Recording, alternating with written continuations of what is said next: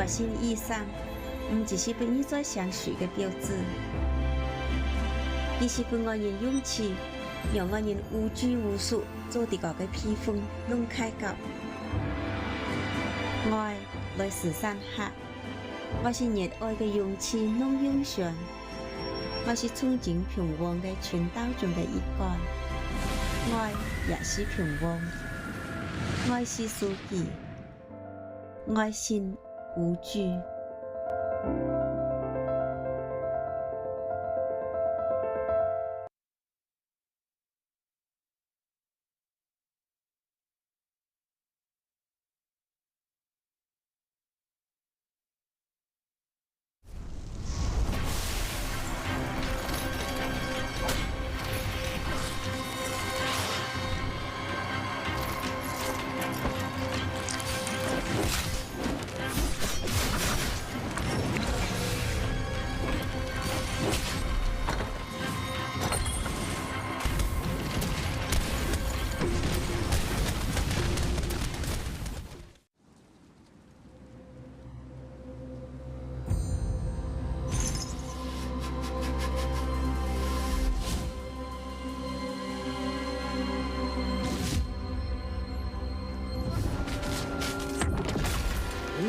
我不至。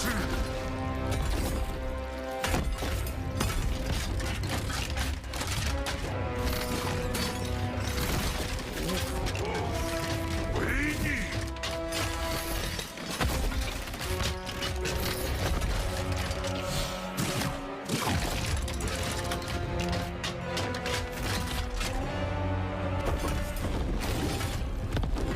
无坚不摧。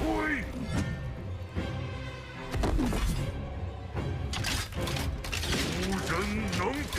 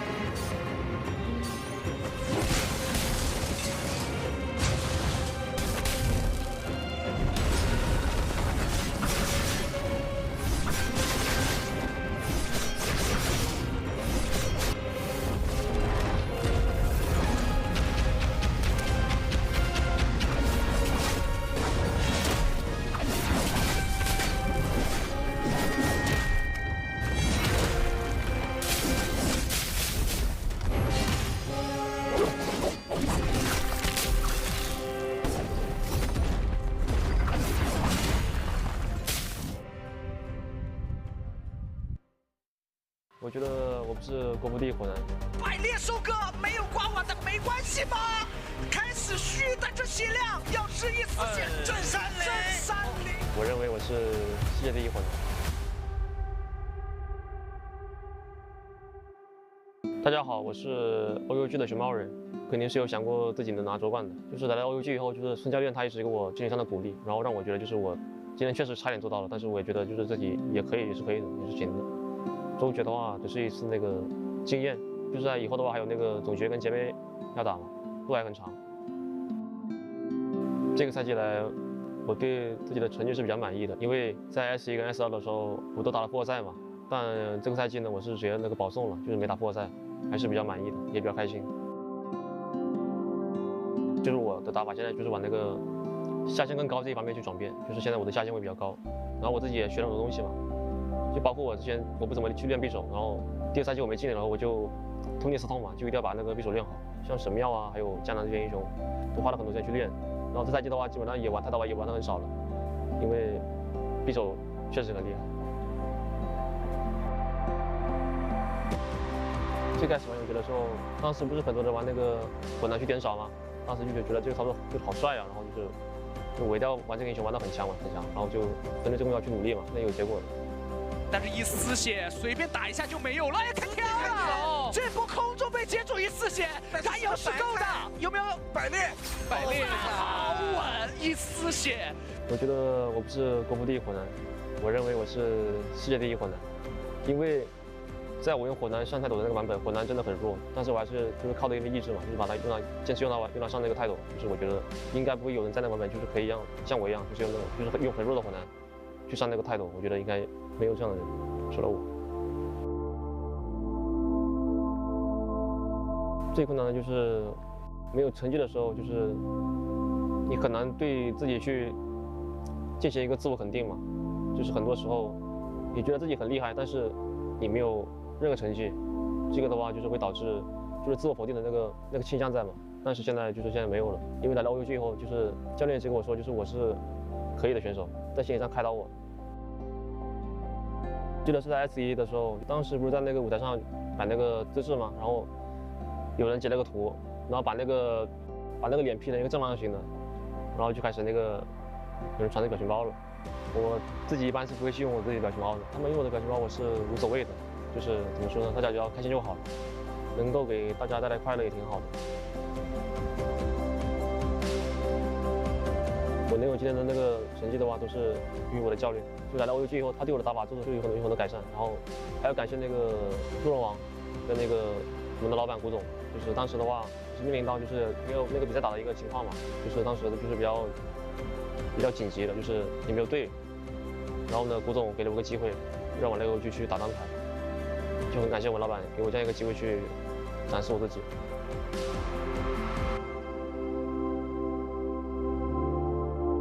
我觉得我能走到现在都是因为足够努力，有天赋的人有很多嘛，但是像我们这种就是年纪比较大的选手，然后天赋的话又没有他们就是年轻人那么强的时候，就是得靠那个努力去弥补自己的那个不足。我会一直朝着那个冠军的目标去奋斗的，就是我肯定想夺冠，因为打职业嘛，就是肯定要冠一次嘛，不然的话退役的话会有遗憾的。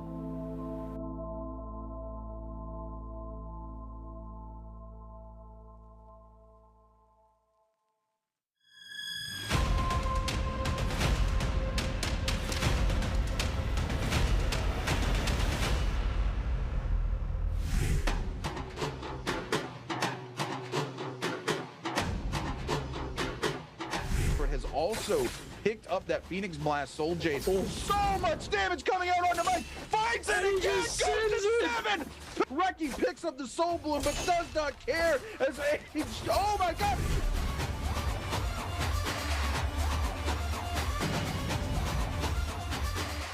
Fireball to go ahead and get the burning onto the Justina here. And you know, you kind of gave him a little bit of heck there about using that fireball, but one of the reasons that we can see Tarka's overcome Justina back in the day was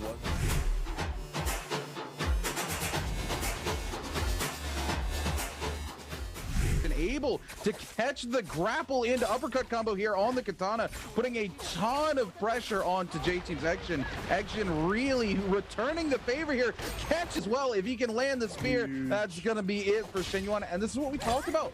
I mean, look, she just doesn't have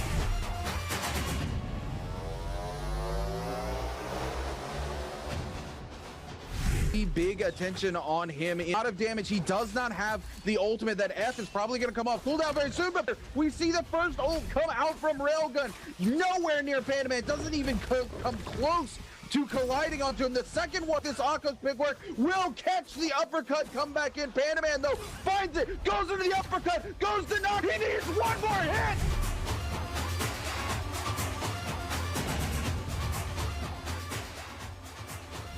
2 minutes and 40 seconds, and he's made exactly 0 progress towards picking up that elimination. WBG Spider coming in here is going to take the Soul Bloom immediately away from this corpse as well. Does not want to allow Action to get hold of that and get rid of that Yang depletion. Will find the bubble yet again with that F3, going to follow it up. Here comes the ultimate. There's no place Action can go.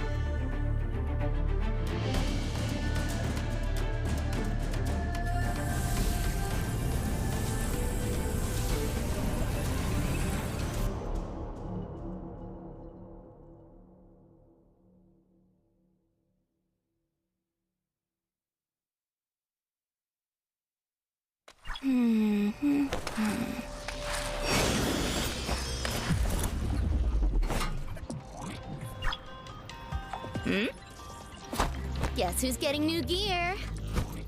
Joke's on you. It's me.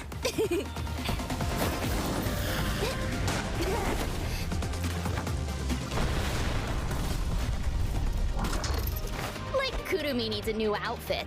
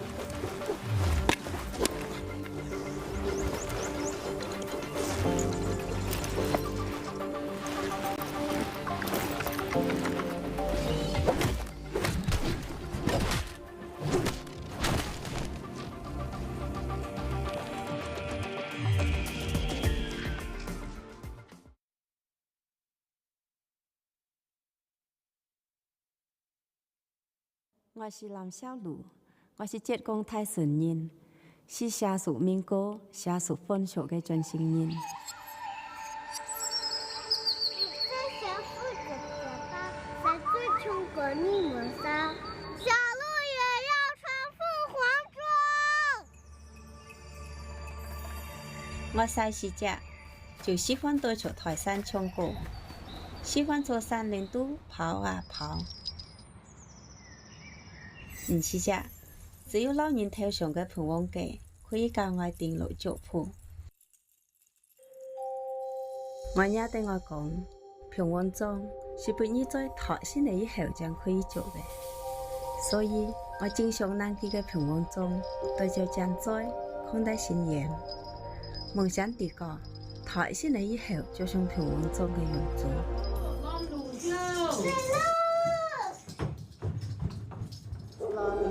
每一次一趕上早清，我都好衝着去攔路，就為了多睇幾人信仰頭上生好嘅法子。當時懵裡懵懂的，本人出上嚟好事情嘅活大會，更是台人為得老都唱對歌，其實都是平王包容我人唱台，就負我人自由嘅象徵。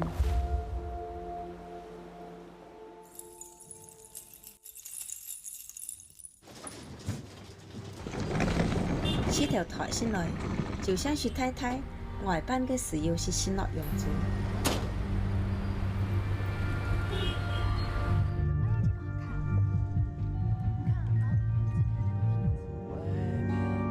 體驗生活也好，網絡也好，出台小時都當然唔同嘅生活，去了好多地方。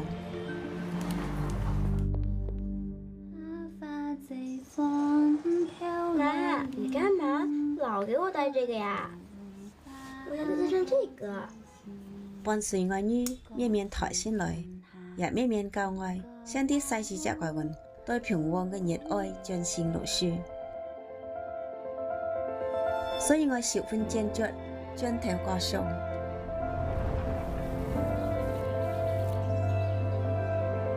我啲過一次當作出發。我想對啲個嘅體會當作有平王裝。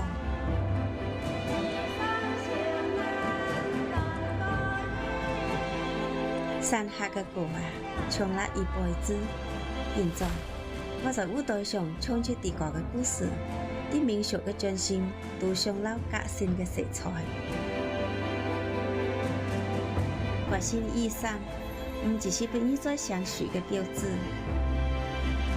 而是俾我人勇氣，讓我人無拘無束做啲個嘅披風弄開角。愛來自山下，我是熱愛嘅勇氣弄勇上，我是憧憬平王嘅傳道中嘅一員。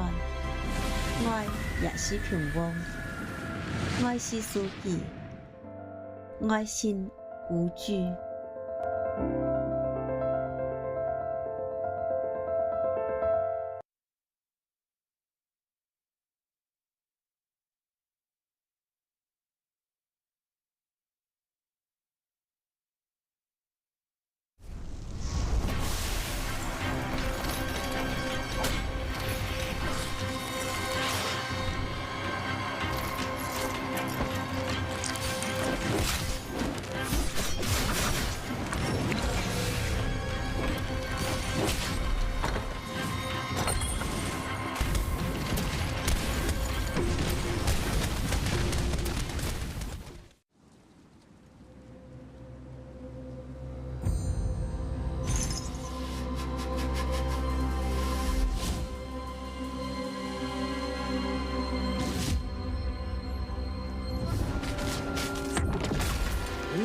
我不吃。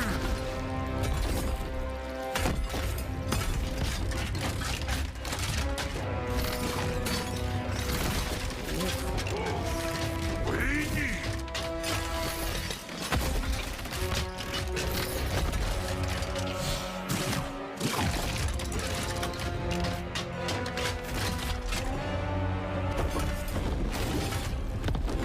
无坚不摧。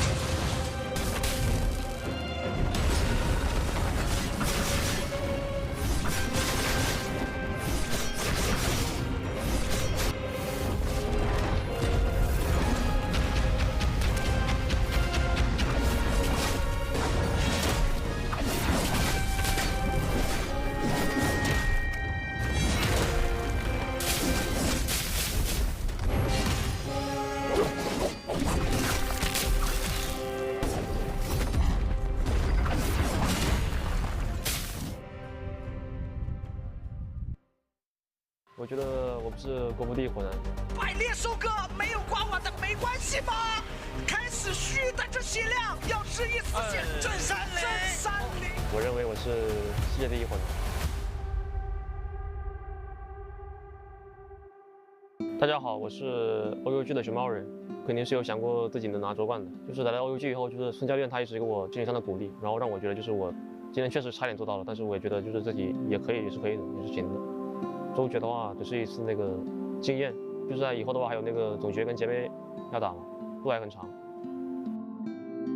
这个赛季来，我对自己的成绩是比较满意的，因为在 S1跟 S2的时候我都打了复活赛嘛，但这个赛季呢我是直接那个保送了，就是没打复活赛，还是比较满意的，也比较开心。就是我的打法现在就是往那个下限更高这一方面去转变，就是现在我的下限会比较高，然后我自己也学了很多东西嘛，就包括我之前我不怎么去练匕首，然后第二赛季我没进，然后我就痛定思痛嘛，就一定要把那个匕首练好，像神庙啊，还有江南这些英雄，都花了很多时间去练。然后这赛季的话，基本上也玩太刀也玩的很少了，因为匕首确实很厉害。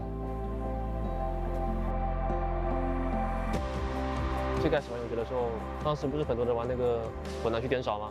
当时就觉得这个操作就好帅啊，然后就我一定要玩这个英雄玩得很强嘛，很强，然后就跟着这个目标去努力嘛，那有结果了。但是一丝血随便打一下就没有了，开跳了！这波空中被接住一丝血，燃油是够的，有没有百裂？百裂好稳，一丝血。我觉得我不是国服第一火男，我认为我是世界第一火男，因为在我用火男上泰斗的那个版本，火男真的很弱，但是我还是就是靠的一个意志嘛，就是把它坚持用它上那个泰斗，就是我觉得应该不会有人在那个版本就是可以像我一样，就是用那种就是用很弱的火男去上那个泰斗，我觉得应该没有这样的人，除了我。最困难的就是没有成绩的时候，就是你很难对自己去进行一个自我肯定嘛，就是很多时候你觉得自己很厉害，但是你没有任何成绩，这个的话就是会导致就是自我否定的那个倾向在嘛。但是现在没有了，因为来到 OUG 以后，就是教练一直跟我说，就是我是可以的选手，在心理上开导我。记得是在 S1的时候，当时不是在那个舞台上摆那个姿势嘛，然后有人截了个图，然后把那个脸 P 了一个正方形的，然后就开始那个有人传这个表情包了。我自己一般是不会去用我自己的表情包的，他们用我的表情包我是无所谓的，就是怎么说呢，大家只要开心就好，能够给大家带来快乐也挺好的。我能有今天的那个成绩的话，都是因为我的教练。就来到 OUG 以后，他对我的打法做出有很多改善，然后还要感谢那个鹿龙王跟那个我们的老板古总，就是当时的话是面临到就是没有那个比赛打的一个情况嘛，就是当时的就是比较紧急的，就是也没有队，然后呢，古总给了我个机会，让我来 OUG去打单排，就很感谢我老板给我这样一个机会去展示我自己。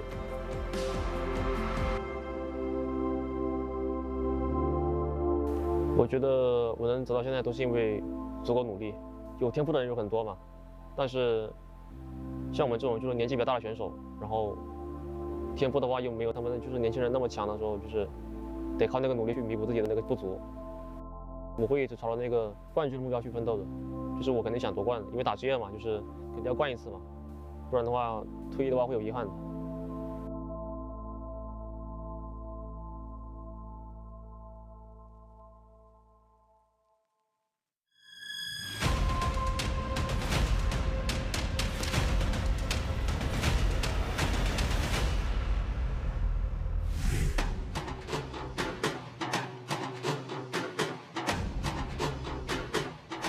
has also picked up that Phoenix Blast Soul Jade. So much damage coming out on the mic. Finds it again. Goes to 7. Reki picks up the Soul Bloom, but does not care as oh my god.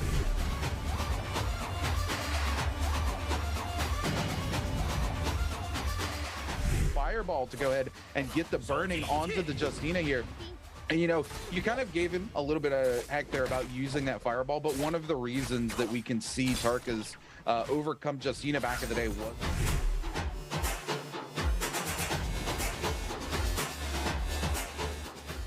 been able able to catch the grapple into uppercut combo here on the katana, putting a ton of pressure onto J-Team's Action. Action really returning the favor here. Catch as well. If he can land the spear, that's going to be it for Shenyuan. And this is what we talked about.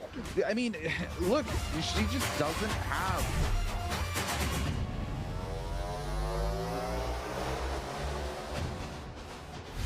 big attention on him. A lot of damage. He does not have the ultimate. That F is probably going to come off cooldown very soon, but we see the first ult come out from Railgun. Nowhere near Panaman. Doesn't even come close to colliding onto him. The second one, this Akko's pick work, will catch the uppercut, come back in. Panaman, though, finds it, goes into the uppercut, goes to knock. He needs one more hit.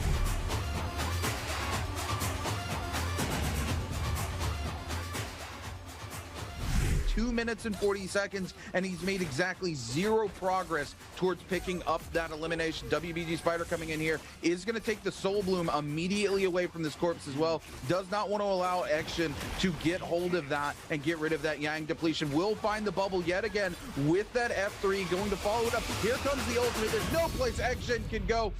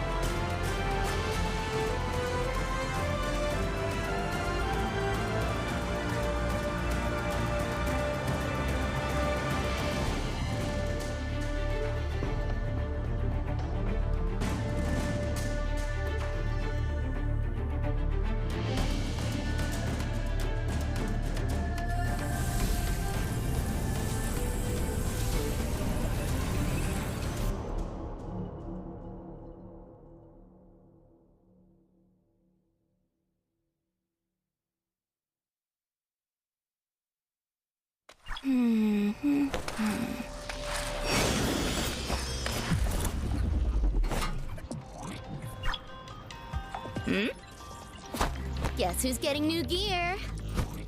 Joke's on you. It's me.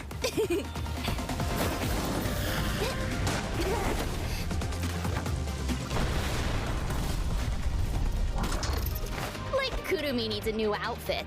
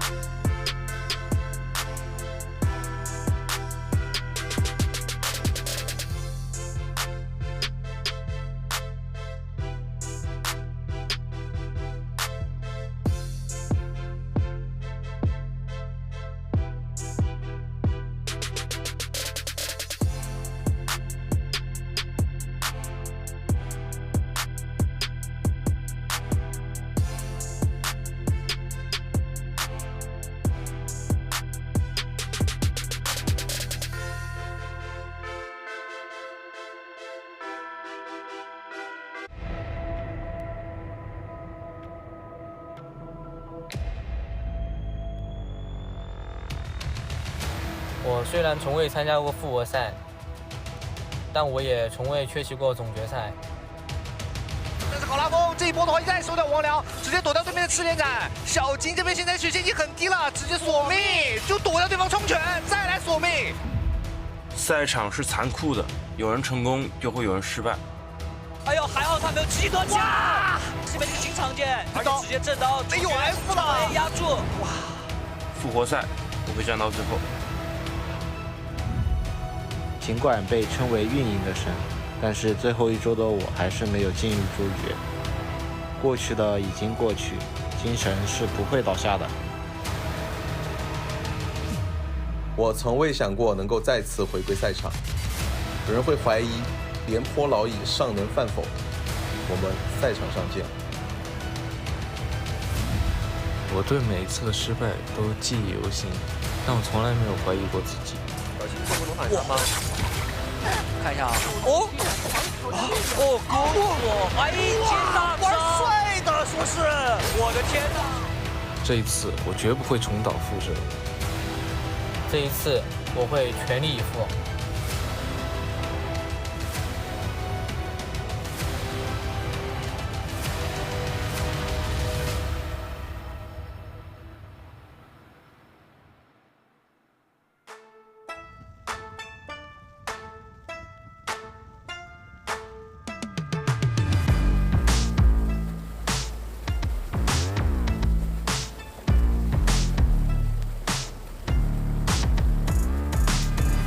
Oh boy, ladies and gentlemen, is about to get good because tonight we're figuring out who is going to advance and then who is going home and not making it to the spring finals. Ladies and gentlemen, welcome back to NARAKA BLADEPOINT Pro League here on Twitch.tv.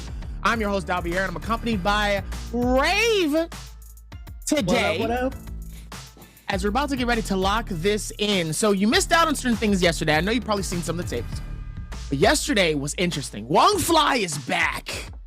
And currently, he's in qualifying numbers. The question is can he hold on for 6 more games? We got 6 more games left before we crown 7 more people that are going to move on to our spring finals. And the rest of the 5 are going to have to go home, take a shower, relax, run it back, and get ready for their next split. But for some of these other players, though, KLA's Fang, I'm going to be honest, I feel like he doesn't need to be here.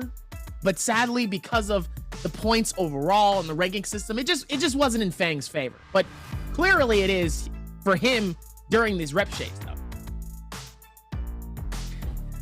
Exactly, Dobby. Wongfly and Fang, I'm glad you brought them both up. They're both former champions. I'm really excited to see how Wongfly, if he can bring back his old glories, because when he was dominating the scene, true, Valda and Justina were both in the meta at the time, and his nunchucks were pretty much undisputed as one of the best next to Mike and Shang's.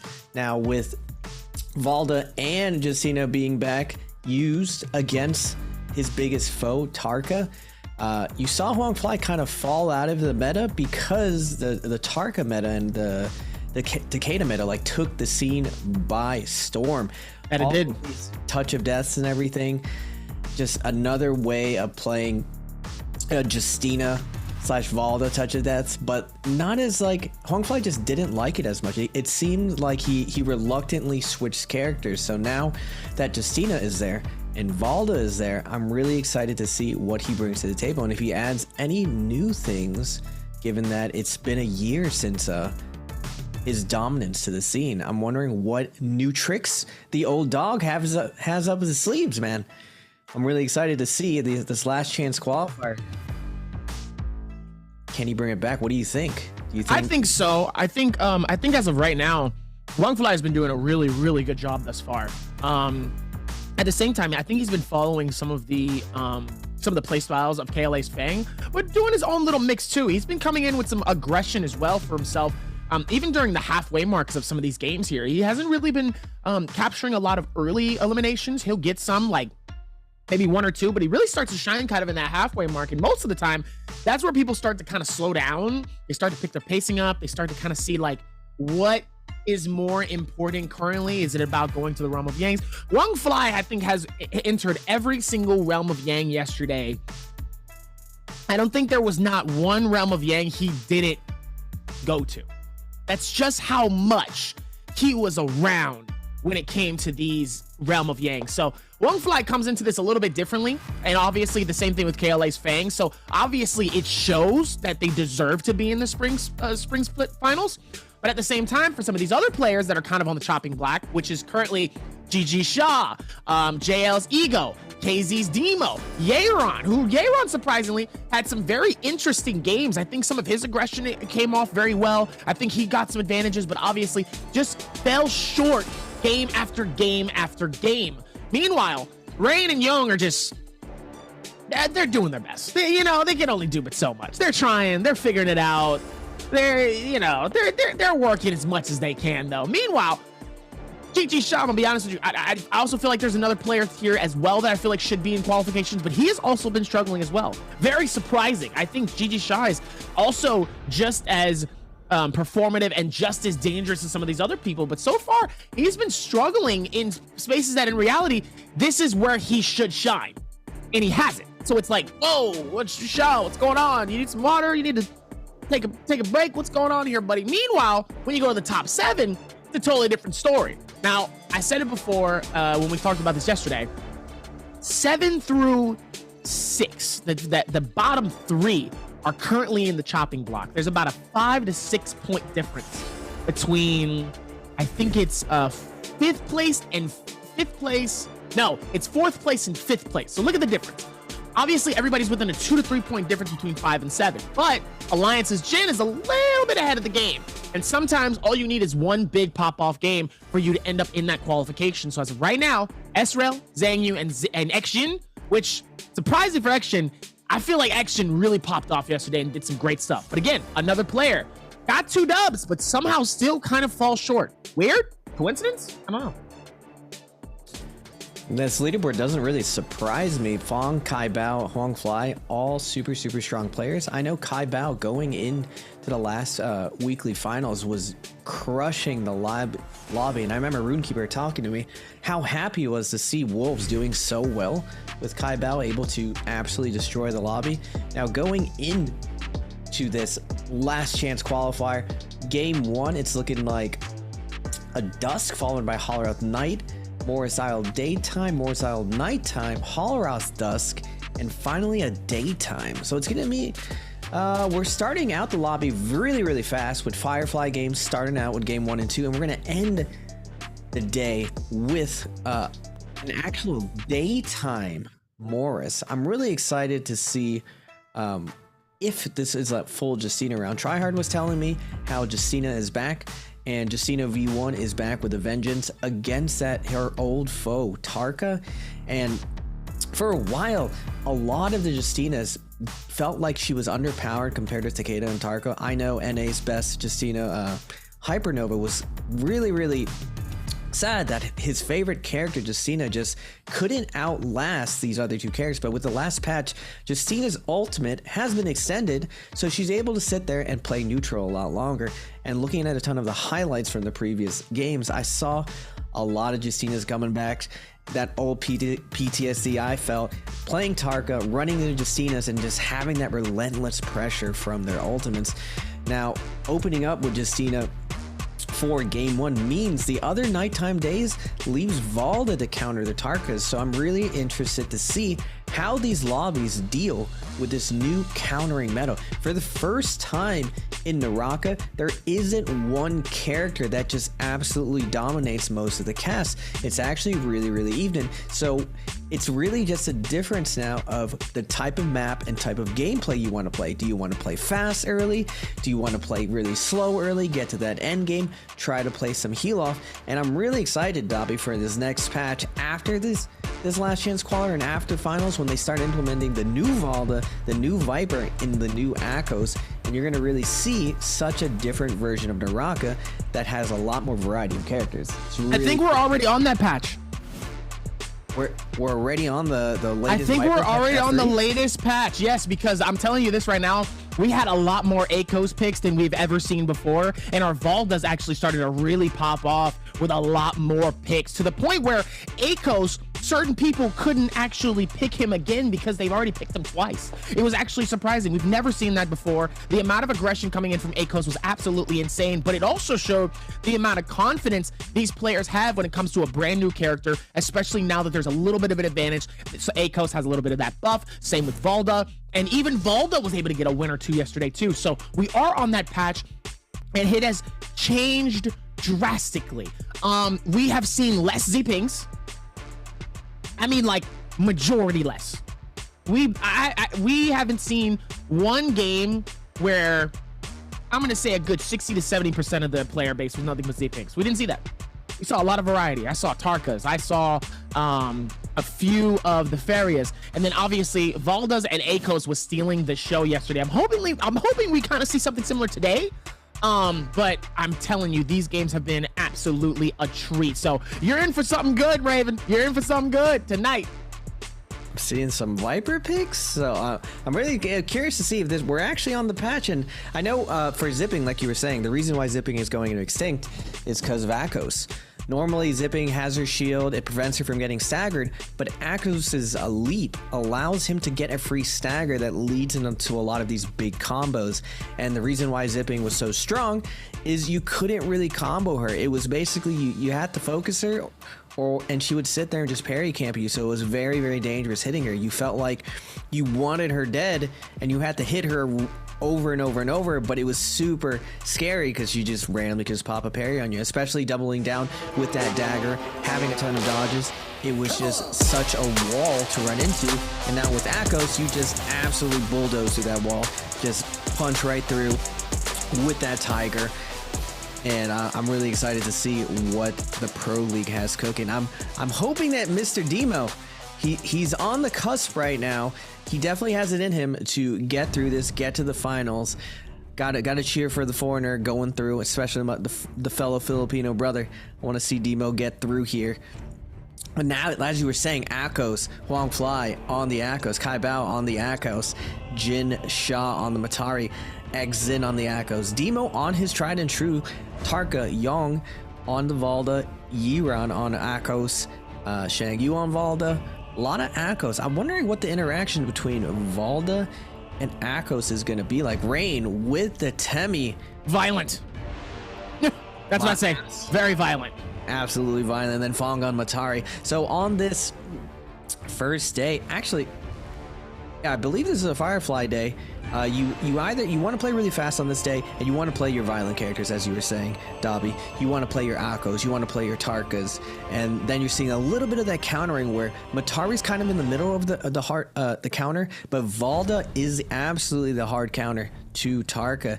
So I'm worried for my boy Demo going into this hard counter lobby. Even Tarka versus Akos is a very, very tough matchup, but Valda for sure has the edge on Tarka. Now, it's not unwinnable. A lot of the very, very experienced Tarkas are able to swerve, dodge, weave. I saw Casper during our last scrim, his last big tournament. I saw him absolutely outplay Valdas with that movement on the Tarka, baiting out all the cooldowns perfectly.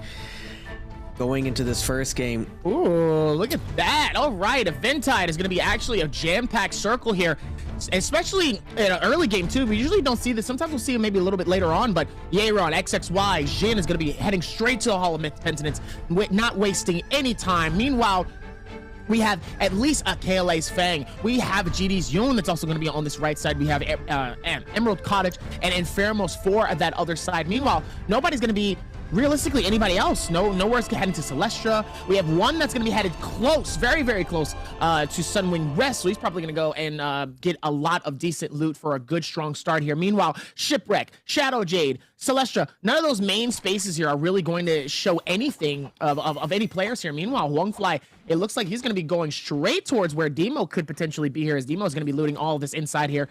Looks like he has a dagger on him, though. Could be a good start for him, though, but he does have that gray shield, so he's going to have to be careful, as Demo will be able to have the sight on Huangfly here, and it looks like Huangfly actually is going to have, looks like he's going to find something gold down there. could potentially be helpful for him as well, as we're already seeing a chase happen between GG Shaw and GD's Yoon. It looks like he's going to try to see if they can scale rush each other towards this, and it looks like the disappearing act starts on this one, trying to give him the good old switcheroo, as Yoon is going to be able to pop that shield. Doesn't necessarily want to force anything here. Yoon is at the very bottom of the leaderboard, so if he's really going to see himself in qualifications, he's going to have to play very, very smart for these next 6 games. Meanwhile, Xjin on the chopping block has to play the game of his life currently.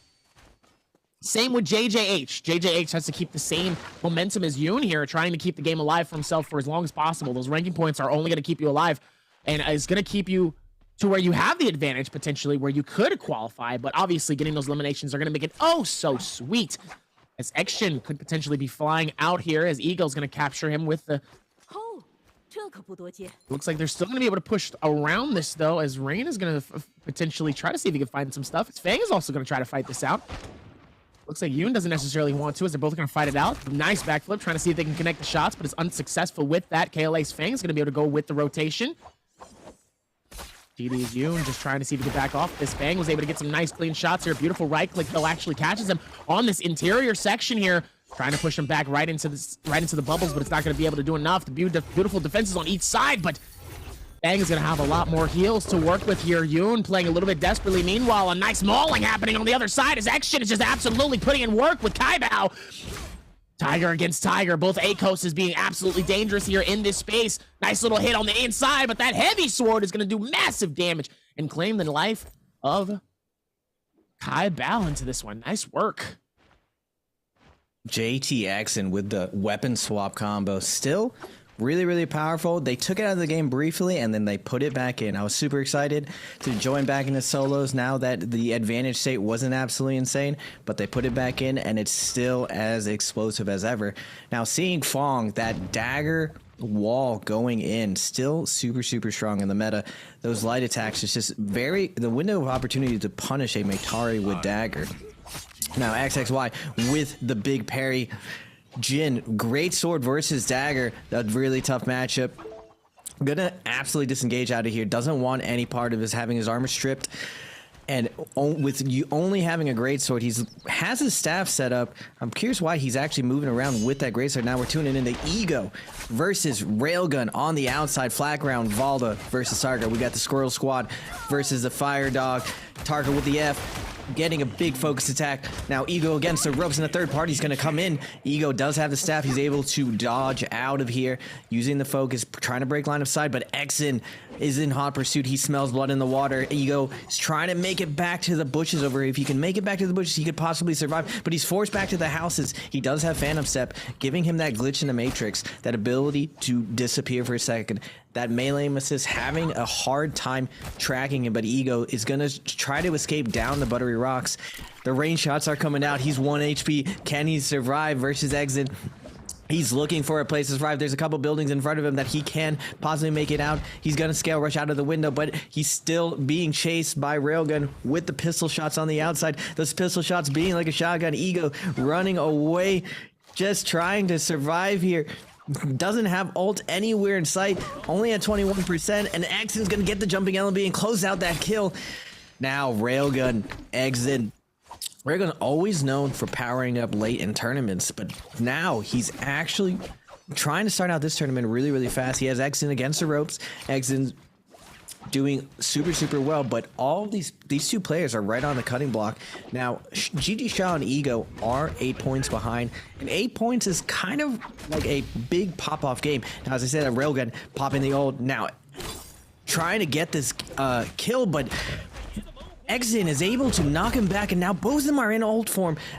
Akos having the slight advantage versus Tarka, but he has the HP advantage. He ends up bluffing him and faking him on the building, and Xjin takes him down with the leap into the uppercut, exploding him, and now we have Jin versus Akos as well.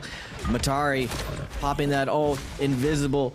The Tiger trying to figure out where he's getting hit from. Now against these rocks, Euron's gonna pop that ult, getting a 3-piece. Xjin able to dodge the last 2 hits of it. Euron covering the focus set with the parry. Jin does not care. He's willing to throw the blues. He's willing to gamble it all, but he's gonna have to run away from this Leaping Cat. It is almost impossible to challenge the Leaping Cat. All you can do is hope and pray, and it's just not enough. Yuran does take him down.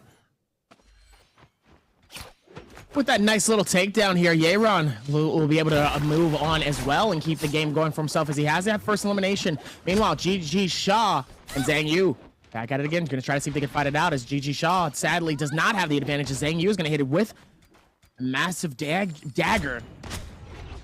One of the fastest weapons in this game here. A beautiful sight to be able to hold on to this one as Zhang Yu is just going to absolutely put in absolute pellets and bullets onto GG Shaw. Meanwhile, GG Shaw's not going to go down without a fight and fight right back.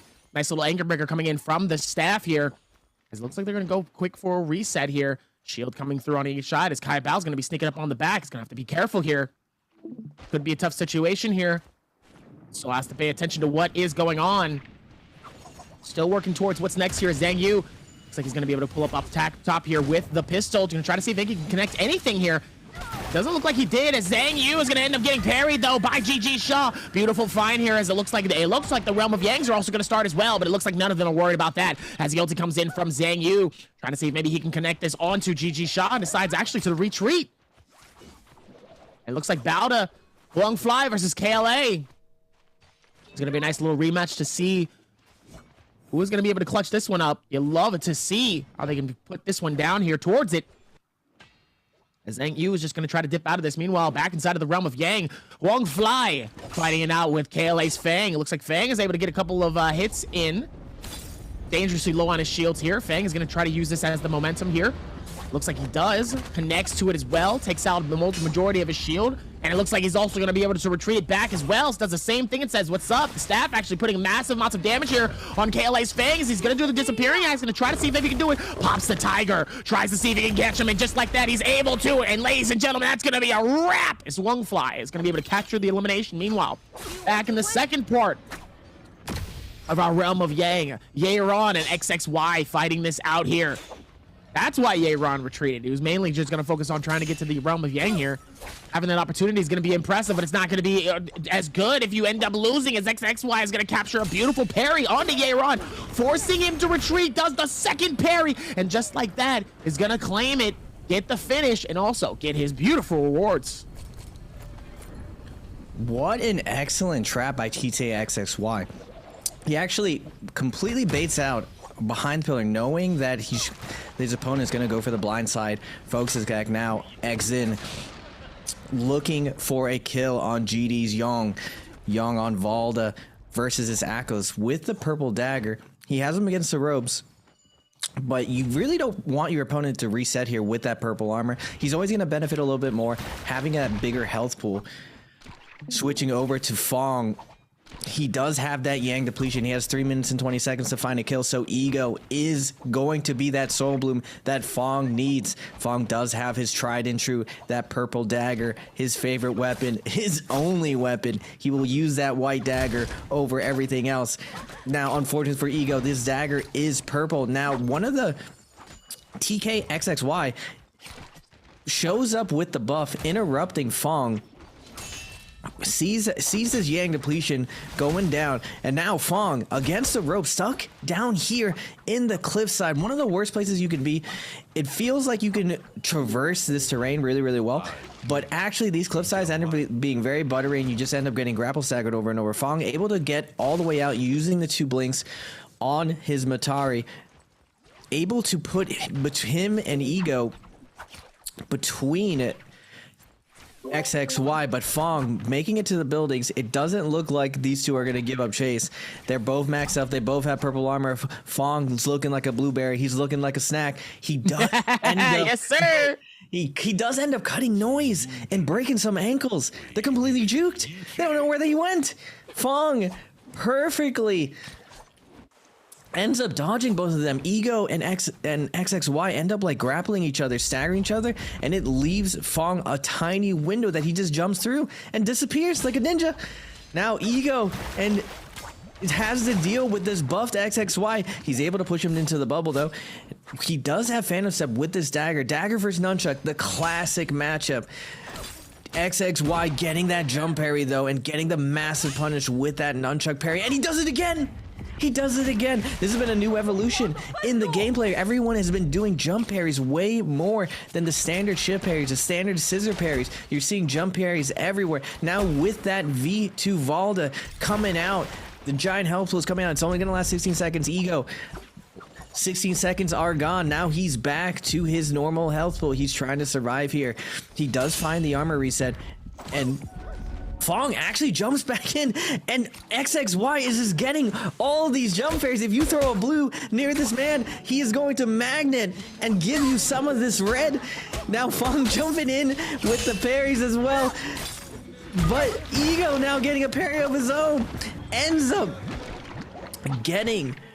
Ego now is super low, even after the parry. Everyone's really low here. Another armor reset from Fong. Fong is desperately trying to get the soul bloom. He does have depletion up, and now XXY decides Fong has to go down. This Matari has to get out of there, but Fong is gonna fight back. He is a cornered beast. He is at 1 HP, XXY ends up getting assassinated from behind. What a crazy 1v1v1. Fong is able to get that soul bloom, Dobby, and he does survive. And the theft coming in from the Ego, though, that's a first degree theft right there, buddy. That was that's criminal right there. That's a felony, sir. You need to be careful. And it looks like Yeron wants to try to be able to return some justice here, as it looks like he's going to be able to try to see if maybe he can find it here. Evie has the opportunity, though, just to try to see if he can push in towards this. Yeron trying to get right next to him and get very dangerously close. Meanwhile, Eagle's just trying to keep it alive. Needs to try to see if maybe they can push them both together here. And it looks like he might have potentially successfully done just that. The Eagle's going to be able to escape with the skin of his life, as Yeron's going to fight this out here between some bubbles and some fish. Zhang Yu actually decides he also wants to back off this as well. What a reset coming in from all these players here. Trying to time this right. It looks like the second half of our Realm of Yangs are starting to come in here. At that 14-minute mark, the Realm of Yang coming in. Now we're seeing Ego and XXY getting the two-piece, trying to catch up here. And Demo, my boy, he's going against the juggernaut, Huang Fly. Demo, I know, has been studying Huang Fly. We all looked up to him on the come-up, seeing Huang Fly take on that first world win. Demo is going to open up with the light attacks. Demo playing very safe, throws his first focus attack, but Huang Fly setting up the wall, the impenetrable wall with the daggers. The light attacks are chipping Demo down. Death of 1,000 cuts. Demo forcing out the ult. Now Huang Fly trying to close it out. Both ults are out. Huang Fly double jumping, creating some space, looking for the claws, looking for Demo to catch these hands, but Demo wants nothing part of it. Demo's going to keep using these pillars, trying to find an opening here. Able to dodge just briefly, but Huang Fly coming from the top ropes with the jumping R&B. Now he's going to absolutely maul him with the V1. Demo at 1 HP and just gets taken down by that clean bow shot. Huang Fly looking surgical, looking at top form, looking like that world's Huang Fly. It looks like this meta, Huang Fly is like excited to be playing these characters where he's able to dominate these neutral engagements. Now EWG Euron with the buff, that 20% damage reduction. Shang Yu is forced to ult already. He's looking to disengage. He's able to get the spear off to get a little bit of that crowd control, but Euron, there's nowhere to run from him. The circle is too small. All of this terrain is very flat. It's very hard to lose your opponent in this terrain. Euron with that max grapple distance, able to stay on top of his target. Shang Yu just wants to survive with that blue armor. As you go into these end games, if you got blue armor, you are blueberries. You just looking like a snack. All these purple armors are going to be hunting you down, vibe checking you, seeing that the vibes are not good for you, and Euron ends up picking up that kill. Meanwhile, back at it again here with XXY and Ego still in the same place. They have not really moved yet. Been in the same area this whole time here while we've been fighting this out. XXY is just trying to see if maybe they can find it. Trying to go through the rotations here. We're still 8 players deep into this game. It's only circle 3 though. 45 seconds left on the clock here as Demo. Looks like he's also going to be able to work towards this as KLA's Fang's going to try to see if he can connect some shots. It's the same thing with Demo. Doesn't look like they've connected anything here except for maybe some... Oh, a nice little dagger hit from all the way up top. Nice little defense on each side here. The scale rushes on each side, trying to see if maybe they can connect them at all. The scale rushing on each wall here as well, just trying to see if they can take it together each by piece. Doesn't look like they're able to do too much here, as it looks like KLA's Fang is going to connect some more as well onto Demo. Demo just trying to hold on for as long as possible. One of the things that he talked about yesterday in terms of his interview here is that he has to keep himself alive longer than what he has thus far. He's put himself in a decent position here, and obviously he's not at the very bottom, but he does still have some work he has to do. But obviously getting those eliminations are going to be very crucial. But do you think him getting those placement points are going to be important, even if he doesn't get any eliminations? But it looks like it might not matter, though, as he ends up getting parried. He gets caught in a bad situation, and KLA's Fang and a Huang Fly looks like he's going to try to cause some area. Oh, it looks like one Fly ends up putting in a massive, do you see, listen, the one thing I love, do you see Demo's face? Demo's face looks so worried. Demo looks like some girl just told him that she's pregnant. Like, and he's just like, huh? Like, he is, I love to watch Demo's face. I need like a Demo face cam whenever he's dangerously low, because the man looks so worried in these instances when he's like dangerously low and he's just trying to retreat. It's some of the best facial expressions I've seen so far throughout these games here. And dangerously low getting caught inside of this wall here, and it's not gonna be enough, as the Tiger of ACOS, Huang Fly, is gonna capture the elimination on Demo and send him back to the lobby. Demo, you can just see Demo's power level rising up when the lobby starts going on him. He was highly pressured to get that kill onto Fong. It's not really who you want to go against when you have that Yang depletion. We call it the Yang buff because it forces you to get in there. You only have 2 minutes, so you're forced to make some quick decisions. And you see really what type of players they are, whether or not they can make it happen, versus other players who has to sit back, wait for you to make a mistake. You have to make something happen when that Yang depletion is on you. You only have 2 minutes, and Fong is able to navigate these super scuff situations. He had Demo against the ropes with those light attacks. It's just, if you only light attack and you never throw those big blues, risking it all, if you never risk it, you're just not going to get these kills. And Huang Fly ends up yoinking that kill from Fong with those jumping LMBs. Now, it looks like these two are secured in the top, but the other players who had an 8-point deficit from that top 7 placement, they both have 2 kills. Also, Euron having a great game, I believe, as well. One of the 18-point players has 4 kills so far. Now Huang Fly is going to slow it down. He does have a ton of kills, and what you see in Nbpl a lot of the time transitioning into these end games, if a player has between 4 to 5 kills, they're just going to chill, they're just going to vibe. They don't really need to get any more than this. Having a 10 to 12 point game in Nbpl is an absolute pop-off game. It's kind of the golden standard of having a really, really solid game. Now Fong has that blue armor, gonna get F1 by Euron. F1 on ACOS puts like a giant debuff on you as far as how much damage you can do against him. He just turns into an absolute unit, and it's just like an I win key. Get off me. You think you got me against a corner, they just press this button and you just get sent flying. Now Fong running into Jin with that purple armor. He was hoping that Jin had purple armor so that he could armor swap there, but instead he is welcomed by Huang Fly's Ballista, eating a giant spear to the face. He ends up getting the armor swap, only to again being harassed. But actually it's Shaw up there, not Huang Fly. Fong doing a ton of movement training around all these bamboo trees. This is one of the most grief places on the map, where you're looking to grapple, you're looking to get something to swing yourself off of, but all these bamboo trees are fake trees. They have no collision. It's really, really hard to get away. Now Fong getting lobbied by here, having forced to pop his ult, getting fire arrowed by Huang Fly in the background. Now XXY in hot pursuit, but Fong is invisible. He's going to be able to create this space, and this is one of the benefits of having that Matari invisible. It's one of the few characters that allows you to actually break contact and lose really, really, really strong players, because they cannot see you, they cannot grapple onto you while you're invisible, and while their grapple aim assist can actually target you. Now, Jin does have this gold armor, and going into endgame, I'm very curious to see who wins between ACOS, Matari, and Valda. Who do you think wins this, Dabi? I think the ACOS has really been just like a massive booster so far when it comes to some of these games. It's going to be very interesting to see if there is an opportunity for it, but we'll see how it actually turns out in these games here. But ACOS has been really big. I know the Valdas has been winning, but I think if I had to go up between those two, I got to give it up to the ACOS. I think the ACOS could potentially have that advantage here.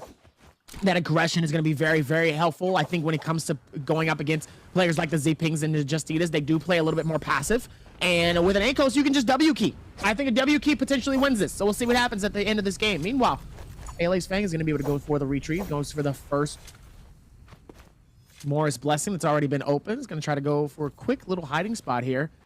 Go for a nice breather and a nice reset here. Wong flies up top. 7 players are left alive in the circle. Can I also talk about the fact that there are 2 games that ended really, really early yesterday? I think it was game 2 and game 5 that ended. And I mean, as in like, we were in circle 4 and we had a winner. One actually ended before circle 4, actually. So it was a lot actually happening. If you look at it, it's win again from here. Wong Fly. Some of the replays from him, who's been absolutely decimating the game so far, as we saw that finish coming in from Wong Fly to finish off KLA's Fang. The ACOS has just been, like I said, W key warrior, man. That's what you do when you're an ACOS. Why do you need to do anything else? You got the momentum, you got the tiger, you got the beast behind you. You have a lot. Why do you really need to be passive? You don't need to when you're just as bloody and as dangerous as Wong Fly here, just catching him inside of these corners.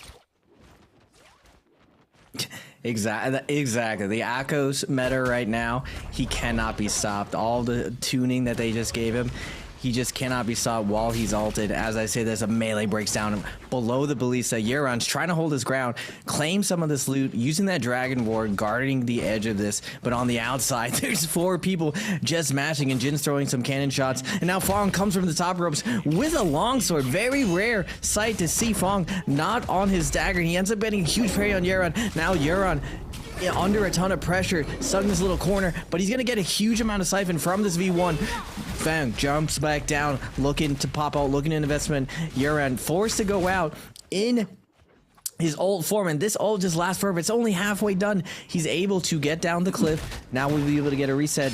Looks like everyone does see him. XXY does see that Euron has only half health. He's smacking at him, but that F1 tanking so much damage. Even those LMBs with that gold pulse sword not doing enough to take down this kill. Wong Fly ends up grapple stabbing, but XXY yoinks the kill with that pistol.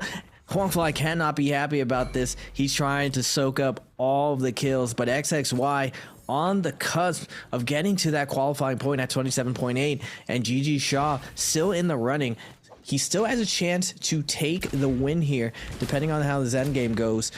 There is one Valda. If I'm GG Shaw, I'm looking to take down this Valda. That V2 ultimate on Valda does give her another health pool that the zone does not damage. So if this goes down to a heal off where the zone fully closes, that Valda will have the advantage, able to crowd control everyone in the lobby on a giant health pool. I feel like the lobby is starting to sense that, and XXY is starting to take a ton of damage. There's a cannon out there chipping him away, but GG Shaw ends up taking a big chunk from a Fogs attack off screen. He's down to no armor, he's down to half health. He's gonna try to go into the tower to get a little bit of kiting here, but the zone is cutting him off, and he's not able to do much with XXY and that pole sword doing a huge amount of damage with that scale rush, with the Corgi Cabbage coming down, laying down the hammer onto him. Man, pole sword scale rushes in these end games just hit so hard. It's like having a free Fogs attack that you have no chance of getting parried. Now Fong jumping down, trying to blindside XXY, but XXY has just been on top of the parries all day, getting that chunky parry, almost one-shotting Fong with that gold pole sword. Now Fong able to make magic happen, disappearing all the way to the top of the tower. What an incredible amount of movement coming out from Fong. XXY had him against the ropes, and now he finds himself against the ropes, forced to pop that V2 ult. He realizes that's Fong again. He wants to take him down. If he has to go out on your shield, take down the guy who is griefing you. Now Fong ends up getting Dragon Roared by Wong Fly. Wong Fly on his Notorious Nunchucks, his gold nunnies, and now we're getting an Akos, Valda, Batari. Valda's ult is down, unfortunately. Huang Fly and this Akos does have his ult still up. That V1 is so powerful, and XXY gets parried, tries to catch Huang Fly slipping.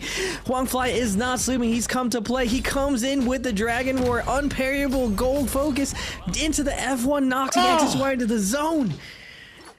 Huang Fly is playing it out of his mind currently here as he looks like he's going to push Jin into the same stature. Ends up catching him inside of the absolute fire of this and sends him outside of the circle here. Could potentially get some hits off of this though. And he ends up doing it yet again here, sitting him on the outside of the circle and also just decimating him as the circle tick just starts to hit lower and lower here as the 1v1 starts to come through. And ladies and gentlemen, the Tiger Claw, the paw, and everything else in between, the roar and the shudder when it comes to it. You better be careful here because he is the king of the jungle.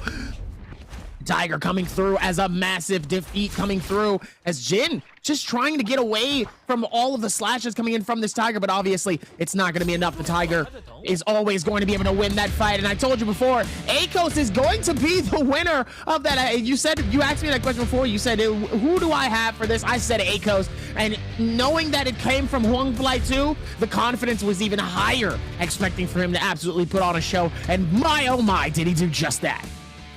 Man, Huang Fly is just looking in form. He looks like he's having fun. He was looking, he was saying before that he was feeling burnt out after competing for so long, and it looks like the short break that he did take, he's looking really refreshed. And with that Akos, you were right, Dobby.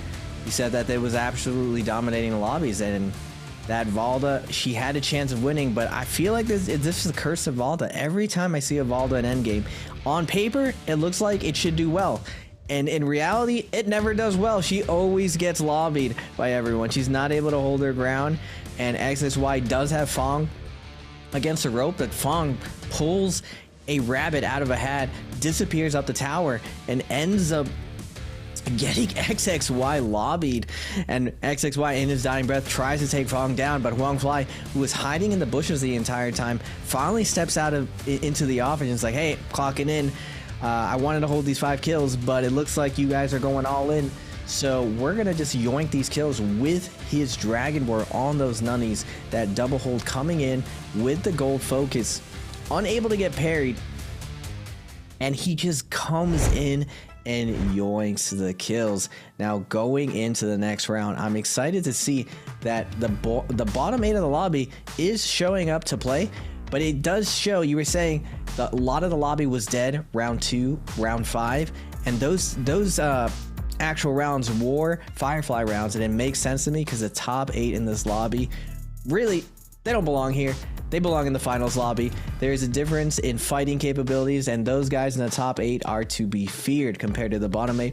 But it doesn't mean that these pros can't bring it back, because the 3 on the cusp, they got 4 kills. They're fighting their way back in. They had their 6 to 8 point game, so they're closing in now. The top 7, there's like at least 4 or 5 players within 8 points of each other. Anyone can get this done, Dobby. Anyone can really get it done, and if it's 2 people that I have very big confidence in being able to do that, it's KLA's Fang and Huang Fly, and clearly Huang Fly hasn't missed a beat. He wasn't here all season, so to see him come through, put in all that work as an Akos, a new player in a place that he's played before, and pull off 8 eliminations and a 16.8 #1 placement in these games is absolutely phenomenal. Meanwhile, it's a 2-way tie between 2nd and 3rd here.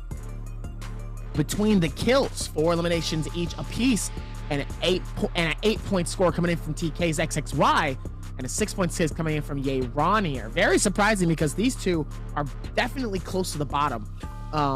So especially for XXY here, absolutely needed and very important coming in from them as well here. You love to see it, and especially from XX Jin and Fang here, with also another 4 eliminations for him and a 4.4, and Fang coming in with 2 less, but just enough with those placement points to keep him alive with a 4.5 in total. So whole lot of effort and a whole lot of madness coming through here, but you love to see it. So far, things have been very, very good. And obviously, it has been very, very proper to see how they can put it down here. And clearly, they have been doing it. As we're going to look back here at the replays here, the replays have been very, very impressive and incredible, to say the least here.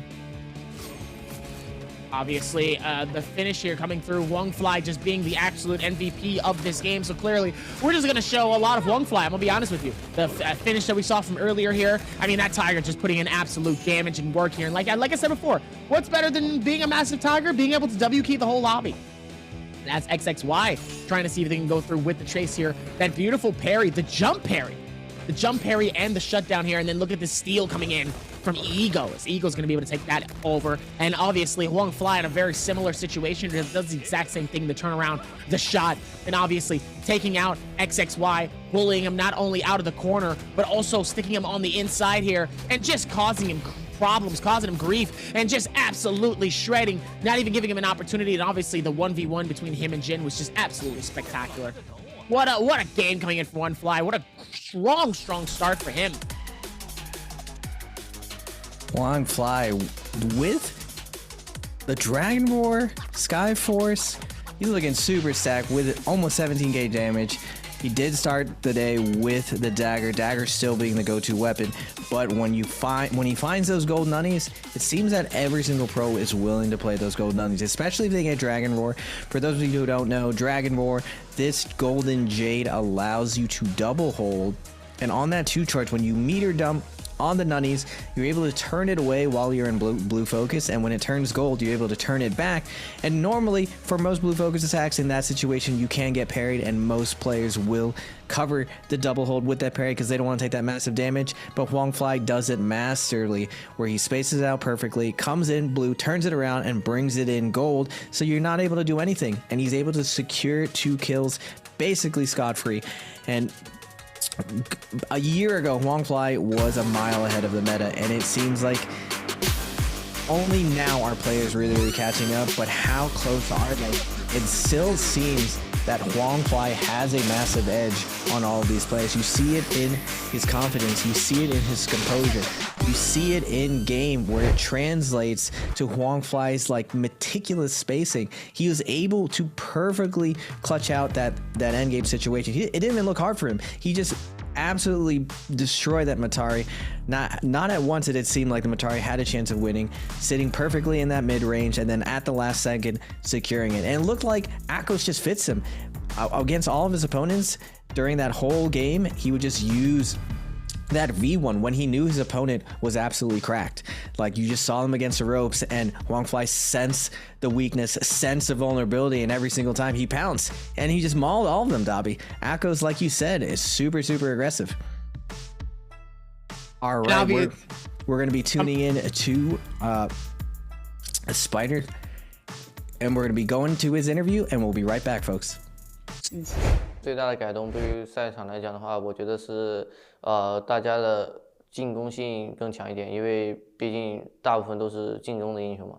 比如说胡伟的加强，他在平常的排位里就很好用。首先他大招的容错比较高，然后追击能力和逃跑能力都是比较强的，然后还有虎扑挡霸体之类的。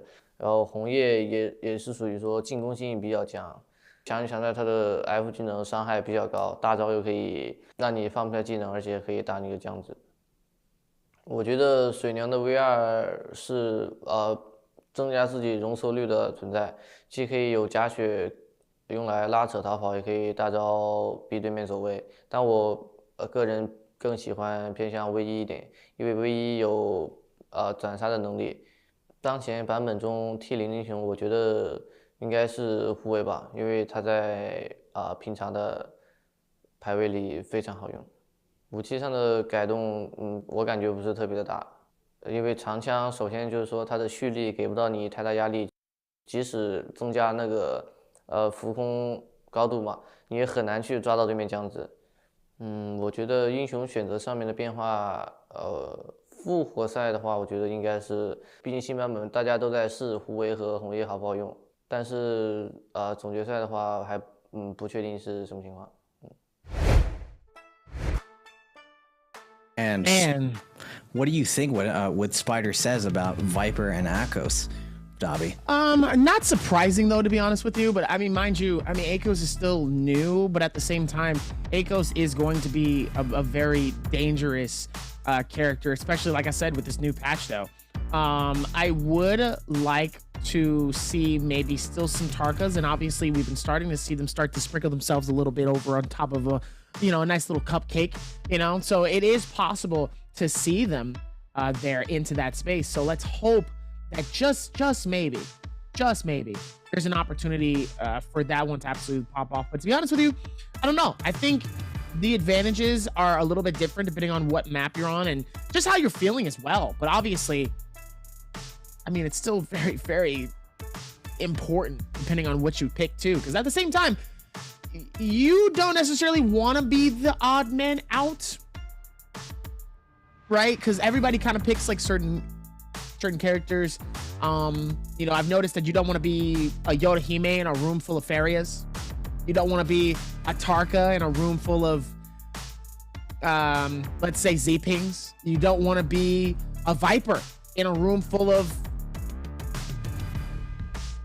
maybe Valdas. Yeah, you wouldn't be in a room full of Valdas. So you have to kind of play to your strengths, but also know what's happening around you too. And I think that's also something that I think a lot of players, especially WBG Spider, has kind of learned throughout the rest of this series. So I'm curious to see how he's going to be playing this when we get to the spring finals, and if he's going to pick Akos, if he's going to pick, you know, more Faria, and if he's going to pick any of the new characters throughout the season. Exactly, Dobby. I agree with you that you don't want to stick out like a sore thumb, like you were saying. There is a disappearing act that you can do when you look like the rest of the lobby. You can be rolling around with that dagger, then suddenly go around the corner and just get a wardrobe change. She's like, oh, I got a staff. I don't know what you're talking about. That dagger guy, he went that way. He went over that way. So you're able to get away from these situations. Spider was mentioning that Akos, like you were saying, is a tier 0 character, meaning he's the top of every single character. With all the changes, we're on the most current patch. We're seeing the new F3 Viper come out. I'm curious to see how this new Viper change is going to be affecting the Pro League. Now, this is the last chance qualifier. The top 8 of the lobby isn't here. So a lot of the innovators like Spider, like Mike, Wang Lang, a lot of like the meta defining players aren't in this lobby, and Spider touched on it a little bit.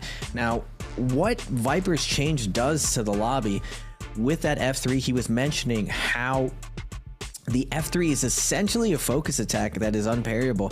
What it does is does a lump sum of damage based on your weapon rarity. So if you have a gold weapon, it almost does like 600 damage when you have a gold weapon, and it also stops you from healing. So you're seeing a lot of the defensive meta that most of the season was played on Faria zipping die down now because of these Viper picks. That Viper is able to come in that end game and absolutely ruin your ability to play these heal offs. So all these health Jade stacking players, melee stacking Jade players who are just trying to be as tanky as possible going to the end game aren't able to get these resets with these Vipers running around. Now, it's interesting to me that he does say that V1 is better than V3 on Viper. For those of you who don't know, V3 on Viper allows you to silence your opponent and allows you to attack, but it doesn't have a very long stun at the end of it. It only staggers them briefly. It does allow you to get an opener on them leading into an uppercut and some type of big damage combo. V1 has that traditional stun that Viper is known for.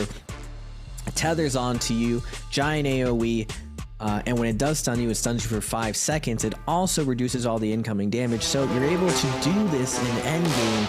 And what Vipers are known for, especially on Morris Isle, is going to the top of trees and dropping down with that stun, allowing her to win some endgames. And I know this game 2, I believe, is going to be a nighttime game, and I'm curious to see how this last chance qualifier is going to play this with the current picks.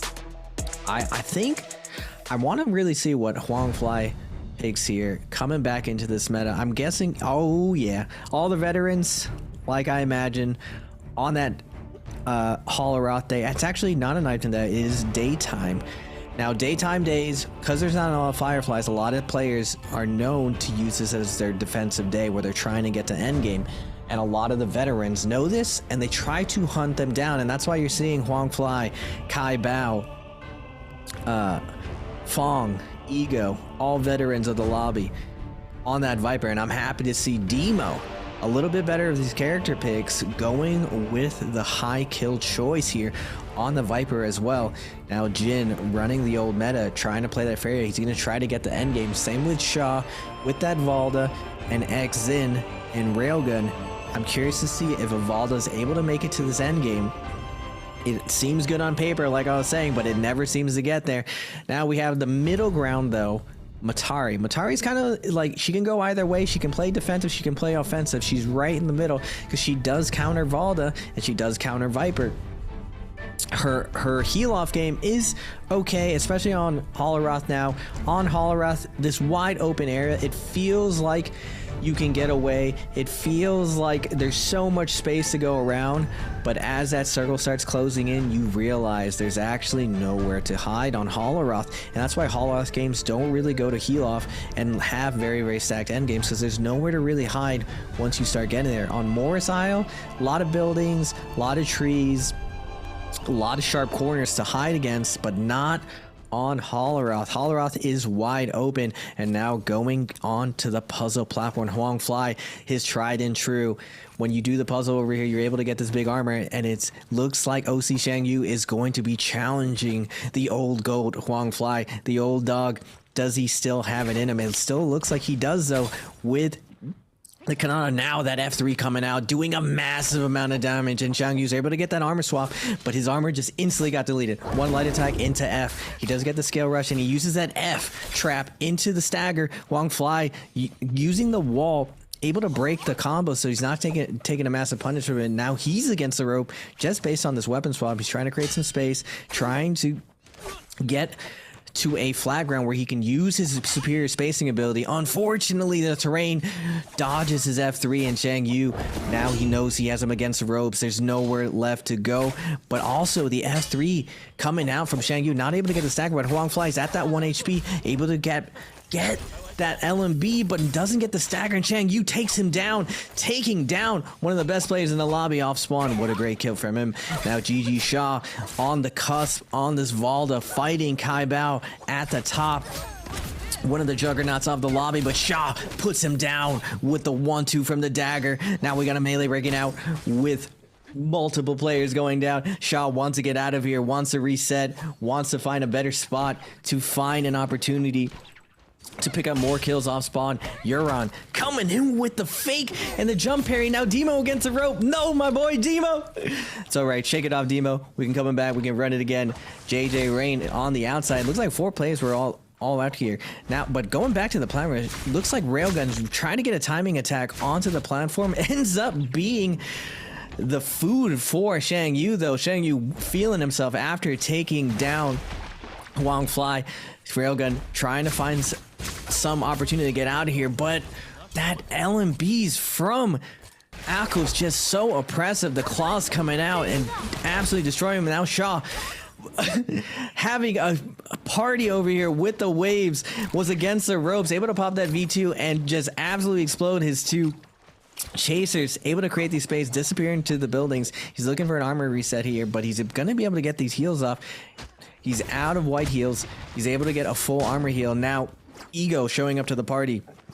Vipers everywhere. It's so hard to keep track of all these Vipers, and with those F3s coming out, you're gonna see a lot more dodging coming out of players if they want to be able to survive from these F3s. Rain at max health, trying to pick up this kill, losing his target still, getting his ankles broken, deciding like, all right, well, I'm just gonna leave all this area. But Euron not able to leave just yet, able to get another armor reset, has multiple Vipers on his tail, has a Valdo on his tail, doing a ton of dagger dodging, moving around, able to create some space. But as I said, that Rain comes back in, and just like I said, that F3 coming in bid, nuking him off the ground, just deleting his full armor. He has a purple staff, that F3 is doing 500 damage every single time with no one having any type of melee resistance right now. It's just doing massive amounts of damage. Able to get that V3 off, able to get the stagger. Now Shaw against the ropes. He knows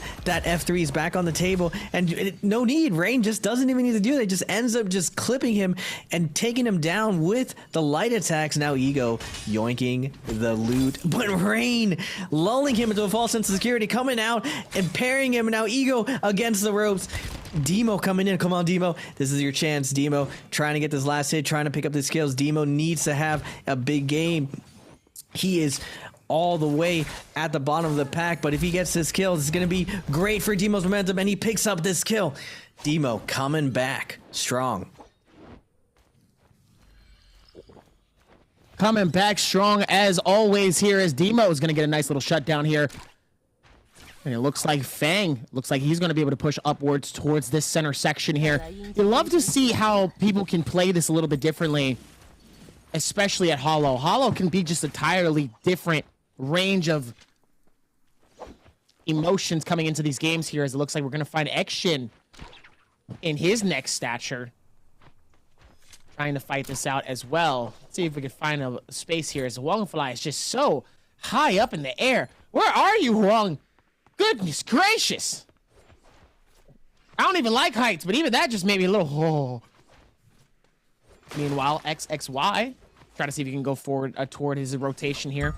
So 2 eliminations down for JJH's Rain currently. He's 13th place with a 16.9. For somebody like JJH down at the very bottom, you need to do more than placement points. If you had a strategy going into these next couple of games here, what does a player like JJH Rain need to do if he's going to see himself just in qualifying? He doesn't necessarily need to see himself win. He just needs to qualify. He just needs to qualify, Dobby.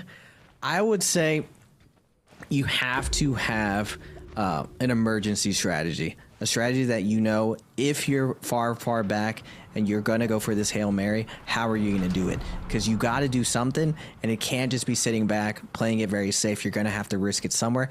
And where I'm going to risk it is the second Yang. A lot of the times, the best players will not go into the second Yang because they sit on their 4 to 5 kills. So you see a lot of the bottom of the lobby who are in scuffed positions. This is their heroic moment. They're going to go in. They're going to go out on their shield. If they win, they're going to scale up and be set up for endgame and be able to have a fighting chance to get some big points on the board. If they lose, they're already in the same boat anyway, because they're going to have that bad armor. They're going to still need to get a kill in order to survive endgame. Because like I was saying, if you got blue armor going in that endgame, you're a blueberry. The lobby's going to see you as a snack. Someone's going to hit you once, and then you're just going to absolutely focus fire in every way. That's why I definitely would be starting. If I'm at the bottom of the leaderboard, we got to make something happen. We got to go into this Yang, and we got to pressure this lobby to give us some kills. Now the other thing we're going to try to do is go for these cheeky kills like Fong just went for. As people go into the first Yang, we're going to come in with the assassination play. Huangfly was like, all right, well, we're just going to go into this Yang, have an honorable duel. No, Fong here, ready to have the most dishonorable duel possible. He got the dagger, he got Viper, he comes in hot with the ultimate, locking out all of Huangfly's options and just takes him down. And that's just Huangfly's game right there. At the first Yang, you can't res. And Huangfly's out. This is how you come back. And Fong coming in with that assassination play. Now Railgun and Exin over here having a water gun battle. Who can hold the spear the longest? First one to flinch is the first one to get staggered. Now Railgun has him against the wall, able to get the stagger. He's at 1 HP, but Exin still has his cooldowns up. Now Railgun looking for the cover of the wake up, not able to get it. They're both at 1 hit, but Exin throws it all on blue and wins, clutching up with that focus attack. Really great work from J-Team here. Absolutely amazing finish coming in from XJin. Really being able to take an advantage here within this space here. Meanwhile, XXY is also trying to do the exact same thing, but he's dangerously low. He's going to have to go for the retreat here. As we love what the Akos can do here when it comes to his momentum. His momentum can push him so much further than when a grapple can in certain situations here. As XX, I mean, look, just look how he's hopping. Each time that he hops, he just gains a little bit more speed and a little bit more momentum. Has the time, could potentially get himself stuck, and he looks like he's going to be able to pop the shield. He should be able to here. as he's just gonna grapple closer and closer towards XXY here. Wants to try to see if maybe he can get the finish, but actually misses that opportunity here. As Jin's just trying to follow the steps of where he's at currently here. Finds the purple. XXY is actually going to snatch him away and says, do not touch my purple. Beautiful parry here to get the idea here, but Jin is able to get the nice retreat here, and it could potentially do it as he calls in his totem here, potentially for the ulti, but he's not going to give him the opportunity as XXY is just going to absolutely bully Jin. The question is, can he get inside of his ult? Yes, he can, but is it going to be enough here? And it's not going to, as XXY got him just low enough. We're just getting in that massive mech is not going to be enough, and he's going to send Jin back to the lobby. Meanwhile, Kaibao, we're up near the snow here. Nice and snowy. Oh, it's snowy. The fight is very delightful. Kaibao is going to be able to try to see if he can fight this out as well here. Ego just trying to back off this as Kaibao's going to force the hand of the Viper ulti. And just like that, is able to claim it as well. Sends Ego back to the lobby. Meanwhile, very similar situation here, but dangerously low on both sides here. GG Shaw's gonna have to be careful. He's gonna have to retreat this. He does have the ulti out here. Xshin could potentially use this as the opportunity. He's gonna use his pistol to try to see if he can get the hits though. And it looks like he's able to connect one, but it's not gonna be enough here as GG Shaw has a little bit more momentum that he needs to do. But with that elimination, the Vermilion's Birdmine is still gonna keep him alive though, so he's still in this game. He's not fully out. Just has one last opportunity to do what he needs to here. And now back at it with XXY and Yoon. XXY having a massive opportunity here to get a beautiful shutdown here. But let's see how this all starts to pan out here. Yoon dangerously low. He's going to need to put in some work here as XXY is very, very close to qualification. TK was one of the players that had one of the lowest scores of our entire 4 weeks that we have been doing this here for NARAKA BLADEPOINT. So to see him at a point where he's at 31.8 is absolutely massive for him. He cannot risk this, and it looks like he might have, as Yoon is going to be able to capture the elimination and keep the game alive for himself here. Dangerously low all the way at the back. He's at the lowest currently here. And Yeron back at it again. He's going to try to see if maybe he can keep that same distance right towards him here. Beautiful disappearing act to be able to keep that same movement going. And obviously the parry is going to be able to get a beautiful shutdown. That dagger is going to be absolutely lethal. And just like that, you got to be careful because Yeron could shut you down just like how he did to Yoon. Man, like you were saying, Dalby, these bottom 7 players are doing everything they can to get through that. Yeron with that great parry. Going back on a replay, Shaw versus Kaibao inside Yang. It looks like Shaw has Kaibao against the rope, but that F3, very, very scary on the Viper. Ooh, tricky double jump here with his ult up. Kaibao under a ton of pressure, and he traps Kaibao using that gold focus, but Kaibao is still able to find some openings. It ends up being super close, and Kaibao ends up getting taken down. That tricky light attack trap with the Valda V2 is one of my favorite moves to do with the current new Valda meta. Now Shaw has Fong against the ropes, and he ends up taking him down with the dagger. Fong not able to survive the situation, and you're seeing how devastating this F3 is on this Viper. When you get hit with this, you cannot heal for so long. It's almost 14 seconds, so you're just committed to going all in.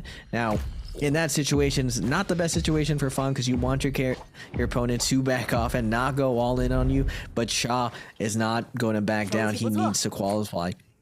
He needs these points, and Fong sitting pretty, probably going to qualify already. No big deal for him to go down, not really pressured at all. This Viper round is absolutely explosive. The lobby is already getting thinned out. Kaibao and Shangyu looking to go into Yang. Yeron looking to go into box. Shaw maybe going into Yang. This is where I'm saying that second Yang Dobby is where you want to make moves if you're at the bottom of the lobby. A lot of the times, the strongest player is not going in there.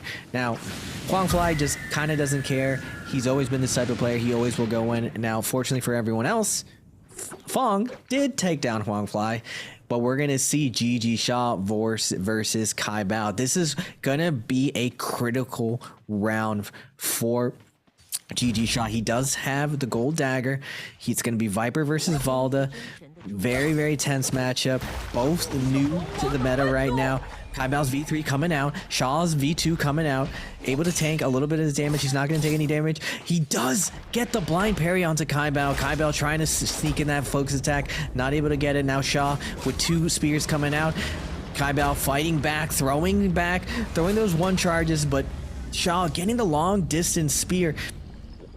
Both of them really, really low, but Shaw getting that debuff. He's not going to be able to heal much. Kaibao's getting way more value out of this. Shaw, look, he's barely healing anything with that debuff on him. Kaibao's now back at full health. Shaw's only at half health, but Shaw's able to get that R&B Abyssal over onto Kaibao and delete his armor with that gold dagger. Oh my goodness. That gold dagger did so much damage, just one focus attack, and absolutely shredded Kaibao. I swear I thought Kaibao was going to win that Dobby. That was insane. Nice little retreat here. Sometimes you can definitely catch yourself in some interesting situations here, and it also can be just as bad as Zhang Yu. It looks like he's going to find it here between him and Kaibao. Kaibao gets a massive shutdown here, and it looks like it's still not going to be enough here as he's going to get absolutely bullied. The A coast, that W key is exactly what we were talking about, but also waiting for the opportunity. The Nunchucks absolutely do so much damage to Zhang Yu, catching him also inside of the corner here. He said, "You might be a cat, but I'm also a kitty, and I'm fierce as well." But Zhang Yu is going to be able to still recover and get the shutdown just with a very small inch of his life. Unbelievable. Love to see it coming through here as the cat versus cat comes through here with that opportunity, and Exin trying to see if maybe he can get some hits, but it's not going to be able to. Aaron's going to go through towards the back hit side here, and it's been a whole lot of momentum happening here. Wow. Yeah, all of the momentum, all of that fierceness from all the Vipers, all of the Vipers going for it, absolutely, like just going for all the glory and just coming up short. The only Viper left standing is Rain. Rain at 19.2 points has a 10-point deficit he does have to make up for. Now Exin with these gold nunnies is going to be chasing down Yeran. Yeran has a ton of buildings to work off with. As long as he doesn't overcommit here, he should be able to infinitely reset versus Exin. Get these heals off safely. Take this fight until he actually wins one of these neutral engagements. Now Exin gonna just be throwing these focus attacks, knowing that Yeran's just trying to disengage over and over. He's calling Yeran's bluff. Yeran unable to get anything going here. Exin just throwing every single blue that he has, going full aggressive, but Yeran on this Matari able to dodge through all of these buildings, zipping in and out. Can he create enough space? Unfortunately for him, Shang Yu has joined the battle with that bell buff. He's going to be able to see him through the walls every couple of seconds, see his outline, and continue this pressure. Now Shaw's also joining in the party. Everyone is basically here. There's only 5 players on the map, and 4 of them are right here. Yeran's ult forcing out. Gonna be able to reset on top of the building. He's gonna get a max range grapple, and he's gonna be able to most likely get a full reset here. He's gonna get 1 armor pot, 2 armor pots maybe? No, he's only getting 1. Now, oh my goodness, he gets max range shot by some fire arrows. Yeran felt safe. I felt safe. Ends up getting put right back into the blender, and the chase is on again. Exin has Yeran against the ropes. Yeran looking for some space. Everyone's here though. I think all 5 players have joined in the party. Yeran unfortunately being chased. This is the game of tag that you do not want. You got a 4v1 over here. Yeran trying to find something, somewhere to hide, but where can you hide when someone is everywhere? He does see an armor reset for him, and there is a little bit of calm before the storm. He's gonna get a couple heals here. He doesn't have ult anymore, and Shang Yu in hot pursuit, but Yeran back to full health. He's still 4-4. He's still gonna be able to do this forever, and this is Matari's strength. She's able to dodge a ton where there's a high concentration of buildings, using all these different windows, using these armor resets. She's Shaw, Shang Yu, Exin, Yeran, they're all going at it, but Matari's able to survive. Now attention switches to Yeran. Yeran still not out of the woodwork, but Exin, same thing happened last time. He had someone against the rope, and then the lobby just turned on him, and Rain with that big F3 ends up putting Exin in a tough position. Now with the ult coming out, Viper's in a tough position. She doesn't have a health bill, while this V2 is going to come out, ends up peeling for the Viper perfectly, stunning Shaw, but Exin's going to disappear, take his leave, back out of here, and let Shaw finish off Rain. Can Rain find some room here to breathe? He's looking to use this cliff side to his advantage, but he's not able to. Shaw with this gold dagger coming in hot. He sees Shang Yu's chasing someone and is like, hey, wait a minute. Hey, what are you doing over here? Shaw, a veteran of the lobby, doesn't want to do the heavy lifting, looking for those easy kills, lets Yeron go, knowing that Matari is like almost impossible to kill around these big buildings, ends up chasing a different target, and Yeron lives another day. That was almost 4 minutes of sustained running away. And he is able to live it. Look, he's completely out of armor pods. He had 8 armor potions going into that. He was able to use them all. Now he's coming in, trying to grab some armor pots. Ends up taking a little bit too long. Eats an F3 to the back. Shang Yu with his golden pole sword. Gonna do a ton of damage on every single hit. Now gonna back off. Euron needs some armor pots. I knew he was looking for that. Now he has 2. He's gonna need to find a vendor here. Try to pick himself back up, try to salvage this game. He's in a good position. No one really knows how scuffed he is right now, but Shang Yu looking super stacked. And like you were saying earlier, Dobby, Akos, like you were saying the first day, super dominant, probably going to win out this first game. I'm not going to bet against you this time. Seems like Akos is that tier 0 character, like Spider said. It's going to have the best possibility of taking this round. Who do you think is going to take it down this round? Dobby. I'm gonna be honest. I think we're gonna see another Akos again.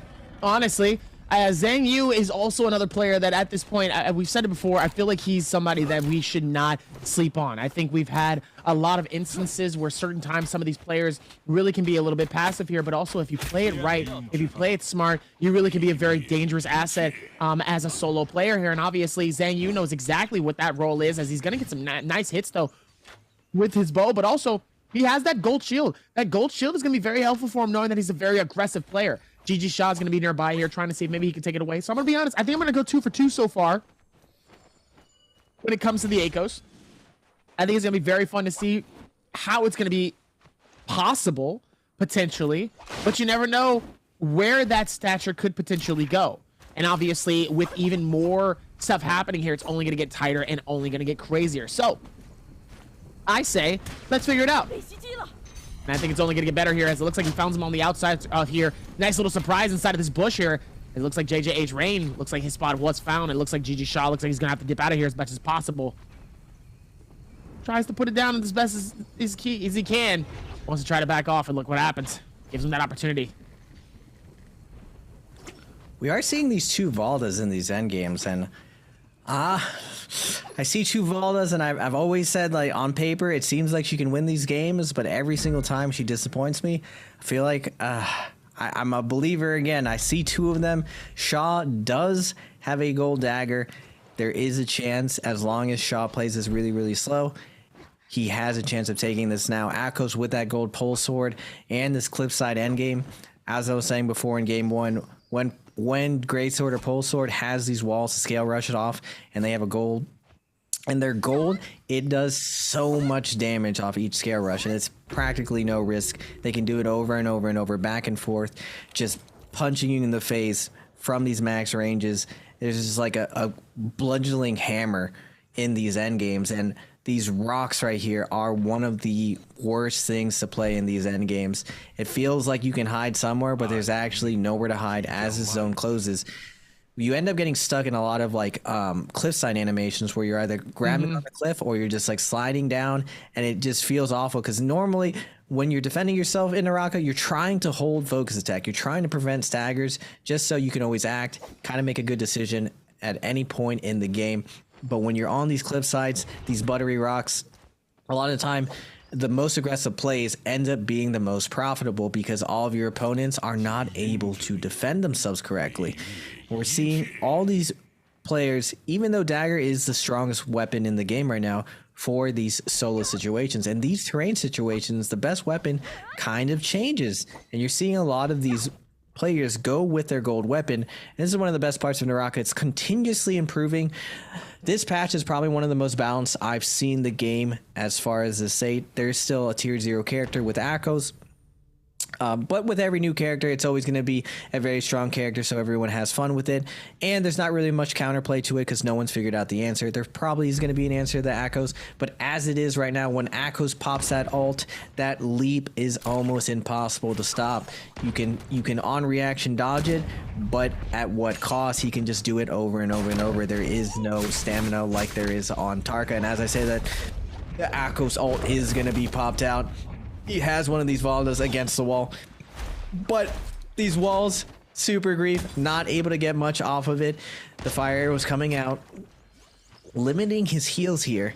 Now Akos is gonna want his ult up, and I think he's gonna be able to build it up before the final circle heal. And Yeron, this Matari absolutely gets deleted again. Yeron is just not able to catch any room to breathe every second of the way. The second he gets hit, he just gets absolutely exploded. Just back to 1 HP, back to running away, not able to get his ult off to use it offensively. He's just always defensively. From the top ropes, we got Exin coming in with the gold nunnies. Yeron back against the ropes, looking to skill rush with these daggers. Able to put on the moves, running away.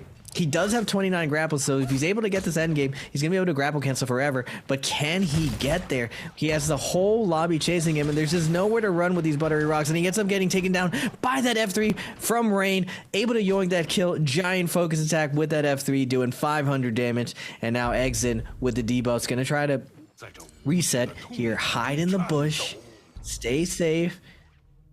Two Valdas, an Akos, and a Viper going into the end game, and Rain having a great game at 20.9. He needs to get to that 33 point threshold where Shaw is the gatekeeper of qualifying.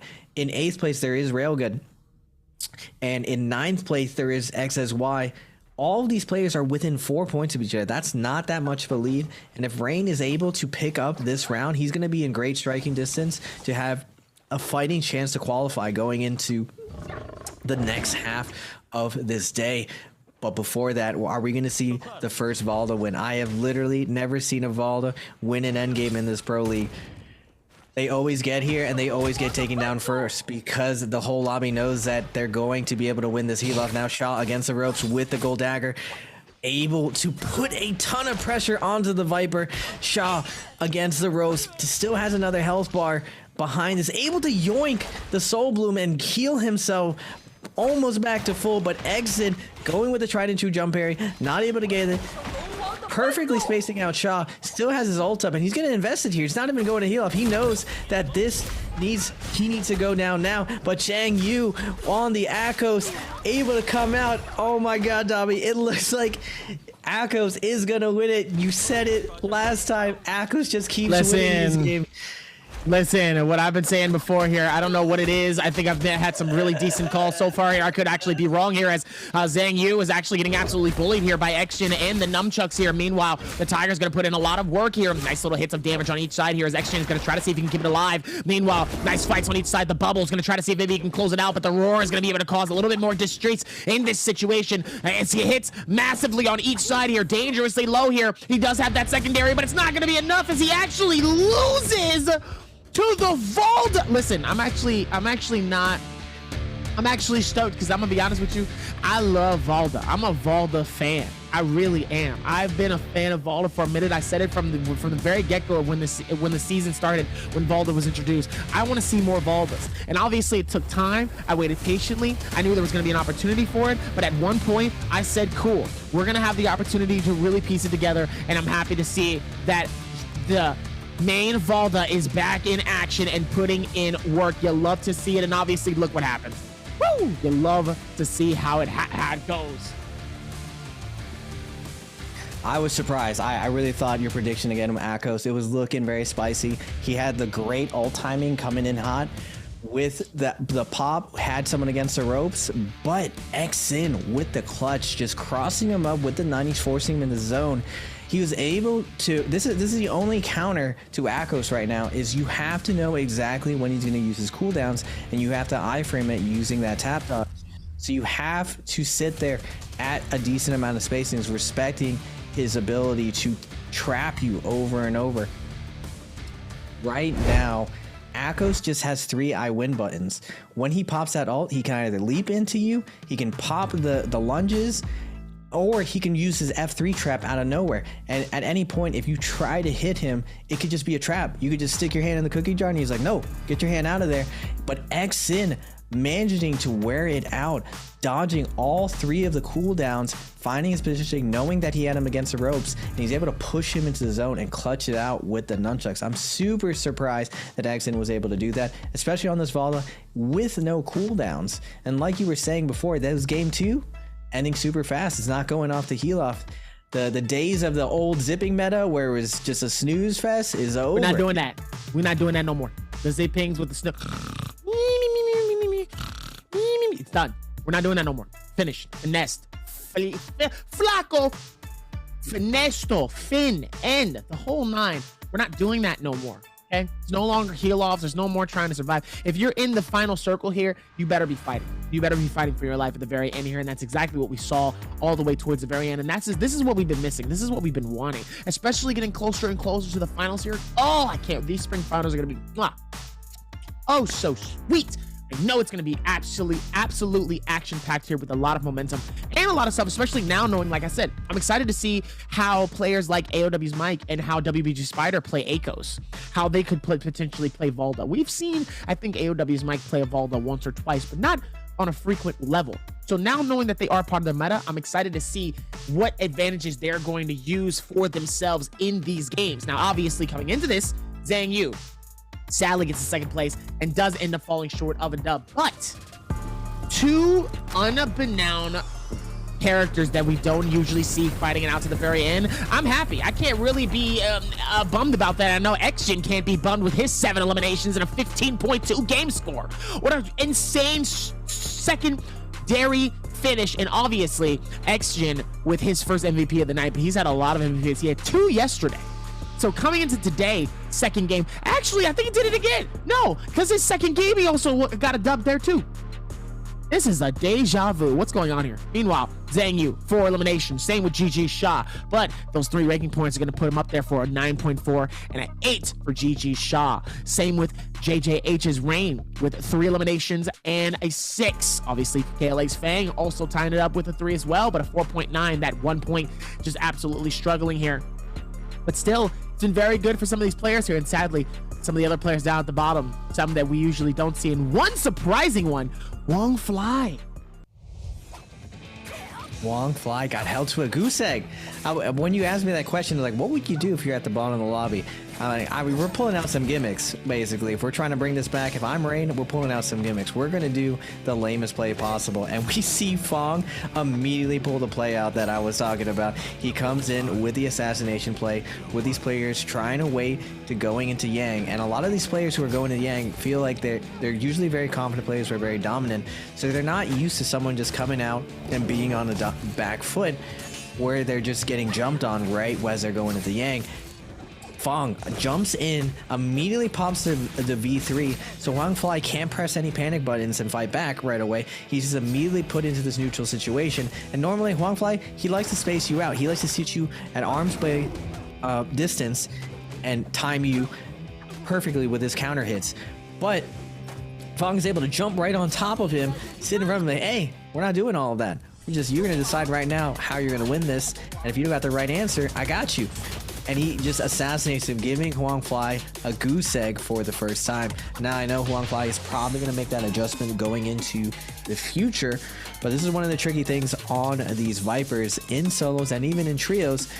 As you're going into that Yang, it is very tricky getting into the Yang when these pro players got a hold of this new meta. There's a lot of assassination plays going down now. And it's not just this safe, honorable duel where we just bow to each other and we just get to one-on-one each other. Nope. We bring the Battle Royale to these situations, and you see the dogpile going into the Yang, trying to funnel these things, and unfortunately for everyone else, Xin comes to the lobby and decimates everyone with 18k damage. A lot of that damage coming through the nunchucks, using the gold nunnies in that endgame, and it's just... Even though everyone complains about how strong Dagger is, Nunnies still is a strong contender, and the matchup is probably 60-40. It's not that favored into Dagger, and I would say, for me personally, I think Nunnies versus Dagger has an advantage, just with that parry. As if the Dagger doesn't know exactly what he's doing and he ever throws a focus attack, when that Nunny gets that parry, there's something about Nunchuck parry that is just super, super annoying. It just has this lingering parry hitbox that you feel like you can get a blue attack, and all these players in NBPL right now, jump parrying. You mentioned it before, Dobby, jump parries. Why do you know what it is too? It's a little bit of some confidence coming into it too. Do you know how amazing and or a little bit annoying it feels when you get parried and it's almost like you're getting swatted like a fly? Have you ever noticed when they just and then they just sit there looking at you for like a split second before they like put it right under their armpit, and then they do the quick bounce like Jet Li, and then they you know, like it's tough, you know, when you end up getting parried like that and you're just like, man, that's unfortunate. And just like the other swatters here, we'll be right back here as we get ready to lock in for our game number 3 and our halfway mark for our spring rep shades. Who is going to qualify? We'll find out here in a second. Meanwhile, myself.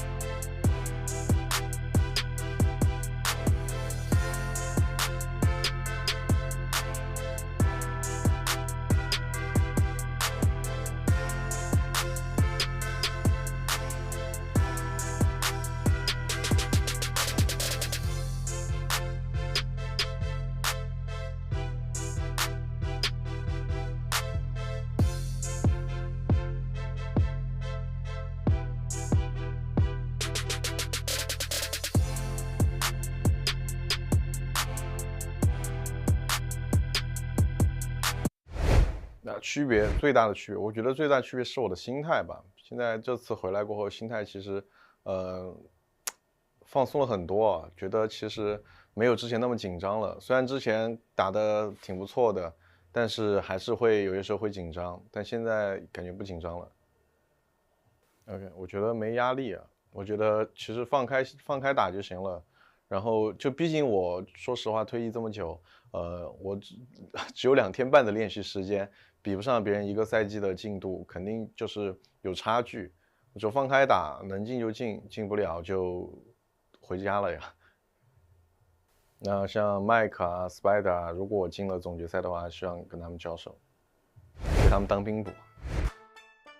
Coming into this one as well, ladies and gentlemen, welcome back to NARAKA BLADEPOINT Pro League, as Wong Fly definitely feeling very, very hopeful coming into the rep shades here. Obviously, he wasn't able to play throughout the season here because, you know, he had some time. He had a little bit of a break, decided not to, and he comes back here and decides, hey, I want to jump in, and now he's causing issues for everybody. Meanwhile, Zhang Yu was a little short on catching the dub in our game number 2, and XGN is going to be able to do a replay like what he did yesterday. So coming into this, we're going to see how effective he's going to be, and he still has 4 more games left to do it. Now, Obviously, for some of the top players, they don't really have to worry about too much, but the lower players in the place where they could potentially not even qualify, they're having an issue. But for your chance to get a limited grade challenger, I need you guys to answer this question. Who won game 2? This one should be really easy. I don't think anybody should get this wrong. Is it A, JJH's Reign, B, GG Shaw, C, J Team's Action, D, OC Zhang Yu? I just said the name. I did. So hopefully you were paying attention. Let's hope. We can give a hint. It was Evalda. It was very surprising too. I'll tell you who it wasn't. It was Zhang. It wasn't Zhang Yu. Zhang Yu was second. Who was first? Was y'all paying attention? Did y'all actually get it right? Was y'all actually watching? Did y'all actually? I got my eyes on you, chat. Okay? Don't think I'm not paying attention here. I see you in chat.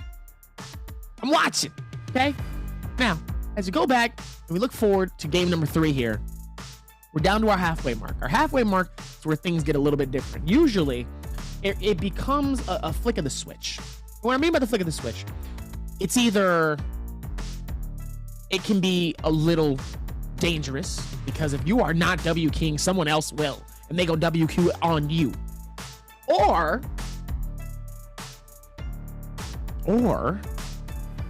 everybody starts to play just a little bit more passive, hoping for the opportunity just so they can get those placement points at the very end of the game. Now, for some of these lower players that are down at the very bottom, basically way past qualification here, they're going to need those points. But it's hard to do that when you're going up against KLA's Fang, OC Zhang Yu, and going up against some of these top players here that are absolutely putting in work here. But obviously down at the very bottom here, we're still seeing lower 20s, and it's tough. Yayron struggling. S-Rail back out of contention. Currently, he was actually qualified. Now he's not. Ego back down as well, where he originally was from the start. It's tough. Demo, 13th place, very far deep down into the depths of the bikini bottom of placement. 13th place, struggling with a 20.2. But still have some work to do here. We still have 4 games left, so that doesn't mean that anybody can necessarily pop off here. Meanwhile, Alice Wongfly is absolutely trying to see if he can run it home. 54.8. J Team's Action right behind him with a 50.3, and Fang with a solid 50 even. 10-point difference, 11-point difference technically, between 3rd and 4th place. At this point, Wongfly, Action, and Fang are in their own little league. They don't have to worry about much. It's GG Shaw, it's Jin, it's Kai Bao, it's Zhang Yu. Those are the players that have to be worried. They got to be worried. They do have to be worried. The lobby is moving really, really fast right now. I was thinking, as you were saying, the top 7 were absolutely dominant in the lobby, but it looks like the bottom 7 is starting to heat up. You were saying at this halfway point, the transition. Now, for a lot of players starting a tournament, you're always going to feel a little bit of those butterflies. Even pros feel it. Some people are going to take it really slow, while the veterans are going to go in super confident and start fragging out. But as these other players who are just as skilled, but under the lights, they might be a little bit bright. The lights start dimming. They start getting used to it. They start settling in. Their shots start landing. Their parries start landing, and they start heating up. Now, hopefully, we got Demo to heat up. Oh no, he's looking with the crying face. It's not a good sign when we're cry emoting in real life. Oh my goodness, I've never seen someone do that. He's dabbing his. Oh no, it's not looking good for our young hero, Demo. No, bro. I'm not gonna put it past him that he dabbed. I'm not putting it past him at all whatsoever. Oh, we gotta believe in the homie. He's gonna bring it back. But Rain, you said he was at the bottom of the lobby. Can he bring this back? He's slowly moving up. He's not at the bottom anymore. He's in 12th at 20.9. He just needs to get to that 34 part. Now he's able to pick up a 6-point round there. Very solid. Now if he just gets 6 points for the rest of the games, 4 more games, 24 points, that's going to be putting him in contention at that 44 mark. I imagine qualifying is probably going to round out around like 44, 46 points looking at the scoreboards. Ego doing a good job the previous round. Going into this last one though, I was really interested to see how Wongfly was because he's the big name here. He's one of the GOATs. I was really sad to see him go and not really want to compete anymore. Same with Shang, a lot of the old guard. But now one of the old guards coming back, Huangfly, coming in hot. And during the interview, he's not like, yeah, I'm gonna do all right, you know? I feel really confident in everything. He's already targeting the top of the mountain. He's targeting Spider. He wants to take down Spider. He wants to get that first place. He wants that old glory back. And that's what I want to see. I want to see the top, the best of the best. Go at it. We got Mike. We got Huangfly. We got Spider. We got 225. Hopefully Fong gets there too. It looks like he's going to get there as well. It's just going to be an absolute slugfest going into the finals. I'm excited to see it. Now, going into this third round, though, I'm wondering what these picks are going to be. Considering last time was Daytime Holloroth, a little bit of a slow game, but not so slow anymore with this current meta because of the Viper option and the Valda option. But it does look like we're going back to that old meta where that Faria getting to this heal off, they're actually going to go for the traditional hero. Now Jin and Yang have an opportunity to pick up a ton of kills here on their Viper pick. Huangfly also joining in to this heal off situation. Like I was saying before, Daytime Morris, one of the best times to survive. You don't have all these aggressive characters running around with their Firefly strategies, coming in hot, coming in with the Akoses. You're going to be able to survive. Same thing with Demo here. Demo's going to be able to get this Akos. He does have an opportunity to pick up these kills. His opportunity here is to go into Yang, see if he can beat all these Farias down. Out of his situation, this is a great comeback opportunity for Demo. But it's going to be very risky as well because Faria is one of the best characters to stall out Yang. So is Valda V2. So I'm curious to see if Demo has worked on his fighting ability to close out these wins within the Yang. It's going to be one of the key conditions. And Fong, just like Wang Lang, always the off-meta picker. Always picking the weird character to try to make something happen. But you end up seeing a lot of what Wang Lang and Fong do getting picked up by the rest of the veterans. They're like, wait a second, they're doing something sneaky here.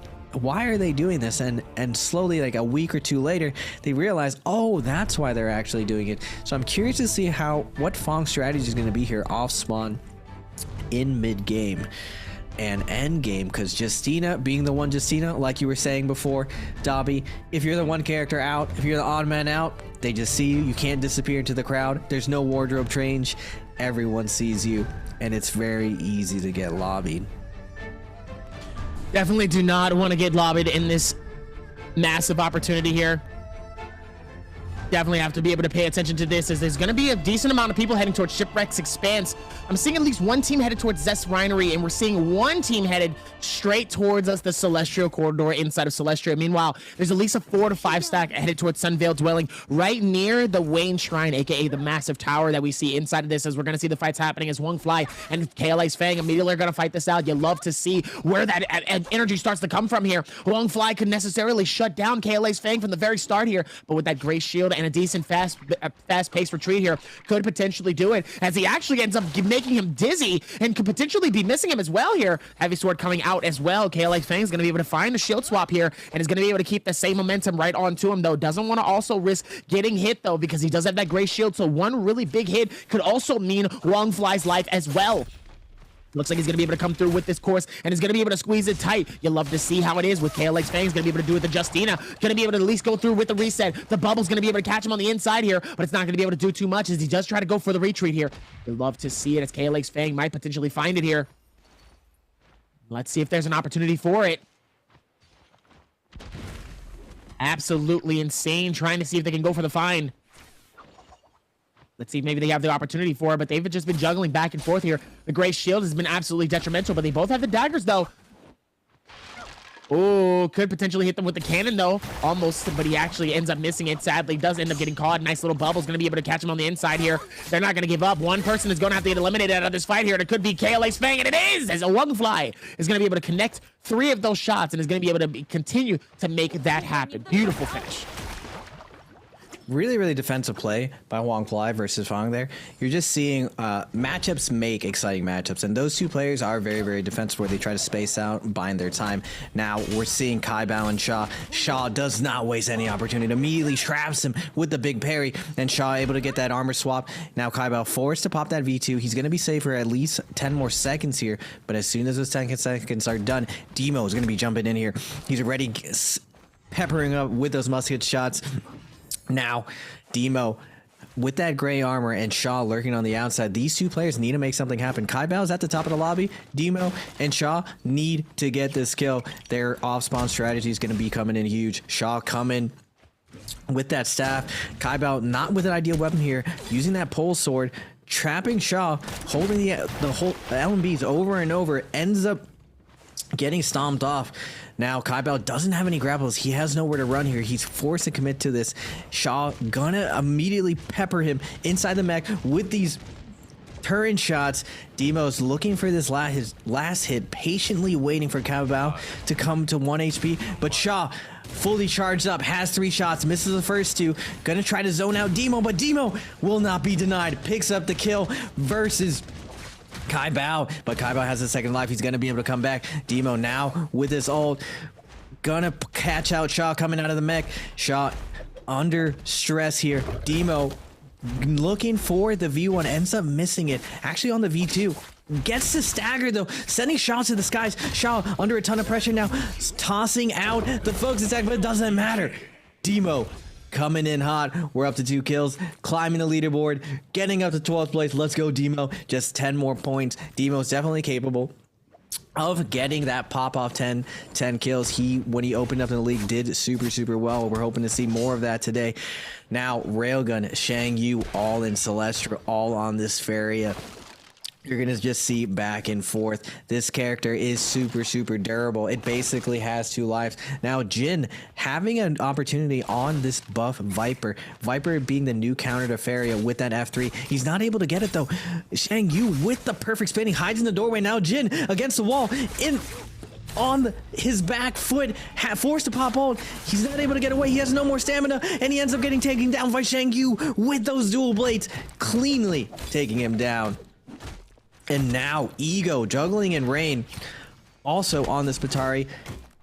Kind of a weird pick on the Matari. You don't really counter any of these characters here. Matari generally going against the other fast characters versus these 30 characters. Matari just only really able to live. But Rain trying to make this work, using his ult to create this pressure. Ego using his V3 to stagger Rain, looking for the combo, unable to get it, and now Rain's able to retreat. We do have Demo lurking in the background. That Tiger waiting to pounce. The only Akos in the lobby trying to take advantage of this. This is exactly what we want to see from our hero Demo. Demo getting in there, spotting a Feria without her V3. He knows that V3 is going to drop him down to 50%. There's a brief window of opportunity to take down Ego. Demo unable to get the opener that he wants, so Ego gonna slow down here. Had this Matari against the ropes, unfortunately gets pushed off by the Demos. Now Fong on this Justina too. I'm curious to see what his off spawn strategy is looking like. He already does have purple armor. Is he gonna play this fast, or is he gonna play this slow? It doesn't look like he's picked it up a kill off spawn. His timing attack off spawn not really panning out for Fong. Now, if you didn't know this, a lot of competitive NARAKA is closer to what like League or Dota is like. If there was an item level in the game, I feel like a lot of people would understand a lot of what these pros are doing. Instead, that you want to get this gear, you want to level up your weapons by farming correctly and finding the right spots on the map to get these armors. Because if you go into endgame without good jades, good weapons, good armor, the lobby slowly will figure out that you are the weakest link in the lobby, and they're going to take you out. And now at this 23-minute mark, we're going to have the Yang pop out. Don't have to be careful though in this spread here, as it looks like Zhang Yu and S-Rail is going to be nearest by each other as well. It looks like Ego might be possibly heading towards the realm of Yang as well. Kai Bao could potentially go into by himself here. Look where the circle is going to land as well. Looks like it's going to be landing towards this left side here. Right in the center of it, basically, is going to be in Zest Winery in Artesian Grove. It's going to be a very popular spot here. Should be able to get some decent loot out of that as well here, as it looks like they're both just ready for it, just trying to spam, and it looks like KLA's Fang is going to find it, and Zhang Yu. Meanwhile, Bauda, Wang Fly, and EWG's Ron looks like they're also going to be able to find themselves inside of the realm of Yang into this next stature. Immediately heads airborne as Zhang Yu looks like he's going to try to see if he can capture the first connectivities of this as Fang also going to try to see if they can connect it and fight it out. Meanwhile, nice scale. He's going to try to see if they can find it. Zhang Yu, nice hits, nice defense on both sides here. Looks like he might be potentially called the Kodum. Actually misses a little bit of the directivity from the katana here. Doesn't look like he's fully ready to actually get rid of it, though, as Zhang Yu just gets nice hits, and the recovery coming in as Fang just trying to hold on, trying to see if he can capture any combos, but it's not going to be enough as Zhang Yu just trying to capture it on each side, both dangerously low. Really could be anyone's game, as Fang is going to actually force the Arctic just to get a little bit of some shields. Could be very helpful. Both of them, beautiful defense on both sides. The Arctic Wraith comes out. Zhang Yu is going to be able to hold it a little while longer, pops the ulti, but catches him in the freeze. Beautiful pistol shots just to try to see if he can complete it, but it's not going to be enough, as he will be able to reshield and keep the game alive for himself. Fang trying to keep it together here as well. Tries to see if he can find some composure, but it's not going to be too much. Nor is it going to be that much time as he goes airborne. Zhang Yu just trying to find any extra shots as Fang is just trying to deviate and get out of there as best as possible. Holds up top with it, and now it's just a waiting game, trying to see who's going to connect it first, and it looks like he still is able to connect some nice shots.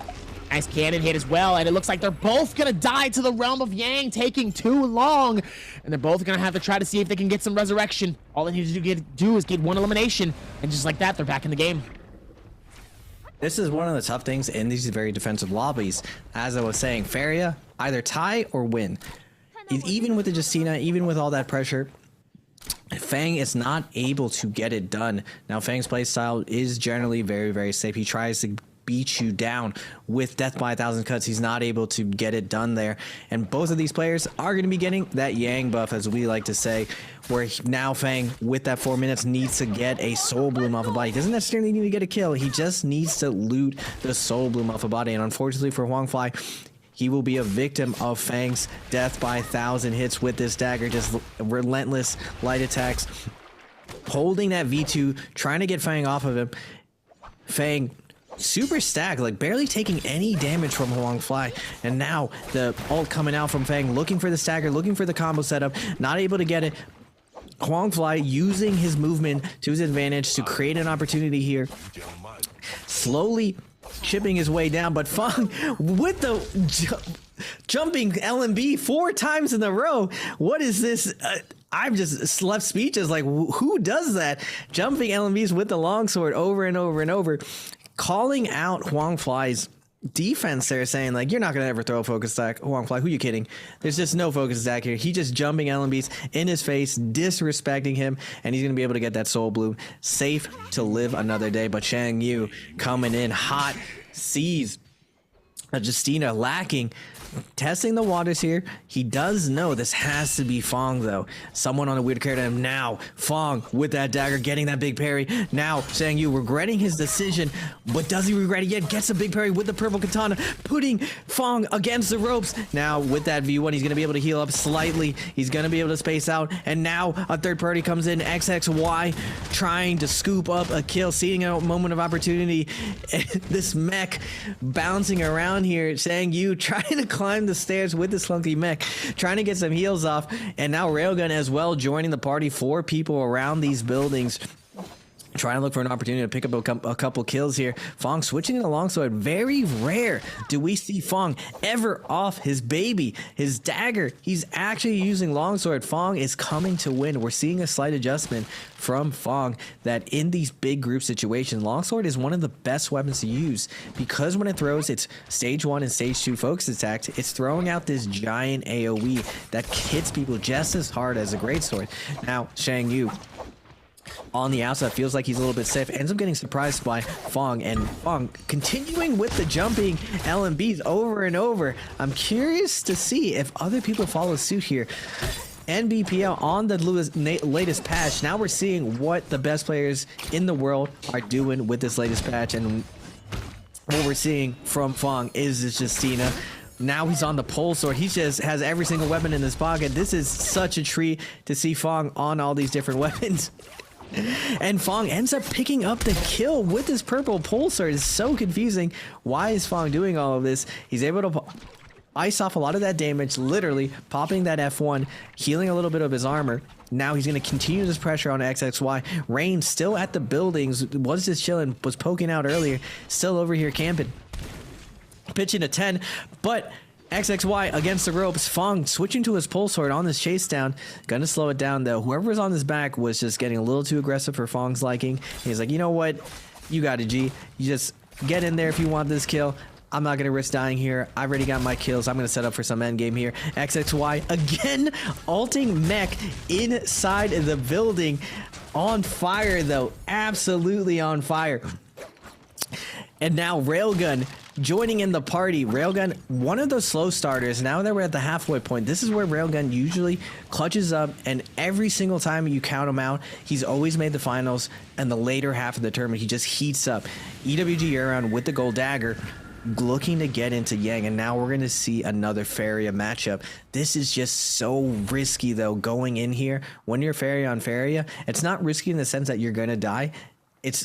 It's just so risky that you're not going to be able to win, because if your opponent wants to just time you out, they're going to be able to time you out here. We're going to see if Railgun can avoid the timeout here. He does have Nunny, the classic nunchuck versus dagger year-round. Going to eat that focus attack and gets read perfectly with the take back from Railgun. Railgun going with the V3 Guma Stomp, looking for this dagger. Now Railgun coming back with a Guma Stomp of his own. Year-Round's gonna jump into the mech, and now we're gonna see the Rock'em Sock'em. It doesn't matter. Railgun's actually gonna just hit him on the outside. This might be a mistake from Railgun. He's gonna go into the mech here, but Year-Round's gonna have the charge 3-piece ready for him. 1, 2. He's gonna go for the 3-piece. Railgun's moving left and right.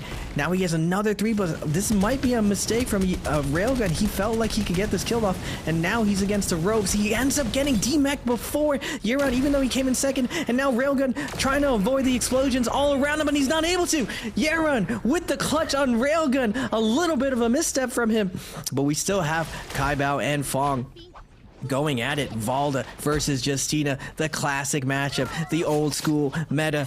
Fong with the dagger, looking for the uppercut, not able to get it, getting iframed by that V2 from Kaibao. All the traps with this new tech from the Vito. It's not enough though. The classic V1 Justina coming in with the dashes, locking him down and securing the kill. Amazing finish coming in as Fang feeling it out on each side here as S-Railgun ends up catching him on the outskirts here. Beautiful find and beautiful finish here as it looks like S-Rail gonna be able to do the switcheroo here on X-Jin.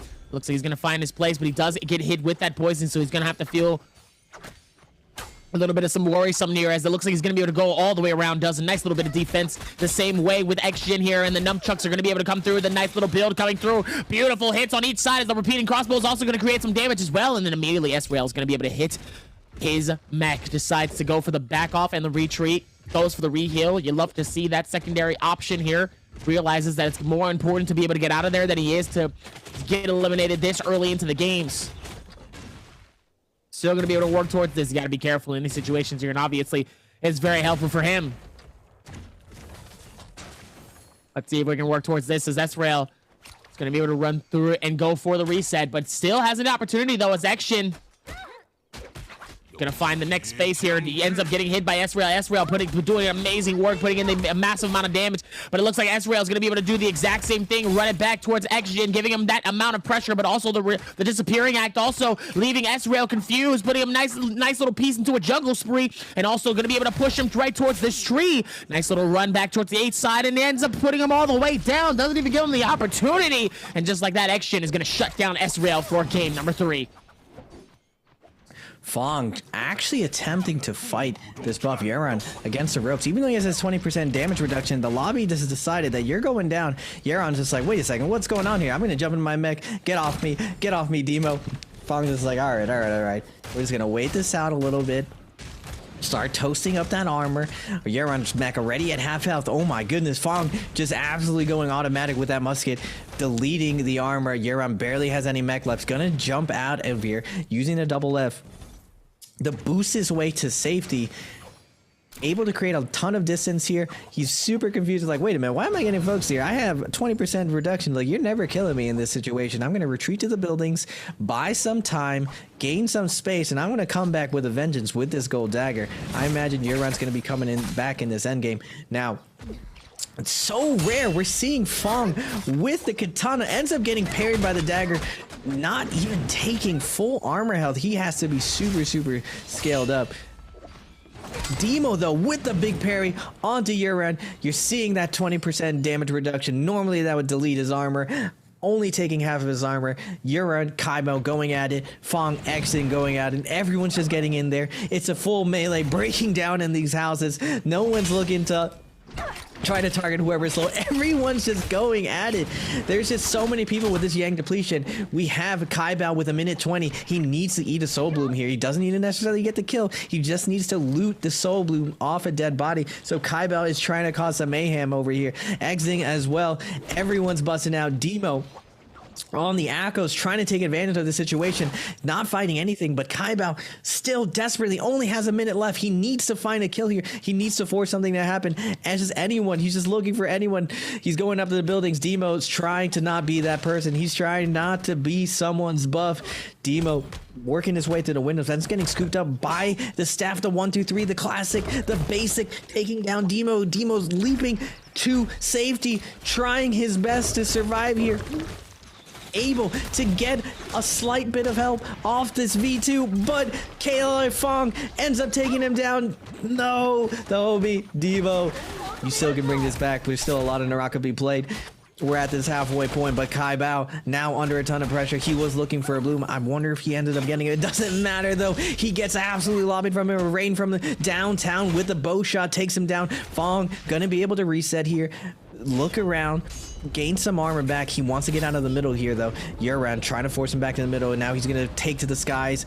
Ends up using his ult for this reset. One of the best parts of Justina is that her ult can be used offensively and defensively, but I always call it the white flag, Dobby. When you see that Justina with the cape on, I call it the white flag, because the second the white flag comes out in these end games, everyone chases her down. It's just like she's surrendering.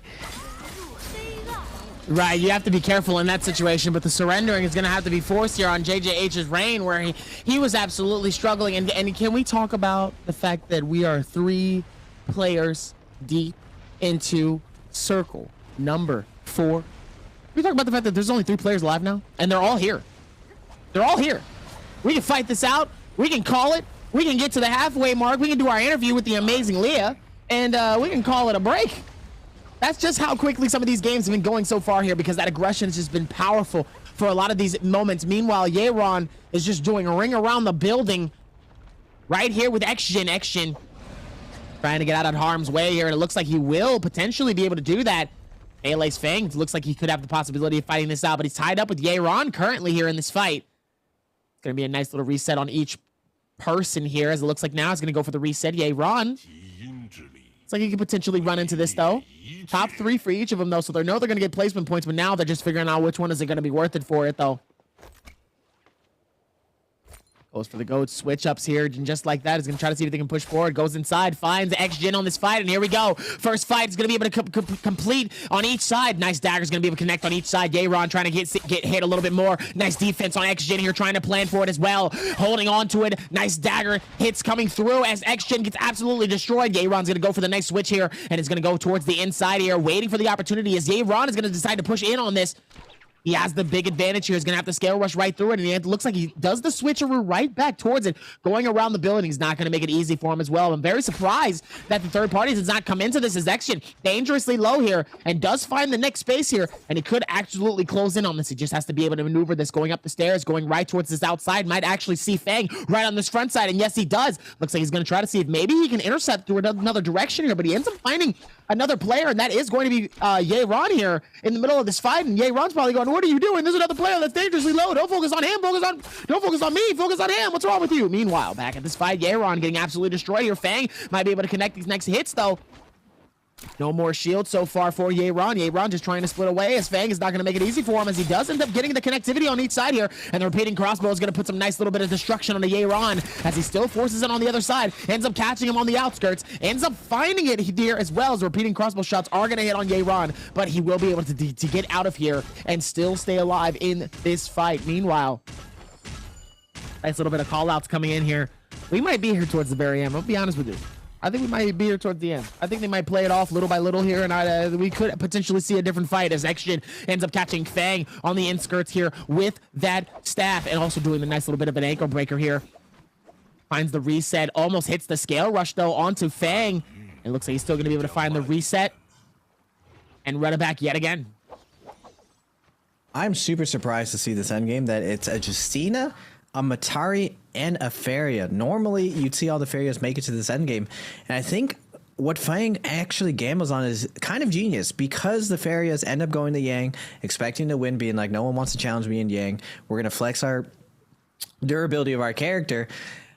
They end up griefing each other, and you end up getting two players coming out with Yang depletion where they need to run around and all in someone, and you're just getting a giant melee popping out with these very, very defensive characters, and everyone ends up overcommitting seeing all these players come in. And because the turret is so volatile on that Feria where she can just turn around as this mobile ballista and just blow you up for it, everyone it's just getting deleted in this lobby, and we're getting this small endgame where traditionally in the past on these daytime Morrisays, without all of these fireflies that you get for ultimates, you're seeing these come down to just 3 players. Like, everyone is absolutely rushing down in the lobby, and it's because they're forced to coming out with that Yang depletion. Now, all 3 of these players not waiting to go in. Each one of them want to get this kill. Yaran has climbed up the leaderboard, Dobby. He has come from the depths. He is now qualifying, having this huge pop-off game on this Feria. He has 5 kills right now. Now, unfortunately, though, as I said, there's a caster's curse. We have Yaron against the ropes. Exin with the crossbow ends up poking him to death and taking him down. And now Fong getting sent to the skies. Exin with the big katana combo, looking to do it again. Waiting, prepping, looking for it, and he gets it. Fong goes for the jump here, bets it all, and gets cooked by this gold katana. And Exin takes down game 3. Xshin does the back-to-back here in our game 2 and our game 3 here. Feeling incredibly confident, but obviously, I mean, at this point, we can pretty much say congratulations, Xshin. You will be making it to the next round and will be surviving. I mean, because at this point, I mean, I feel like we don't really need to talk about it. Actually, I take that back because KLA's Fang is going to actually take it home as the MVP for this game here. Actually, is going to be a decent switcheroo here. Honestly, very expected, though. He has been doing an amazing job thus far here, and obviously, it's going to be the same thing, too. I said it to Xshin already, so I might as well say it to KLA's Fang. Fang, congratulations. You're definitely going to make it to the next round. It's very, very expected at this point coming from you. You've done a fantastic job, and I feel like you're only going to do better here. So, I mean, hey, well worth it. Absolutely, in every which way, very well worth it. Now, at the end of this game, man, we're only at the halfway point. Who do you think, Dobby, is going to turn it around and bring it back, bring it home? If you're going to look at the bottom 7 on the leaderboard, who's your dark horse who thinks is going to surprise everyone and make it? I'm going to go with my boy Demo. I'm going to give the energy to the Demo. We always got to support the Demo. Hopefully he makes it through. But who do you think, Dobby, is going to make it? We're talking about on the just qualification? Just on qualification. We're at the halfway point. This is the moment of champions. Who do you think is gonna make it? We got. That's a good question. That's a good question. Doing it now. He's doing it now. Will he continue doing it? It's definitely the go-to pick right now with that last round. I think so far with these games, it's been impressive seeing these guys just absolutely decimate the way that they've been doing thus far. I think if we were to fully grasp, if I were to really put an idea down for whom I would like to see absolutely potentially come back and win this, that's tough to say. I will say this. Ego has been playing with a lot of heart. he has been really, really trying in a lot of different instances here, but he's just been struggling here to really find his ground. I would love to see Demo really come through and surprise us. He's at a 25.4 currently, and he's in 12th, so he's basically down at the bottom. But 3 games could potentially put him back up there. He just has to have some very high placement games. I think if there's one person I would be very surprised, but I am kind of cheering on, this is somebody I actually did not expect to be in this place. I'm gonna give it to XXY. I think XXY, coming from being at the very bottom of the leaderboard, the very, very depths of the bottom, 13th, 14th place, to now being in 10th, 32.3. It's not that far off from qualification. He's maybe 6 points behind. That's not that far. That's a good 5-6 kill game, and just like that, maybe a top 5 finish, top 3 if you're really good. That's pretty much qualification. So if I'm looking at somebody and I'm looking at the potentials of who I would love to see actually give it the shot, I got to give it to the King, man. The King, we've rarely talked about him unless they're very down at the bottom here. So I would hope that maybe in these next 3 games that he decides to pop off and absolutely does well. Meanwhile, Fang with the 11 points, but following right behind him is the 10.4 from Action. Yay Wrong with a 9.5, and Demo surprising us with a 5.2. Demo, like I said, that 5.2 is actually pretty big, because that means he's in the 30s. If he's in the 30s, that means he's also close to being qualifications as well, which means that he should move up. He should potentially move up, because I know JJH's Rain has a 4.5, so he does end up getting a little bit more points for his opportunity here. So there is an opportunity here for him to really come through and absolutely pop off. So currently, if I had to pick one that's not qualified currently but still can, it's TK's XXY. TK's XXY. It's a great choice. You started out the day super strong. Remember during that game 1 at the Ballista, going off against Huang Fly, but his parries that game were absolutely insane. Now, usually what dictates who the best player in the lobby is who's getting the most parries, just because these players are so good at avoiding getting trapped and setting their traps themselves. It seems to be the defining factor of whether or not you're going to be successful in these NBPLs, how good your traps are, especially with the new addition of the Akos, having all of this pressure from that leaps over and over, leading into these big combos, as you're seeing here. Weapon swaps with the Katana, dual blades coming in hot with Changyu, closing out Jin. Another Akos clip, Demo coming in hot. I feel like if Demo keeps up the pressure with his Akos play, he's going to have an opportunity to bring this back. Same thing with Rain. You cannot play a defensive round if you expect to come back when you're in the bottom half of the lobby. You got to keep taking these big risks. Now Fong coming in with a big parry against that wall, and this was very surprising. The end of this lobby where there's only 3 players left, and Fong using just a plethora of different weapons. You love to see it from Fong. He's usually just a dagger specialist, doesn't really use anything, but he comes in crazy using a little bit of pulsar, a little bit of katana, a little bit of dagger, just a little bit of everything, especially with his weirdo longsword play, just repeatedly jumping in LNB with that longsword. I'm gonna have to give that a try next time I'm fighting an opponent who is just super camping me, never throwing a focus attack. He absolutely trolls Huang Fly with these jumping LMBs over and over, and he does 20k damage this game. He just literally had no breaks, and usually Fong in the biggest lobbies usually plays kind of the middle ground, doesn't really go fully aggressive, but this time on a very defensive day, like I was saying before, him and Huang Fly set the meta as far as what people are doing. He plays Justina and he just goes full Ooga Booga and just chases everyone down, apes everyone he sees on the Justina. And what was super surprising about it is normally on Justina, if you're F1, you kind of hold your cooldowns a little bit because you use it as a defense to save up, bring that armor back up. But the second he lost neutral, he just immediately popped that F1 and iced it off, and he perfectly timed it every single time. A lot of the times, especially in this meta, with all these crazy juggle combos that all these players have, you want to have a gold F that like combo breaks, but Fong shows that you don't need it. He comes in playing super aggressive, using that F1 Justina, bringing it back to the old school days, and he does a great job and ends up taking that round. It's crazy.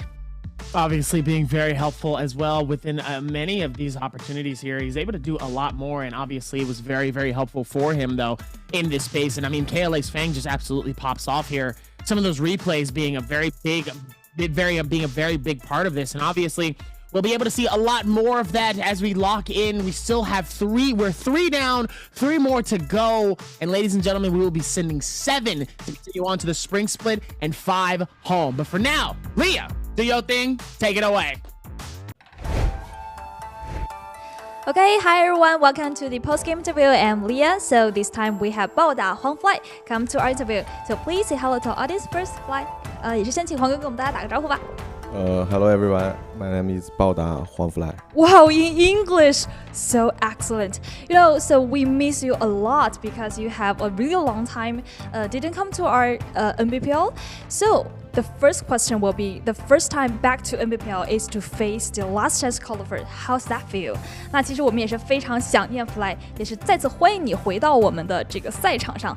当然，首次回归就面对复活赛是一个怎么样的心情啊？就弥补一下没有打过复活赛的遗憾。Okay, because I haven't played Last Chance Qualifier in the previous game, so I think it's a kind of pity. So this time I want to make it up. Okay, so although you a long time didn't come to our Nbpl, but I think you still have really know our competition well. So during the time you're out of the field, what kind of preparation you do for our game? 那其实这么长时间没有回到比赛，感觉你适应的还是挺快的。那没有比赛的这段时间，是对我们的赛事做了哪些研究吗？就没有比赛的时候，我也自己有在偷偷的练习吧。但是其实没有想着回来打这个比赛的，但是对威嘛，然后就苏归，对，然后就回来了。Okay, so actually during the time out of the competition, I still do a lot of training. I didn't thought about maybe I will come back to the competition, but our team need me, so I come back. Okay, so I saw you play Akos really well, so I want to know the F and V which you carry in the game. 那其实也有关注到你的狐尾用的非常的不错，可以跟我们分享你的 FV 的这个选择吗？我带的是 F1V2，然后就是能打能跑嘛，然后还有减伤，就这样。Okay, so I use F1V2 and I can use also really aggressive, and also I can survive myself well. Okay, let's move on to our new part. Answer for treasure. So this time question is who is leading the scoreboard? 那也是来到了我们的新环节啊，这个是问答环节。当然这个问题是不用 Fly 来答的，但是我们依旧要继续我们的采访。So you're gonna face Spider and Mike, these kind of strong players in the grand final. So how do you think about that? 那其实马上要进到我们的这个总决赛，也是要面对像 Mike 呀、小蜘蛛这样非常强力的对手，是怎样想的呢？就是尽力嘛，尽力打好比赛就行了。Okay, actually I didn't think much. I just want to try my best to face the grand final. Okay, well, so please Fly count down the time. 那也是请来给我们倒计时一下吧。Okay, 3, 2, 1. Scream shot. Okay, so don't forget to check your mailbox and do not miss the prize, everyone. Okay, so although our last chance qualifier is still have 3 games left, so how do you think about the following 3 games? 那其实只剩下3把比赛的复活赛了，打算这3把比赛如何去处理一下？就是放开了打呗，开心的玩，然后就基本上应该是稳进了吧。对，然后就没什么压力了。Okay, so I'm sure I can get into the grand final, so I just want to have fun in the following games. Okay, so wish you have fun in the following games, okay? 那也是希望 Fly 可以在之后的3把比赛里面尽情的玩耍，享受比赛。Okay, thank Fly, and that's all for our interview. Well, let's have a rest and back to you later. 我是林小璐，我是浙江泰顺人，是下属民歌、下属分属嘅专心人。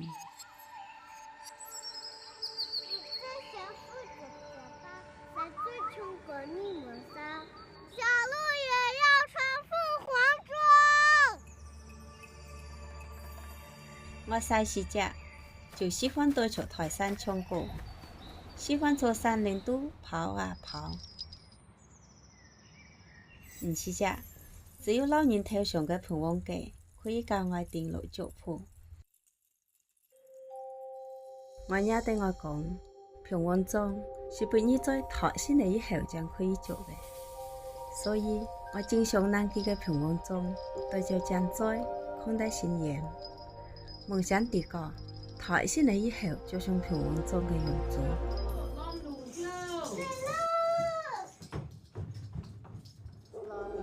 每一次一赶上走前，我都好冲着去拦路，就为了多睇几人信仰头上生好嘅法子。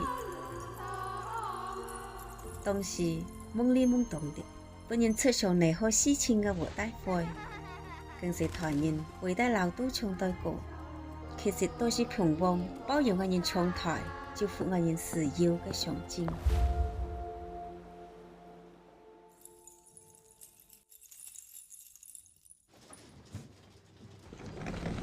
这条台上来，就像是太太外班嘅时候是先落样子。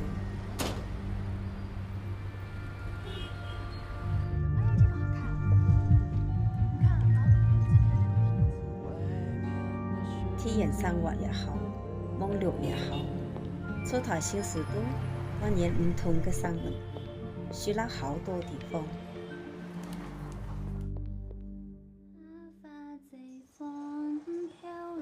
你干嘛老给我带这个呀？我要带上这个。伴随我女面面台上来，也面面教我，向啲赛事者怪问对平王嘅热爱进行落去。所以我十分坚决将头挂上。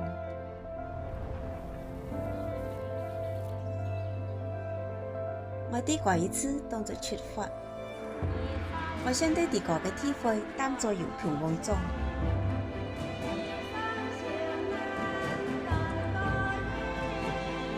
山下嘅歌啊，唱了一辈子。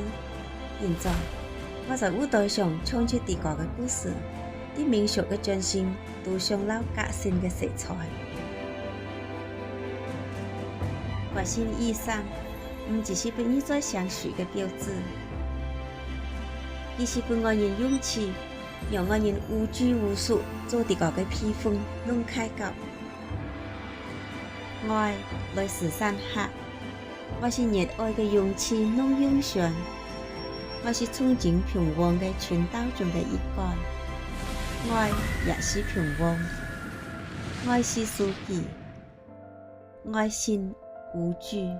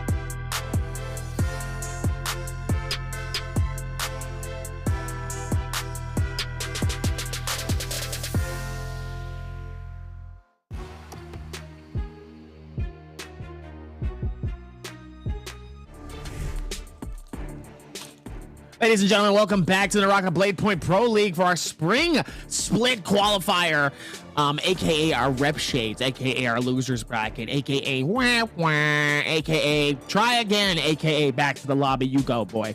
As we lock in here for another 3 more games. So far, the halfway mark has been very, very different for some of our players, except for Yoon, that's been sitting still at the bottom this whole time. 18 points, very unfortunate. Struggling, absolutely struggling. Meanwhile, S-Rail, 34 points, 35.4 coming in from GG Shaw. Also been putting in work. Meanwhile, the top 7 here has been looking pretty nice. 61 points for Fang overall. Action, 1 point, less than a point in reality. Behind second, Wongfly with a 55.8, 44.8, a 10-point difference between 3rd and 4th place. So that expectancy of top 3, pretty good. He's feeling pretty good about that one. And obviously, it's only going to get a little bit better as he gets the shutdown, and a 40.4 coming in from Shin. So there's still a little bit of some advantages here, but we did talk about some stuff. And obviously, I said before, XXY does have an opportunity, and so does the other players on top of him because they're even closer. But there is one player I'd like to see up there. I would like to see XXY up there. He has been struggling throughout the majority of this season. So to see him pop off would be monumental. Having a pop-up game is going to be really big for the bottom part of the lobby. I think what do you think the last number is going to be around, Dobby? I'm going with like 47 is going to be around quals. What do you think? Over or under 47? What do you think? We'll be at 50. I think we'll say 50. I can say 50. Even 50. The lobby is just so aggressive right now. It's surprising, and you like to see it, especially with the changes coming into Akos and Viper. You were saying the previous day with Akos going crazy with the pouncing, and Spider does confirm it that Akos, all the pros are considering Akos the tier 0, the S tier, the best character in the game right now. And there is no counter to it. I was really surprised that game 3 though. No more players didn't play Faria in EU and NA right now. Actually, I take that back. Rounds? Not 50. What am I doing? We're at 50s now in the top. It's definitely going to be under 45, because I know you said 45, correct?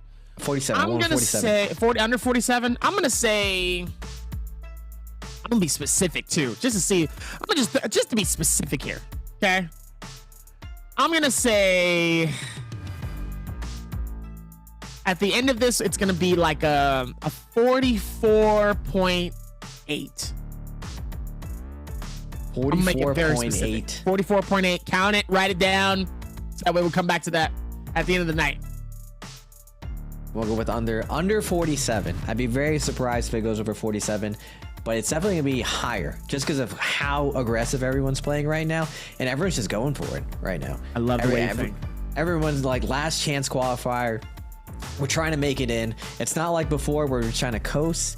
People are trying to make some moves, trying to get in there, get very, very aggressive. We're even seeing Demo trying his hand, going into Yang over and over. You love to see it. He had a little bit more success in the past couple of games. Didn't really open up really strong, but now getting it going, and he still has 3 games to do it. He's still my dark horse. He's still my favorite to make it in there, surprise everyone, showing everyone that foreigners can compete on this big world stage. I believe in Demo, even though if he doesn't believe in himself, I still am going to pass out that energy towards that Demo. Now Yeron coming in hot, actually having crazy past 2 games, popping off, showing everyone that he does have what it takes to make it into the hardest lobby in the world. Now, JJ Rain, you were telling me earlier, how does this man bring it back? He definitely needs to keep up the pace. If he does 5 to 6 points, back when you asked me this, he was at 20 points. He's gonna make it around that 44 point. Maybe he gets to that 44.8 like you were saying, Dobby. As long as he keeps up this pace though, he does have a chance. Slow and steady wins the race. He doesn't need to do it all in one round. He can still just keep playing very, very solid, not somewhere right in the middle, not too hot, not too cold. Get those quality kills, make it to endgame. Don't get all in by the people with Yang depletion. Now Shaw, always a dark horse, I feel like, in all the lobbies. Triad was telling me that he He believes in Shaw's fighting ability. He just needs to iron out the details of that mid game and that end game. Shaw, always a solid fighter, always showing everyone that he belongs in NBPL. Just needs to get his rhythm down. I know Mike was having a tough time when he first came back to the lobby trying to get his rhythm down. Maybe Shaw needs to go to the same coach, but XXY, your pick for the Dark Horse, Dobby. Do you think he does it? He's keeping on. We're sticking with this Dark Horse? I'm sticking with him. We hold to the end of the fight. Because like I said, he's not that far off. He's really not. All he needs is a few games in, and just like that, we're going to be looking at something different. Meanwhile, at the top of the order here, Fang is not worried at all. 11,000 average damage, 2.4 for his average kills. He has been working. And it's been looking good too towards it, as everything else has been putting it down. Let's see if it's going to be possible here, as he does able to get the shutdown here. We'll see what happens. Love to see where all of that comes through here. And we'll see how that works. Going into this next game, I'm curious to see what these character picks are. Are we going to see more Vipers? Nope, we're going to see more Akos. Now we got a little bit of a box of chocolates here going on this nighttime. It looks like on these Firefly games, the veterans are going with these Akos picks. We got Huangfly, Kaibao, Shaw, Ego, all on the Akos. Now Demo going with the defensive pick with Yeron and Fong, all going with a defensive pick, going for that Valda. We have Yong on the solo Tarka, who's gonna have a tough time with all the Valdas in this lobby. We got 4 of them. We also have Xin joining him on the Tarka, so he does have a duo going in there with the Tarka. Now we do have Rain on the solo Justina. Is he gonna have the same amount of success that Fong did being the solo Justina lobby? I don't know if it's gonna work on this instance. We'll see how Justina does in this high-end game Akos lobby. Does Justina have a chance? I'm gonna go with probably not. I feel like Akos just has so many options to get on Justina that all she's gonna end up doing is just playing defense the whole time. She's not gonna be able to snowball getting that offense going. We do have Railgun on his Matari, and for Matari, Railgun's Matari has gotten him a ton of points. When he's needed it, this has been his go-to pick, having this Matari to come back, get the momentum flowing, and clutch up the last 3 rounds. He definitely has the potential to get to this finals. Always one of the great comeback stories, always on the cusp, always part of that drama, Dobby.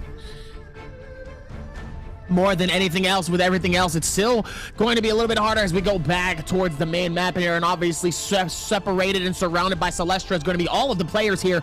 We have some players landing towards Crow's Nest. Pool of Cleansing is that's winery, still a very popular area, as one person is going to be handing and landing at the Hall of Penitence in Eventai Temple, and definitely going to see at least 1 or 2 players in Sunwing Rest, but at least only 1 player is going to be on the very center here of Celestra. Meanwhile, GG Shaw and KLA's Fang immediately trying to push onwards, trying to see if maybe they can get the advantage, but obviously not as well here, as we're going to see some drops here. And also make sure to follow us on TikTok. I didn't even know NARAKA had a TikTok, excuse me. XXY trying to see if he can get caught up within this fight here. Doesn't want to end up getting eliminated this early and having to force it out, as he ends up trying to see if he could do the switcheroo here, trying to go all the way around. Nice scale rushes on each side here, trying to make it harder for him to be able to hit him, as S-Rail just trying to put it together here. Nice scale rushes on each side. And it looks like S-Rail might have the potential opportunity here to be able to dip out of here, as he's just getting pulled like a massive fish inside of the ocean here. And it looks like S-Rail's gonna claim XXY into this one. S-Rail just trying to hold on for as long as possible, but it's okay though. He still has another life. We're gonna hold it. We're holding it strong. Railgun already at that 35 point. That's what I was saying. He always heats up in the end of the tournament, and he's on the cusp now. As I said, that Ego coming in clutch, picking up a kill off spawn at 26 kills. Now Fong and Shaw going at it. This is going to be a defining factor for Shaw. Is he going to finally transcend, make it to the elite status of the NBPL? He does have Fong against the ropes, and Fong with his trident and true, that white dagger. Shaw coming in, looking for the opener, but Fong with that really, really impeccable spacing, able to ice off Shaw. Shaw was like, all right, if you're gonna just sit there and camp, I'm out. We're out of here. We're gonna look for an armor reset. But Fong cuts it off. What a great play by Fong, getting the armor before Shaw can, and ends up getting a big parry. Shaw still has his ult though, able to break out of the parry. Now looking for the V1, gets a 2-piece off of it, getting a little bit of siphon health off of it. Now in front of Shaw, he sees Ego and Kai Bao going at it. Two Akos is absolutely mauling each other, and now Fong with so much food on in front of him, licking his lips. Who's he gonna get the kill on now? Kai Bao ends up scooping up Shaw, hoping to find some refuge in the middle of the melee. Ends up getting picked off himself. Now Kai Bao retreating into the cave, able to go into the bushes. Demo, let's go Demo. At half health, this is not where we want to see our hero. Euron coming in hot, looking for the kill on Demo. Demo's able to pop up that V2 on the Valda. Now he's getting juggled though versus Railgun. You hate to see it. Railgun seeing the third party coming in and the fourth party, doesn't want to get focus fire. Now Huang Fly just not really vibe checking anyone, just immediately just attacking anyone. Huang Fly doesn't care. He's just a wrecking ball, picking up kills, ends up getting a musket shot, picking off Demo. Now popping off most of his cooldowns, has to go on a defensive as Euron with the Valda, trying on his last effort to fight off Railgun. Now Huang Fly realizing Euron's against the ropes, ends up scooping it up, gonna get the last hit maybe. He still has 1 more HP. Euron needs to run away, find some type of building, find an armor swap, anything. Huang Fly peels off his competition. He wants this kill for himself. Euron looking for anything, a hope, a sliver of hope anywhere. He's gonna make it to these buildings. He's gonna have a little bit of room to breathe, but if he doesn't find an armor soon, Huang Fly is closing the distance. He's hot on his heels. Multiple players sense blood in the water. The sharks are closing in. Yerwan finally gets the armor swap, but it's a little too late. He's already at 1 hit points, and Huang Fly picks up the kill. Nice little shutdown here with everything happening here as Huang Fly trying to see if he can fix this up, and it looks like he does with the defensive clang, but having that Tiger is going to be absolutely massive as you see the mauling happening in front of JJH's Rain. Just forcing the back off here as well. Definitely have to be able to put that one together. Definitely has to be very, very careful because that can be caught in a very bad situation here. Obviously, a whole lot of momentum happening as GD's Yon actually getting caught in a bad situation, dangerously low, but still could be able to potentially get this elimination. GG Shaw trying to clash in a little bit closer here towards this, having the opportunity, but Jin is going to be able to close in a little bit faster. Dangerously low. GG Shaw is going to come through at the very last second and steal the elimination away and says, see you later, buddy. You thought you had the opportunity, but not today. What an absolute finisher, trying to get all of this stuff done, and just like that, gets the shutdown here. You love to see it, though. It's unfortunate for XSY.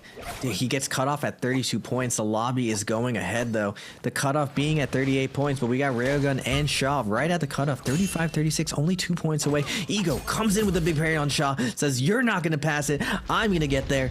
Ego climbing up the leaderboard up to 11 at 27.7. He has a little bit to go to get to those mid-30s, so he's going to have to keep this ball rolling. That's perfect. Gets another big parry on Jin, but Euron coming in hot, comes in with the LMB, scooping up the kill. Now Ego, after doing all the heavy lifting, aggravated, popping that ult, claws her out, wants to make Euron pay for taking his kill. Euron sending LMBs back, not afraid to throw these focus attacks, knowing that this Akos is most likely not going to parry. Ego forcing him to zone, doesn't need to parry anything because he's just gonna maul this Valda to death. Euron trying his best to stop the mauling, but Ego just keeps on coming. Euron trying his best, throwing spears, trying to get Ego off of them, carrying him away with the dagger combo. Doesn't get the reset though, and now Rain coming in with the third party, coming in hot. Ego against the ropes at 1 hit point. Who is Rain going to choose to kill? It looks like he's going for Euron, but Euron makes it into Celestia and is going to be able to use these buildings to run away. With 1 HP, is he going to be able to get away? It looks like he's able to break his ankles, creating enough space for this heal, and now Ego is against the ropes with Rain chasing him down, disappearing with the Scare Rush onto the rooftops, but Rain with the chase down, but gets parried, forced off of them. He's going to drop down. Ego making some space, jumping through the windows. Rain confused after getting parried, getting his bell rocked, getting his chin rocked by this parry. We're gonna go into the Yang. Fong versus Kaiba. Who takes this, Dobby? It looks like it's going to be interesting here, as it looks like it's going to be between Kaiba and Fang here, as Fang is going to not stop at no bounds to be able to get out of here, as Fang is just going to try to see if he can retreat a little bit while longer, but Kaiba is going to find a massive amounts of hits there, putting massive damage onto KLA's Fang here. Trying to see if he can skill rush it, maybe to be able to get it, but it's not going to be enough, as KLA is going to be late. This is going to be one of the biggest problems when it comes to playing a character like Akos, being able to do the defense. I mean, look at it. He was able to hit him straight right in front of his face with the ulti, but it's not going to be able to do enough for him in this stature. He has to be very careful here, and it looks like he finally finds the opportunity to hit him and just stop him in the middle of his tracks, but it's not going to be able to do too much, because the resurrection and being able to come right back towards it a little bit faster is going to be the advantage that Kaiba has when you're playing Akos. That reset is going to be very helpful here. And now it's just the 1v1 here. Still has those slashes, but it's not going to be enough here towards this. And obviously, they're both going to die to Oh, wait. Wait, how did Kaiba? Snipe. Kaiba gets the snipe. Yeah, the snipe, that happened so fast. I didn't even see him pull out the gun. I was like, what? I thought they both actually died to it, too. Max range snipe. It was sneaky. Fong was like, his toes were poking out. And Kaibao's just able to snipe him right on the toes from max range from downtown. Very, very sneaky. Now we have J-Team Exin on the Tarka. This is a questionable pick here. With all the Fireflies being around this area, he can go in and get some plays going. Railgun now, unfortunately, running into Huangfly on Akos, and he still has ult. Forced to pop ult and run away now. Huangfly gets his angles broken, loses him completely, and Railgun is able to create a ton of distance, and he's going to make it off onto this money spot. Reason why I call this area money spot, during the beginning of the round, all these boxes here, you're able to scoop up a ton of money, and this seems to be where all of the top players like to go in this mid game. It's kind of in the center of the map. You see a lot of action going there. There's a lot of tricks you can do through these buildings. Now, Fong losing his Yang, has 3 minutes for this Yang completion. He needs to get this kill on Exin, but Exin, his game comes ready to game, getting a big parry on him. Fong still able to break that combo. Now neutral being popped out. Exin popping ult, breaking the stagger, trying to avoid getting from the Squirtle squad of Fong. If Fong is able to get this V2, he's going to knock out Exin from his ult. Exin weaving, dodging, juking these spears. There's a lot of wind up to this. There's a lot of prediction to it. Fong not able to predict Exin's movement here, and Exin is going to be able to get this armor swap, and now he's going to turn his defense into offense. Fong still has his cooldowns up, able to get a big parry onto Exin, but Exin sets up the trap, knowing that he could cancel out of parry, and puts Fong into the longsword combo, able to get a uppercut combo against the wall and gets a focus attack, and Fong gets taken down. Man, the overextension from Fong ends up taking him down. Unfortunate for him. Now we're going to Celestra, Railgun, Rain, Huangfly. Everyone's going at it. Railgun against the rope, so at 1 HP, gonna retreat into Celestra. Ego, hot on his heels with that staff. Dumps all of his energy, barely misses Railgun, and Railgun's able to pour it away. But unfortunately for him, Rain is waiting at his port and takes him down.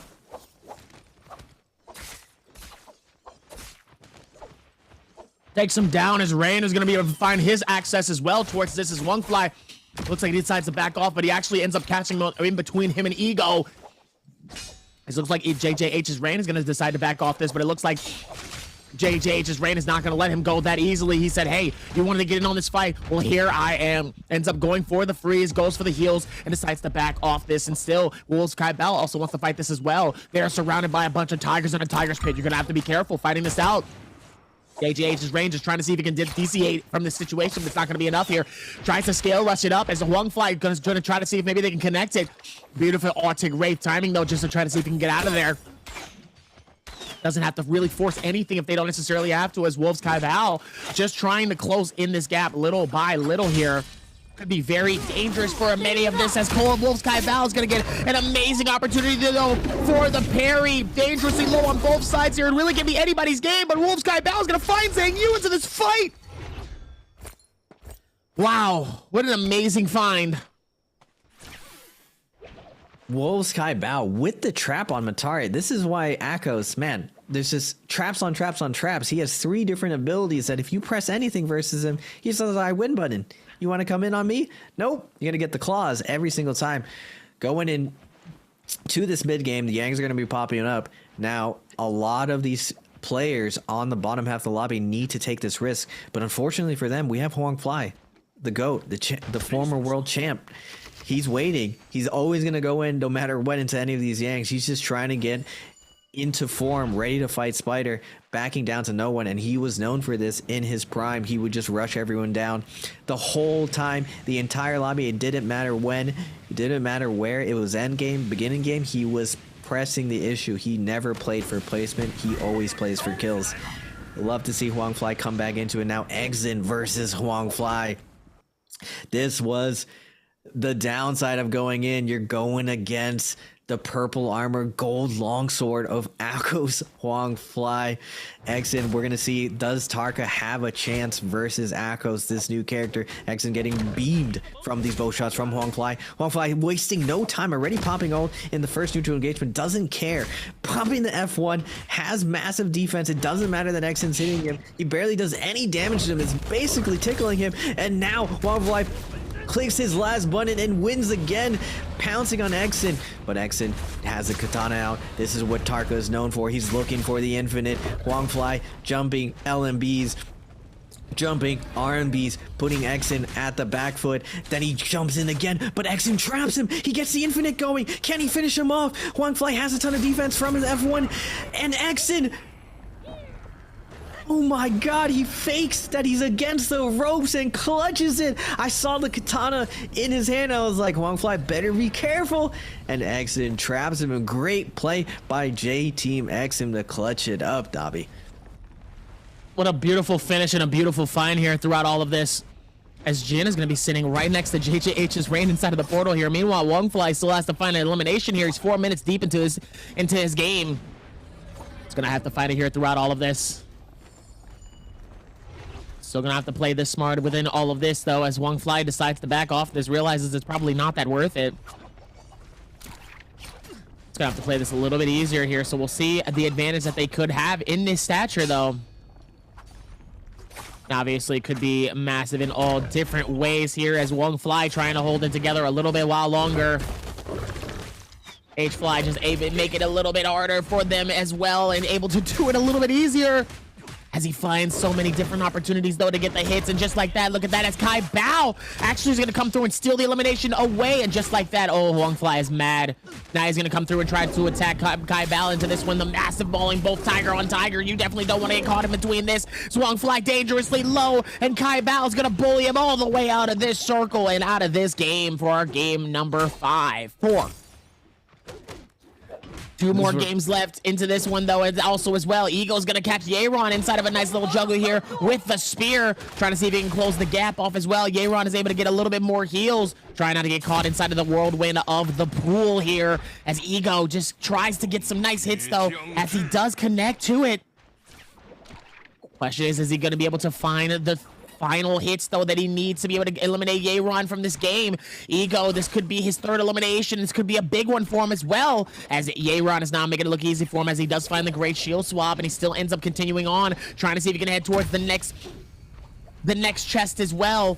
Trying to see if he can find one. He does end up finding a blue shield swap. Yeron playing the game of his life, trying to keep the game alive for himself. Purple shield, a 1 tick for each side here for their shields, as Yeron helps him lose his, and Yeron also gets his loss as well. Dangerously low on each side. Pops the ulti, trying to see if he can get the finish, and he does!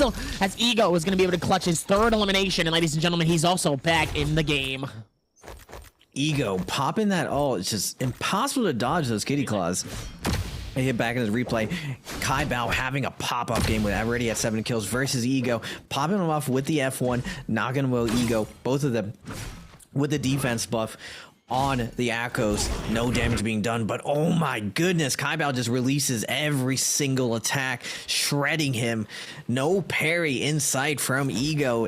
Kai Bao with this gold pulsar are doing a mass amount of damage, and with 4 people left, it looks like Kai Bao is going to have the highest kill game thus far today. he has an opportunity to pass Huang Fly here, taking down Huang Fly. And as I was saying that beforehand, Huang Fly just W keys. Even if it's not good for him, he just keeps attacking, and Kai Bao hard punishes him for the overextension. Kai Bao leaving no room for anyone else in the lobby, knowing that he took down Huang Fly, coming in with this gold pole sword. He says, with Phantom Step and this pole sword doing a massive amount of damage. You see it just chunking Rain's health down. Rain pops off his ult, trying to ice off this cat. Able to use the rooftop of the tower perfectly to sneak in 2 hills. Kai Bao confused of where Rain went. Now Rain at 29.9 points and Ego at 31 points. Cutoff for qualifying is 41 points. They need to have a good game here. One of these players, if they hope to get to the qualifying round, needs to win this round. And once they win this round, they're gonna have a ton of momentum, and sometimes that's all you need in these high pressure situations. It's just a little bit of momentum. Who's going to rise to the occasion though? Is it gonna be JJH Rain? Is it gonna be JL Ego? Who do you think, Dobby? Ego or Rain this round? Who takes it? I think even with all of this though, I definitely think that Ego has been working a little bit harder. I think that he has a very high chance of this one. He's been looking good for a lot of these attributes here, and I think Ego could potentially have it. He just has to be very wary, and he has to know exactly what's happening here towards the very end here. So we'll see kind of how that goes. And I think it'll be a good time. I think Ego potentially has this. I think he's been playing well. I think he's been looking good, and I'm excited to see how we go all the way to the end here. I could not agree more. I believe Ego's going to take it here. He does have 3 kills. Rain has 2. It looks like Rain is playing a little bit nervous in all of this. He's playing solid, but he looks a little bit hesitant versus Ego is getting in there. He's making decisive plays. Going for the gold armor here. This is one of those decisive plays. Even though it's not an attack on someone, he's fighting for things that give him a better chance of winning. He does have that pole sword and that staff, looking for the juicy combo, weapon swap combo. They slightly nerfed it, but it doesn't matter. All the pros have already adjusted their timings, and you're still seeing the weapon swap combos coming out. Now we're seeing everyone consolidate around these buildings. Ego coming in hot, seeing what's what.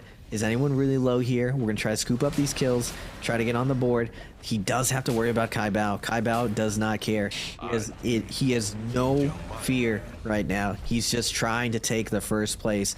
With the extra points going into the final round, first place is coveted, and he wants to make sure that he's playing always to win it. It's not the same going into the season finale. You're not trying to play for qualifiers. You're not trying to just qualify in the final round. This is the final round. You're playing for first place now.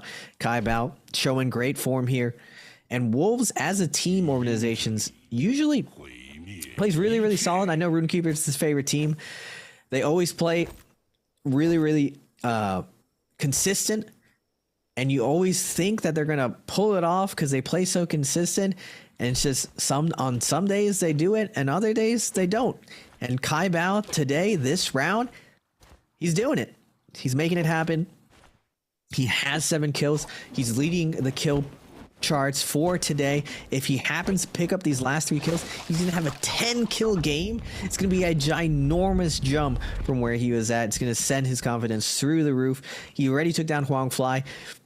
Huang Fly overextending, challenging Kai Bao, and Kai Bao is known as one of the best fighters and in NBPL right now. He's just trying to get in his rhythm, figure out all these counter comping, because right now in the meta with Viper and Akos being thrown in and this Valda, all the pros are trying to make sense of all of it with all of these new abilities, and I'm excited to see what other new things that all these pros are going to do. Right now, Rain, it looks like everyone's want to slow it down, play this endgame out. Surprisingly, on a nighttime day. Normally on these nighttime days, you're seeing everyone just rush each other down with these very, very aggressive players. But it doesn't look like anyone got a really great range shade. Like if someone over here has one of the staggering ranges, like target lock on a bow, where it depletes all of your stamina, like detonating rounds on a pistol where it stun locks you, you're able, or flame breath on a cannon, you're able to get someone lobbied by poking them to death slowly, chipping them away. It does, as I say that though, it does look like someone does have flame breath and they're looking to get this Flame Breath growing. Kaibao does have Assault on his grapple LMBs, putting burn damage on all these. And these two items are going to come in big going into this heal off situation. So when you put burning on one of the players, you're not able to heal, and going into these last hit scenarios where the zone is closing in, you just need to have some type of hit on someone, because the zone is going to do more damage than you can. So when you put a burn damage onto someone, it puts on a damage over time that takes slowly. Kaibao is at 56.3. Alliance Jin is at 43.4 with 1 kill. JL Ego is at 3 kills with 31.3. And Rain is at 2 kills at 29.9. We got a Justina, Akos, Valda, and Akos. If you got to put your money on it, I feel like I know what your answer is going to be, Dami, but I'm going to ask you anyway. Who's taking this endgame? So we have two Akos in this. We have a Valda and we have a Justina. I think Justina, if they play this smart, they could potentially, but it's really hard to stop two powerful Akoses from fighting it out. And obviously, Kaibao has been absolutely running havoc throughout a lot of these games, especially this game in particular. So if I really had to come down to it, I mean, you know, I'm always going to pick my Akos, but at the same time, I got to give a little bit of some faith here to the Valda. But obviously, the Akos is probably going to be one of the biggest bets here, and I'm going to probably guess it will be coming from a Kaibao. His specific Akos coming through to this one, as Kaibao is going to take a little bit of some burn damage here, and we're going to see exactly how they're going to be able to play this one out here. Opportunity can be just as absolutely sweet. Love to see the advantages that they have here. Let's see if they have the opportunity for it as well. There's still a whole lot more happening throughout all of this, though. You never really know the advantages that they can have, as Kaibao is going to be able to push towards this as well. Here we go. Whole lot of activations happening as Jin trying to see if he can find it. Hits trying to see if he can find Jin up top here. Not going to be able to, though. And it looks like he's still going to be able to push towards this one as again. Still going to be able to push right then towards that, as Kaibao ends up catching the elimination onto Jin. 8 eliminations deep, 58.3. This could be massive for Ego, though, and Rain. They do need this. If they both of them end up doing that, and they both end up actually getting rid of Kaibao, they're both going to either receive 3 points or 4 points for their dub, and that's going to be massive, along with their 2 kills from Rain or 3 kills from Ego. So it depends on how this final could finish up here. They both could really gang up and realize that, yo, he's already up there. We could really take this to our advantage here for the third party, but obviously it's going to be a lot harder as JJH actually comes through. Oh man, they might actually listen to me here in this situation here. Both of them dangerously hurt, though, as now Kaibao's going to try to see if he can get the final strike here, as JJH is just trying to dissipate and just get away from us as much as possible, as he ends up getting bullied off of the outside. Eagle's going to catch that next elimination.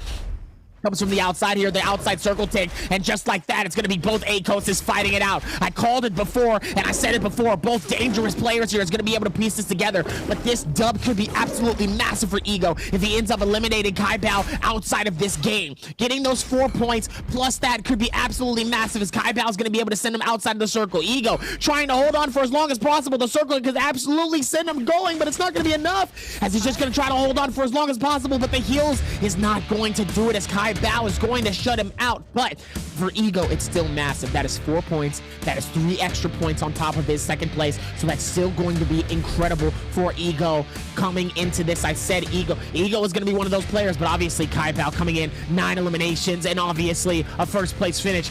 Boy, Kaibao feeling it right now. You love to see it. Kaibao hitting his stride this game. And I was saying, if Kaibao wins this round, it's going to be a massive round. I'm curious to see how many points he's going to get. It's going to be close to 20 with, what was it, 9 kills on his Akos game. Ego doing really well, like you were saying. Use your Dark Horse pick. Showing a lot more confidence than Rain. Rain with that Justina, he tries to make something happen here, but he goes for Kaibao. He needed to go for Ego in that instance, because Ego is his main competition, and he wants to put Ego between him and Kaibao, so Kaibao chooses to focus fire him. Instead, he's the monkey in the middle. He gets focus fired. He gets lobbied by everyone.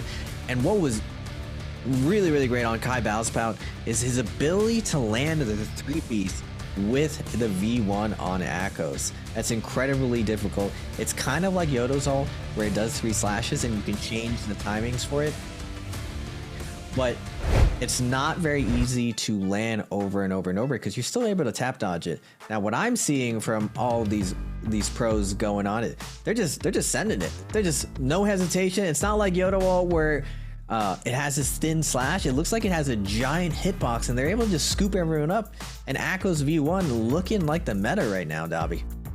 Absolutely, coming into it, you definitely have to be a little bit more wary of what's going on and still paying attention to the amount of madness that could really go down here. There's still a lot to find in many different areas here, and obviously when it comes to Kai Bao is obviously very confident in himself, knowing that he can get that dub, and obviously he did.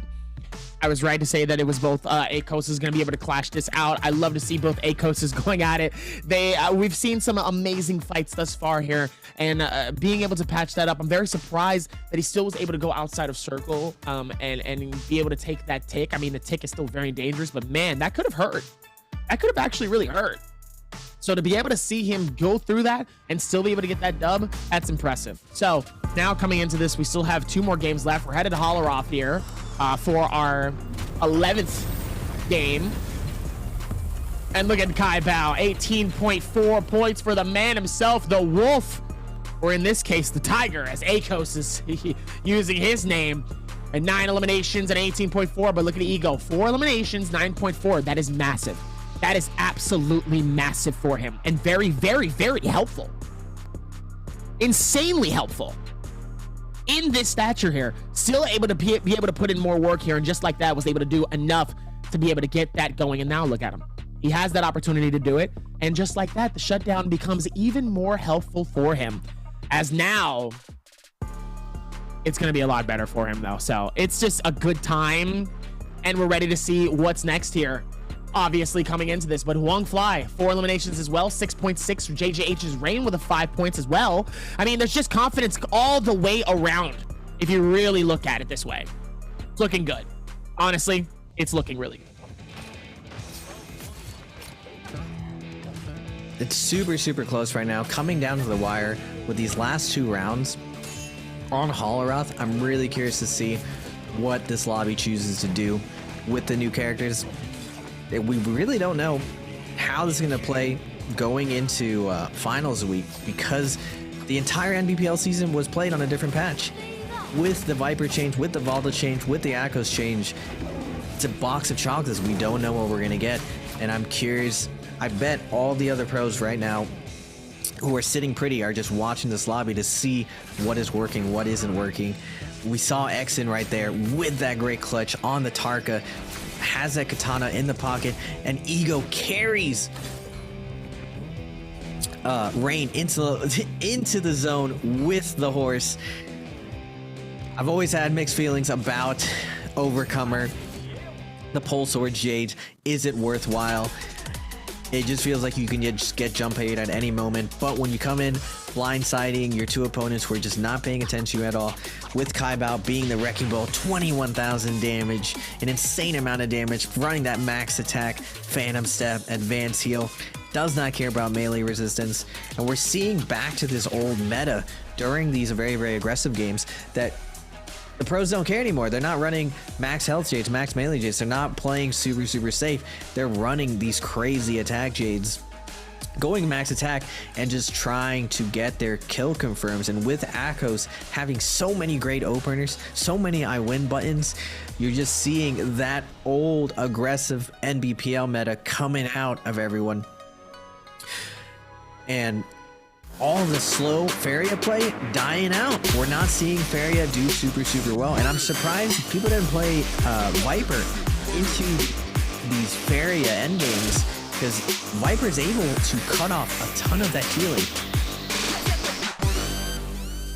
Going into Holleroth throw, Dobby, I am excited to see Railgun. Railgun always pops off on this Holleroth. This is like his map. This round, 5th round, everyone has a particular round that they do super, super well in. What round do you think? What is your favorite round out of the 6 rounds? I think when it comes down to it, though, I think the expectation of it is still a little bit hesitant. But obviously, we still have more to do coming into this game. But before we do that, we'll be right back because we still have 2 more games left. And ladies and gentlemen, we're sending 7 to the finals. We'll be right back. 其实明天我觉得还是有一定的变化的，就是主要是在于，比如说分高的，我们分稳了的人可能会比较摆嘛，或者是总决赛的英雄啊。然后这个时候，如果后面的人就是后期把握住机会，然后就是杀的多一点的话，我觉得是有可能把这个第7、第6名，就是当时的第7、第6名给超了的。所以我觉得肯定是有存在一定变数的，但是应该不会特别多，应该就会只上来1个到2个吧。现在宁红叶这个 F3的版本确实很厉害，他的那个一脚踢的太痛了。唯一的缺点就是他怕被那个怕被集火，就是如果被老6的话就很难受。你像就像牟廷锋这种拉扯能力比较强的，可能玩这种英雄会比较厉害。其他人你比如说我那把宁红叶就是直接0杀然后就0分死了，唯一一把0分，所以这英雄比较两极分化吧，我觉得。Obviously, coming into this one, I mean, still feeling himself in some way, shape, or form here. But for you, though, Kai Bao's feeling that absolute confidence here. And I feel like everybody should be feeling that confidence if I was Kai Bao currently here. So for the other players here, what do they need to do? We're getting closer down to the wire here. It's a little bit scary, a little bit sketchy. What do some of these players need to do if they're really going to see themselves really take that top slot? Fortune favors the bold, Dobby. So what Kai Bao was saying there, Viper is really, really good. It's really, really painful tossing those F3s out.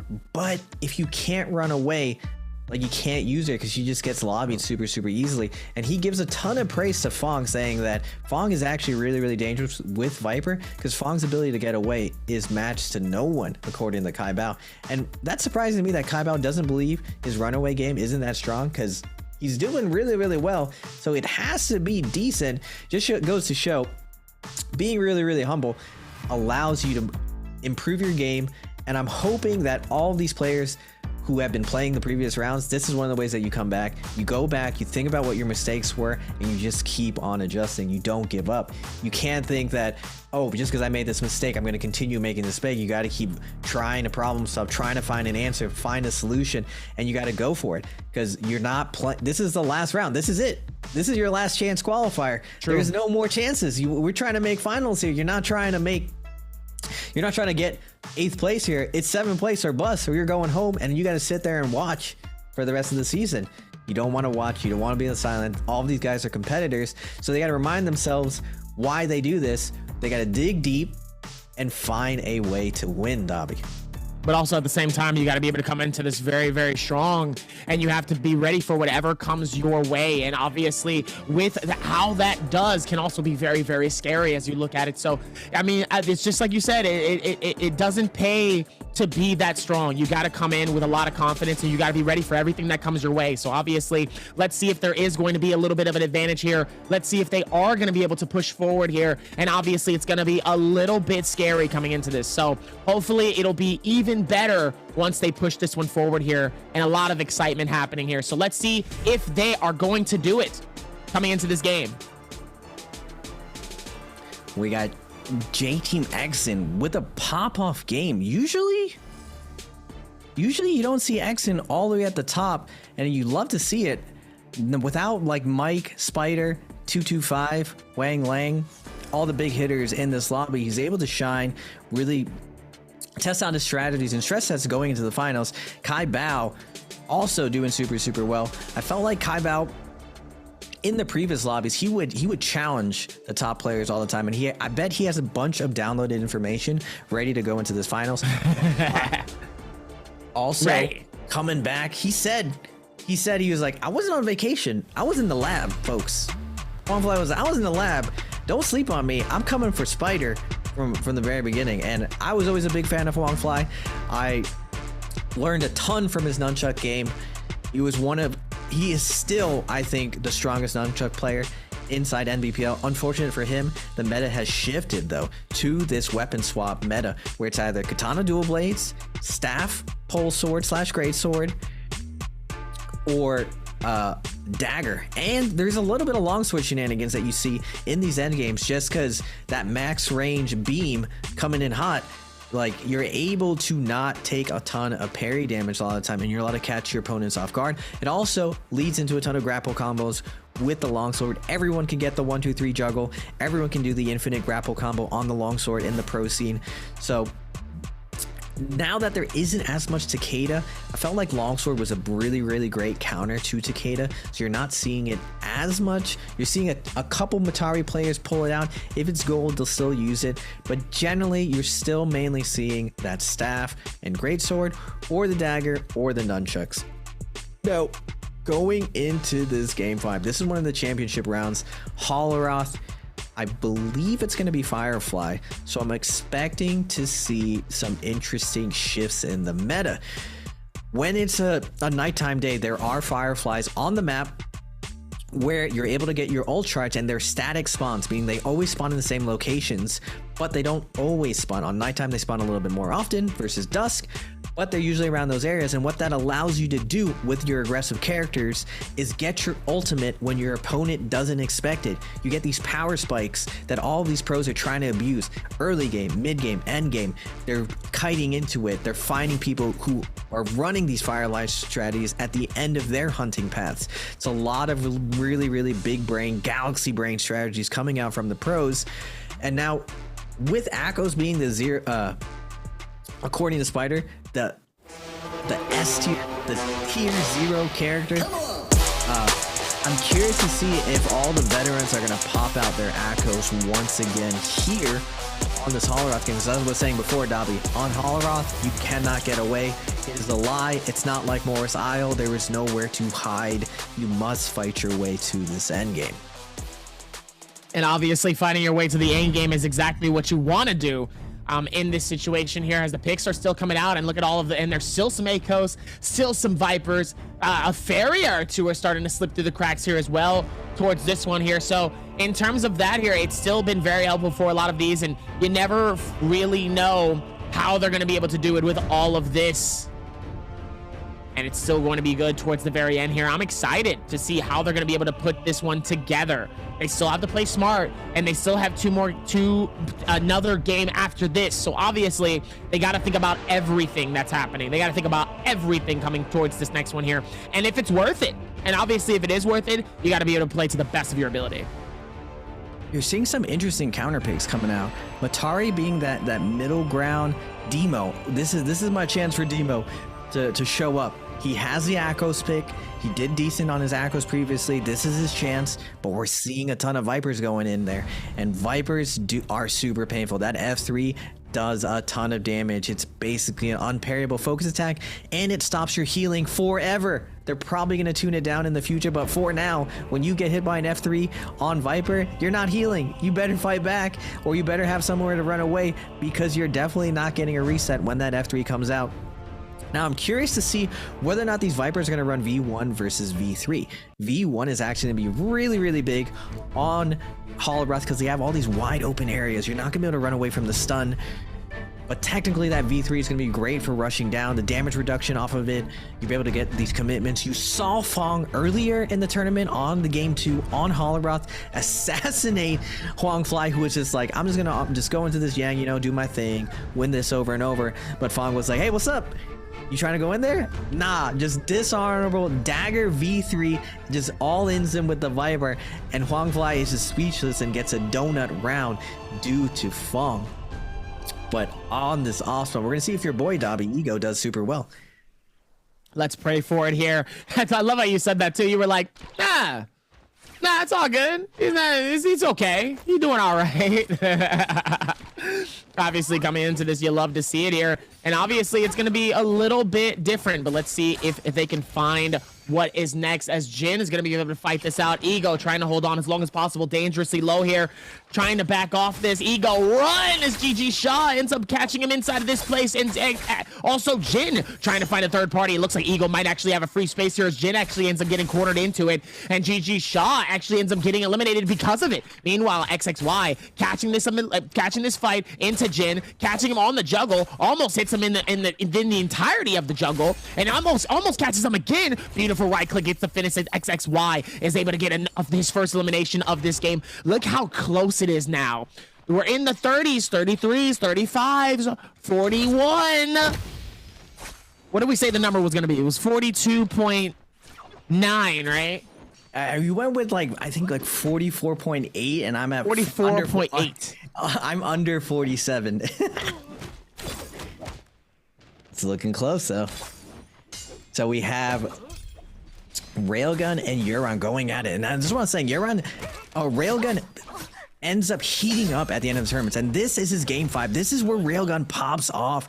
And it looks like he's on Akos. He has the perfect pick to have a great gun here. And he's on the cusp. He's at 36.7. He just needs a little bit more. And it happens every single time. I feel like every single time I cast, I'm casting the drama of TE Railgun coming back. He's at a 23.2% chance of getting in here, making it to finals. But we do have XXY, your other pick, Dobby, going against Ego. Oh, taking down your other pick, though. Ego gets taken down. We have a herd of players going at it. Yong at the bottom of the leaderboard needs to really capitalize on this opportunity, but XXY on the Feria able to back off there, and Yong forced into the ult. Xin though on the Viper, on the Prowl, still has ult up. Yong in a ton of trouble. A ton of pain is going to be coming towards him when J-Team Xin comes out of here with the Viper. He's lurking. He's looking for it. He does have the Katana dual blade weapon swap ready to go, but Kai Bao's joining in the party. You don't want to overcommit here with that Tarka lurking on the background. He's going to go for it anyway. Xin looking to get on the Yong. Oh, and he does get the no ult zone, the 3-ban zone as all of us like to call it. He does pop the F3 out of the light attack. Yong able to pressure him off, and now Xin may become the target of Kai Bao. This is the problem with Viper though. She doesn't have much reset. Once she gets committed, she's all in. She can't make it out, and unfortunately for her, well, the chips are in the middle. It's not going her way. Kai Bao has her against the rope, and now eating that soul blow. Yong comes in trying to pressure Kai Bao, but Kai Bao, one of the best neutrals in Nbpl, has those nunchucks. How are you going to break this neutral? How are you going to get past this LNB, this F trap on the Tarka, this ult on the Tarka? It's just a wall of nonsense to get through. Kai Bao wanted to draw him out into that open area, but we're gonna go to Akos. Demo, our boy Demo. Let's go, Demo. He baits out the V3 on the Feria. Let's go, Demo. Unfortunately for him though, Shaw coming in lurking. Demo spots out the third party and just gets out of there. He knows with this white armor he's going to be turned into the focus fire. Now going back to the old champ, the GOAT, Huang Fly. He already has a gold dagger. He doesn't want to lose this, and both of these neutrals going at it. Huang Fly, Kai Bao, Railgun with the Akos though, coming in hot, full armor. Huang Fly forced to pop the ult, but these buttery rocks getting stuck on all the rocks. I hate rocks so much in NARAKA. The animation lock, the slippery rocks, you just can't move. Huang Fly is going to make it to the platform. He's going to find a lot of room to kite here. Oh, we're out of stamina. Can he break the corner? He does able to break the corner. He should be safe here. He should be able to max range. Scale rush off the ceiling, make it to the other side. Yes, perfect, great. Perfect kiting play from Huang Fly. He's going to be able to max distance, and Kai Bao completely loses him. Great play by Huang Fly. What a veteran play from him. Veteran plays coming through as the best of the best can absolutely be able to put it down the best way that they can, as Zhang Yu is going to be able to use the ankle breaker onto Yoon. Yoon is going to be able to get juggled here by Zhang Yu and be able to get the finish here before hopefully he's able to get inside of the mech here. Has the opportunity, but Zhang Yu actually doesn't take advantage of it. What? Actually insane to see that happen. I actually really thought that he was actually going to push in on it and really keep that going towards all of them though, and be able to get the finish for it though, just to be able to say, hey, GG's, good luck. And just like that, he's gonna be able to go right towards that fight again, on towards Yoon. And And it looks like he's still going to be able to find his way here towards the next space here. Still working towards this. The Zhang Yu actually getting depleted here. Pops the cloud here, and the bubble is going to be able to help him here, but it's not going to be enough as Yun is going to be able to claim the elimination onto this one. But just like that, X-Jin is able to capture his elimination as well and swipes him away as XXY ends up getting eliminated from this game and says GG's to our game number 11. Meanwhile, GG Shaw caught a different excavation. Not looking good for him as he's getting bullied out of the sky here. Looks like he's able to find a nice little spot to reset. Very helpful for him. The aggression is still going strong here, even in Holleroth. Absolutely monumental coming into this game as GG Shaw ends up getting grappled, though. Oh, no, he has to be very, very careful. GG Shaw actually finds the space for him, though. Ego ends up getting a nice little hit on him as well here. Could potentially catch him in a decent area here. Has to be very careful in terms of how he's going to be able to push onwards towards this, and still gets the shutter speed finish. And GG Shaw is going to be able to shut down Ego out of this game as well. Oh, not looking good for my man going into the last game. Struggling. It's looking good for GG Shaw, though. Very, very clean katana play. Good for Shaw, though. From Shaw there. The super clean with the weapon swap and dual plates. Very precise play. Almost no room to breathe for Ego. Just his neutral has to go back to the drawing board. He just gets picked apart by Shaw. But now we're going to see TE Railgun. This is going to be for all the marbles. He's going against the rank 1 right now. Railgun needs to make something happen here. Now he popped out his F1. All of his cooldowns are already down. He does go for the leap, though. This is one of Viper's hardest matchup, Akos, because she doesn't have any breaks here. She able to use her V3 to armor through. Railgun's still going to put on the pressure. Ton of damage reduction. X-Jin only gets a 1-2 off the stagger from that V3. Not able to get much, and now this is a tough part for Viper. What does she do against Akos when she has no cooldowns? She's waiting for this F3 out. Railgun does need to pin him down. She's looking for the LMBs to jump up. He does commit the F1. It's going to be close. He needs to finish this kill right here. Does get the stagger. Oh my goodness. That F2 just does so much damage. And X-Jin does get taken down. This is what I was saying. TE Railgun coming in hot. His game 5. This is where he clutches up. He does take down the #1 player. And he's going to scale up massively from these boxes. These Yang boxes going into the late game are humongous. You get a gold weapon and purple armor from them, setting you up perfectly. You're going to do a massive amount of damage to anyone that hits you, and as long as you don't have blue armor going into the end game, you're not a blueberry, you're pretty much safe to play some placement point. Now GG Shaw on his second life, he's going to be able to take down Yang. This is a perfect opportunity. Yang, not having the best day for himself, goes for the classic 1-2-3 hold. Doesn't trap Shaw, though. Shaw just completely denies that trap. Is like, nah, you know what? No shenanigans here. But you know what I will take is a little bit of this dual blade weapon swap combo. Unfortunately for you, I am V2 Valda. I'm taking no damage. That's my full other health pool. And GG Shaw, this is something awesome about the new Valda change, is you can just risk it all and it doesn't matter. Even if a Tarka's infiniting you on this Valda V2, it doesn't matter. It doesn't do enough damage to you. With the nerfs to Katana, uppercut combo, it doesn't matter. Valda can do fine versus all the touch of deaths that exists right now, as long as she gets that V2 out. So she F3 and immediately ults, and you're just safe. It's kind of like a Faria ult, except it's a little bit more mobile. It hasn't been ironed out, all the details, all the kinks, and you're seeing this fight go on forever, because it's basically a second life. Now that we're on the second life, now the honorable Katana duel, we get the jump parry from Yang, but Shaw still has his F3 up against the ropes, though. Yang knows he has them. He can take a couple more risks here because he still has his gold F up. He's gonna keep throwing one into hold, two. Shaw just overholding this next one. Yang going for the jumper, doesn't get it, keeps going for it though, and Shaw picks up on it and absolutely decimates him, putting him against a wall with that jumping LMB. What a great play from Shaw, reading that trap over and over. And this is something you can't do versus veterans. You cannot match versus them. They will catch you out. Absolutely here, and obviously getting caught out is definitely something you don't want happening to you in the middle of these games here. You have to be very, very careful whenever you're playing this out here and you have the opportunity to. And obviously it's still going to be absolutely massive for some of these players here, as long as they play to their strengths and they play what they need to. Yeron's going to capture another elimination as well with this game. Beautiful shutout though. And now look what happens within this one. Still being able to put that one down as the Aaron. Just under qualification by one singular point. Gonna look good for him, though. He has a massive opportunity here, so he does have to be able to play this smart, though. But opportunity is going to be able to come with him, though. The same with here as we looked at GG Shaw and Demo getting absolutely bullied between both of them.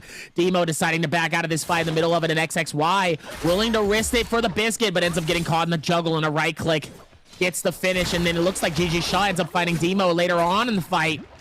And obviously gets the finish, the potential juggle. Catches him on side of a nice little stack of yarn here, but obviously the parry, able to find it, gets the shutout, gets the finish, and says, see you later, buddy.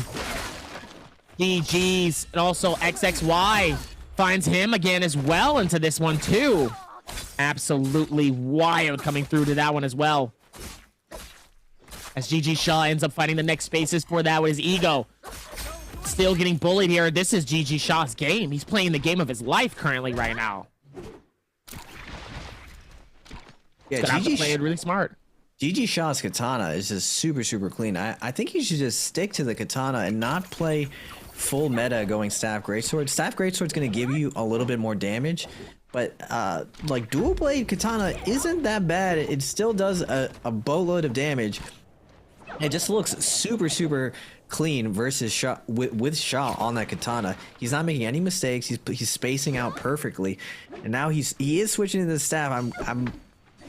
I'm curious to see how clean Shaw's staff is. There's a lot of new tech on staff as far as positioning stuff that you can do that makes it impossible to break. I would equate it to dagger. As more and more players figure it out, right now it's not really known, and Spider is mainly the main player who uses it. Even though all the players are using staff, they're not using it to its maximum ability. We're going to see Kai Bao running that gold dual blades, probably a katana as well, on the Tarka. And this is one of the most dangerous parts of playing Akos. You can get a false sense of security that because you dominate most Tarkas, you think you can just go and take them.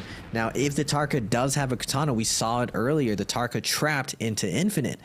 Now, GG Shaw, as I was saying, that he has jabbing on the staff that turns the one charge focus attack into a single hit. It's kind of like velocity on nunchucks, where it sends out this giant focus attack, but you lose a ton of stagger from it. Kai Bao's going to be coming in hot, popping ult immediately, not wasting any time. This is great.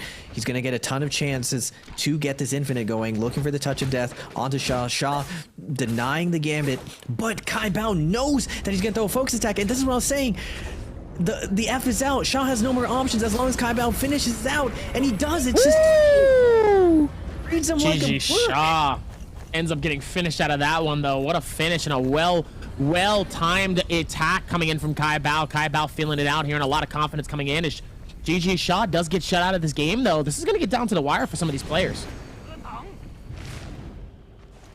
That trap, though, going around the pillar, Dobby, was insane. Like, you don't know what your opponent's going to do, and this is one of the tricks that a lot of these players use, is they go around a corner, and it's just like, what's behind door number 1 or door number 2, and Kai Bao does a very, very sick Tarka play where you, instead of doing a parry, instead of holding blue, you're able to just toss F out and have no consequence to it. It's called an option selection, where you basically put your opponent in a situation where no matter what he chooses, it's a bad option. So the right answer is to choose nothing. Now, unfortunately for him, he chose something, and Kai Bao punishes them hardcore with the uppercut combo. I saw Casper do this in tournament as well, showing that even though Tarka has received massive nerfs, he still has a place in the meta. He still can make you suffer in that katana and infinite. So all of the old meta where all these Tarkas were just jumping R&B, they're turning into these frogs, like that is a thing of the past. It's back to that old katana Tarka meta with dagger.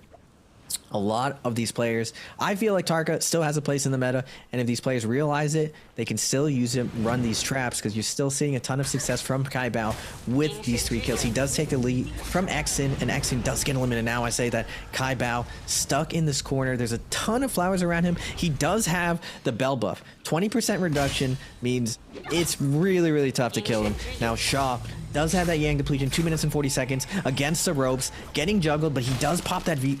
He has V3 popped on him.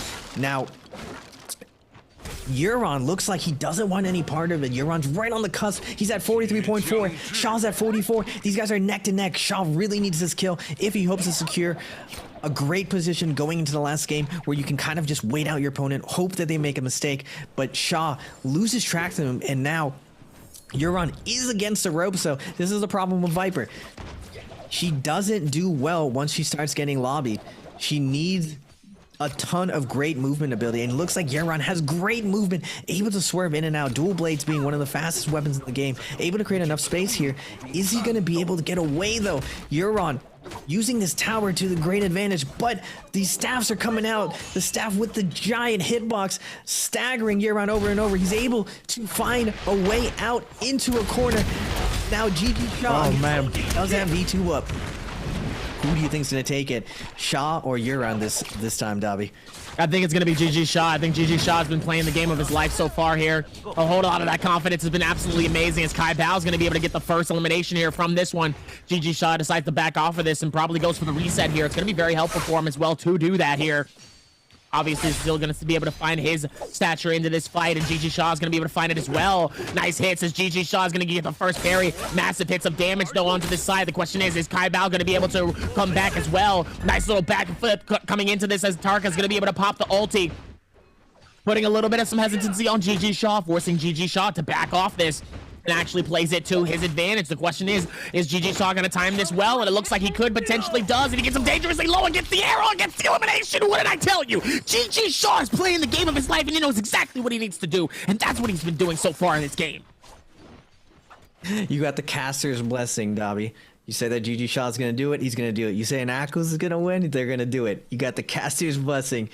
I've just been hitting it. I've just been hitting the mark tonight. I don't know what's going on right now, but I am on fire. Somebody put me out. I didn't even realize Shang Yu is on the zipping in this lobby of death. Like, everything is hunting him here. He's gonna be able to use his F to heal himself over and over and get a reset. He does have these buildings to save himself, and we see our boy TE Railgun going crazy. Like I was saying, he is at 4 kills. He is on the cusp as well. This is a clutch round on the Akos. He just needs to slow it down a little bit. There's only 5 people left. He needs to play these placement points and get this fatty multiplier. He can just like run and third party these situations, but it looks like he's coming in hot right here. Shaw was able to pick up that kill on Ego. He has a gold katana, and I think this is Shaw's, like, if he goes back and VOD reviews this, I feel like if he reflects on this, his katana play is absolutely awesome. Even though it's not the best meta weapon right now, I feel like in these ISO fights where he's trying to get the advantage, he could start out with katana and maybe weapon swap with dual blade to find those openings. But I feel like if you just play solid with a katana, unless it's versus dagger, it's gonna be his best bet. Now, a random Moonbane spawns here, and if I'm these players, I'm getting out of here. We're not just tossing it. Oh my goodness, Railgun almost gets hit by the Moonbanes, and if you don't respect those Moonbanes in endgame, I finally died to one in a tournament. It's never happened before. You can just get 3-pieced out of nowhere, just a full family meal from the dragon above. He's just like, hey, where you going? You want to catch some of these hands? And he just hits you with his hot, nasty breath, hits you with the 3-piece, and takes you down. Now, Shang Yu, doing a little bit of that Wang Lang strategy, running the zipping on a nighttime day and going for that gold armor. This is putting him in a great position to win this. I'm wondering, he's actually max attack though. He's not even going max health. So he has like Wang Lang's playbook in there. Not all of it though. He's going max attack. I'm sure some of his attack jades here though do benefit him on his weapon. And we're back to Shaw. So we got, I'm wondering who is left. We got Huang Fly as a blueberry running around with that blue armor, but I think Huang Fly is on Matari, and with this endgame in Tang, Matari survives using all these buildings, able to have a ton of space to kite over and over, but he's probably going to get targeted. He's my first person I think is going to get taken down. So let's play another game here, Dobby. Who do you think is going to go down next? Currently, S-Rail has been absolutely struggling here, so I'm going to give it up. I'm sorry. I love S-Rail. I think S-Rail's gameplay has been really good so far, but I do think that it is going to be his time, as GG Shaw should be able to capture this elimination. It's a little late for it necessarily, so I'm not going to necessarily count it as that, but oh my goodness, hold on. Ezreal absolutely just destroys GG Shaw in seconds here, and absolutely my quest for hopefully world domination actually dwindles in between this actual call out. I was not expecting that. Meanwhile, Ezreal ends up getting chased by Zenyu. Zenyu actually has an amazing opportunity here to capture this elimination and get the finish here. Gold shield on his body, catches him on the wall. The ulti comes out, captures, and also pops the bubble as well, as Ezreal's going to be able to go for the reset here, but Zenyu actually is not going to allow him to do that. He's not going to let him rest. There are 5 players all at this 42 to 46 points mark. GG Shaw, OC Shangyu, Alliance Jin, who is down right now, but EWG Yeron and Rail, they're both in it. They're all right on the cusp. They're all fighting going into this last game. There's going to be a ton of drama. We don't know who's going to make it. No one's spot is secure here. There are 6 players who can all deny each other and make it in, qualifying into the final run. Railgun is against the ropes. I was told him he should be playing this slow. He has so many kills. He can get a fatty multiplier if he just plays this slow, but he gets assassinated by Euron, the one person he really doesn't want to die to, and he gets pushed out of the top. Euron secures place 7 with that Viper F3. Coming in hot with the gold nunchucks. That F3 is doing like almost 600 damage. It's so much damage when you got a gold weapon and you have max attack with the new F3 Viper. Now going into this endgame, we have Huangfly on Matari, GG Shaw on Valda, OC Shangyu on Zipping, and we have EWG Euron on Viper. Who is going to take this? Now, I've always said this, on paper, Valda should take this, but she always gets focus fired. She just very much so. Very much so. Who do you think is going to take this one? How do you get out of a focus fire, though? That's the real question here. How do you get out of it? There's 2 main strategies, right? When you're trying to get out of focus fire. There's the wardrobe change. We're talking about wardrobe change. You got hot wardrobe on today, Tommy, looking fly. Appreciate you. You know what I'm saying? Yeah, but you just switch weapons. We call it the wardrobe change. Now, normally in order to pull a wardrobe change, you have to be the same character. It's not going to work in this instance. There's 4 players. So what you're trying to do here is get someone else focus fired before you get focus fired. Start hitting them with that range. Start peppering them. You don't need to commit. You don't need to swing. You just need to sit in front of them. And we call it cracking. When you sit in front of me, do you crack? Do you do something silly and get yourself exposed and just take a free hit? This is what a ton of really good players do. Whether or not you're composed under pressure. They stare you in the eyes. Are you about that? Are you that guy? And if you're not that guy, you're the one that's getting lobbied. Interesting observation here if you really think about it, though, towards this one, because I know obviously trying to put that one down as well here as we look at Kai Bao, who ends up getting eliminated by S-Rail. S-Rail also playing the game of his life as well here. He's just below qualification, so he could also pop off as well into this game here, and this could be absolutely massive for him as he has a bullying action. The question is, does he bully him before the ulti comes out? No, it doesn't look like it, but he is able to get that reset, and that's the beautiful thing about Akos. He doesn't necessarily sit into it. Meanwhile, 4 players alive still in this small circle. Zenyu, Wongfly, GG Shaw, and I don't even know where the 4th is. Is it Kai Bao? No, it's Yeron. EWG's Yeron. That really could have been anybody's fight in that moment there. I got a little bit nervous. I was like, I don't know exactly how this is going to work here, but we'll see how it goes here. All of these guys are right on the cups. They're 7, 6, and 5th too. 45 and 47. They know how important this round is. And it's coming down to this weird building situation. When you play these end games and there's a ton of buildings or just verticality, meaning just multiple layers. There's 1-story, 2-story, 3-story, which level are we on? You're able to get in a situation where if no one wants a hard commit, no one wants to grief their game, you're running into the situation where now Valda's going to win this. Now Zipping will win these situations if you let it go there. So Euron and Huangfly need to make a move here. They need to have like a gentleman's agreement where like, hey, we're both going to lose this here. So we should take someone out. Now, I'm really curious because I've never seen an endgame with the new change to this Viper, she's able to stop the healing of everyone. And as I say that, Huang Fly going in, coming in hot, already pressuring the zipping. They're gonna get him out of here. Xiao gets pushed into the zone, and this is the chaos that Matari and Viper want. They want everyone to hard commit around them. They want these players to pop out their ults so they can't win the zone situation, and they get it and they back off. Nice. Now everything is even. Everyone's back to a default character essentially. No ults are on deck. Now, the only ult left on deck is actually Euron. He still has this Viper ult, and he has a purple pulse sword with that double charge overcomer.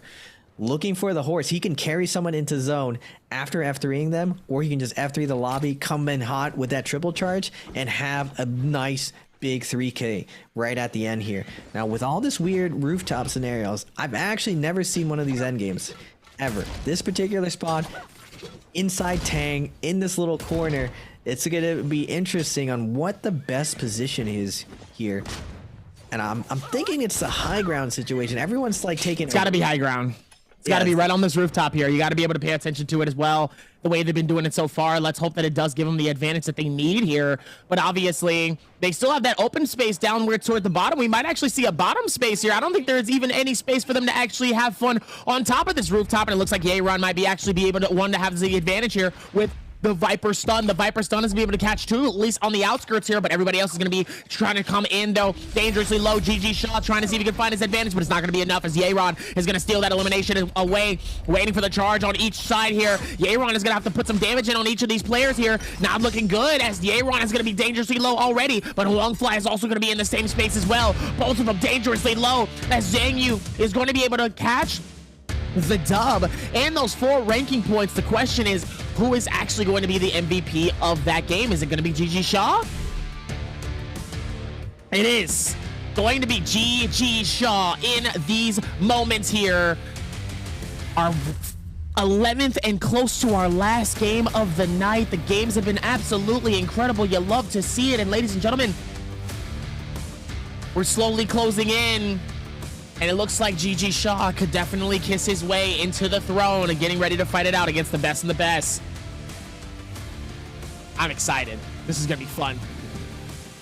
This last round is going to be super dramatic. There's so many players right on this cusp. Railgun, Shaw, Euron, all within striking distance of each other. They're going to be looking at each other's in the kill feed, being like, did he die? Did he not die? Where are we at in there? I don't believe your coach is allowed to talk to you while you're playing in game. It's all on you. So a lot of this, from our perspective, we see everything going down, but as a player, boots on the ground, like, it is super stressful trying to figure out whether or not you need to put your foot on the gas or back off. There's usually 2 philosophies you want to do going into a switching situation like this. Either you want to wait until your opponents fold, like you just play it solid, you run your normal default strategy, or you play it very, very risky, where you're just like, all right, I want to put the pressure on my opponents, because when they see my name in the kill feed, when I get my game going, I'm leaving it out all on the table, because there is a chance if you play slow that you won't find anyone later on. Maybe the kills just never come, just because you didn't seize your chance. Like, you didn't put your destiny in your own hands. You let it come down to luck. So it's kind of hard to say which strategy you should use in this situation. Well, knowing that we're down to the wire at this point, it is end zone territory. I think a lot of people, and this is the problem though, a lot of people are going to have to not use ACOs. Some of them have already used up the most of their ACOs. That's true. So, what's the second best? Do we go with Farias? Yeah. Do we go with... Really? That's what daytime Morris has been about, that Faria.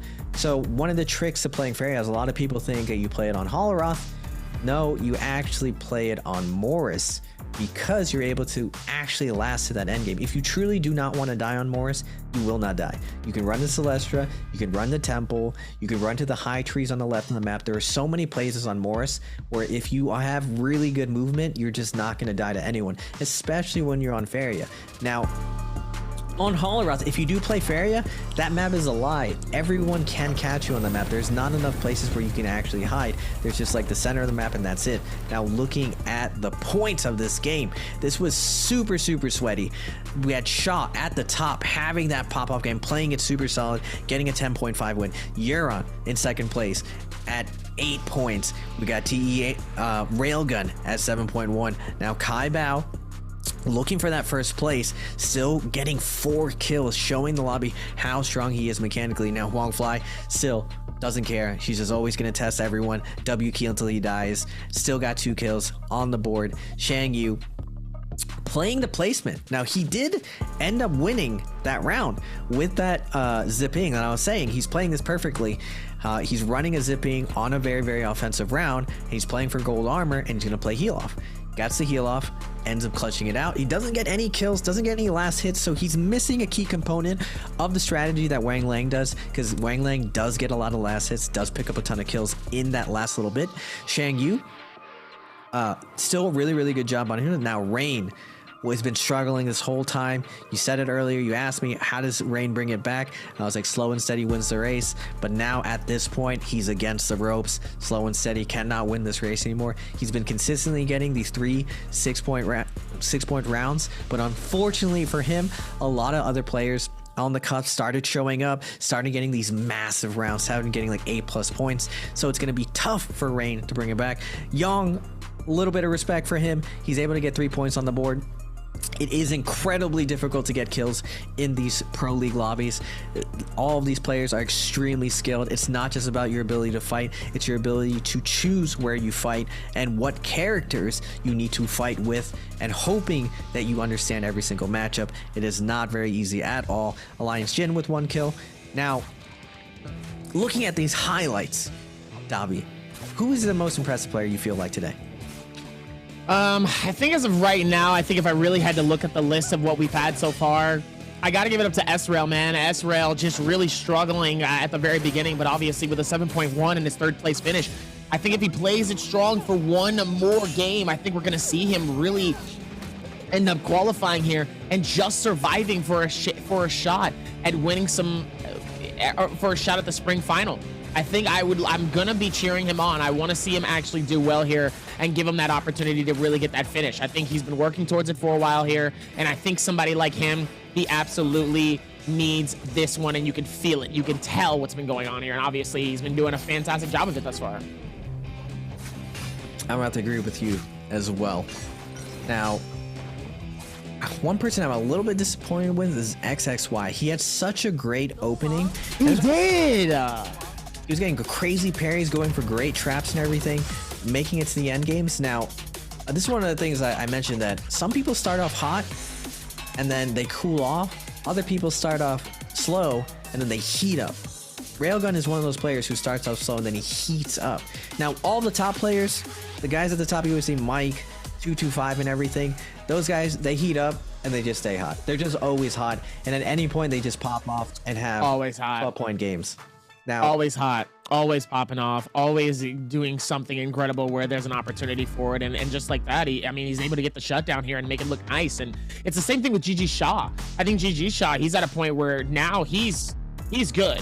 He doesn't need to actually worry about too much at this point. Even with this last game, he can totally throw this game on and be like, well, I'll see you guys at the finals. I'm done. I'll see you guys later. So even with that one though, I'm also gonna wave as well, and we're gonna say goodbye.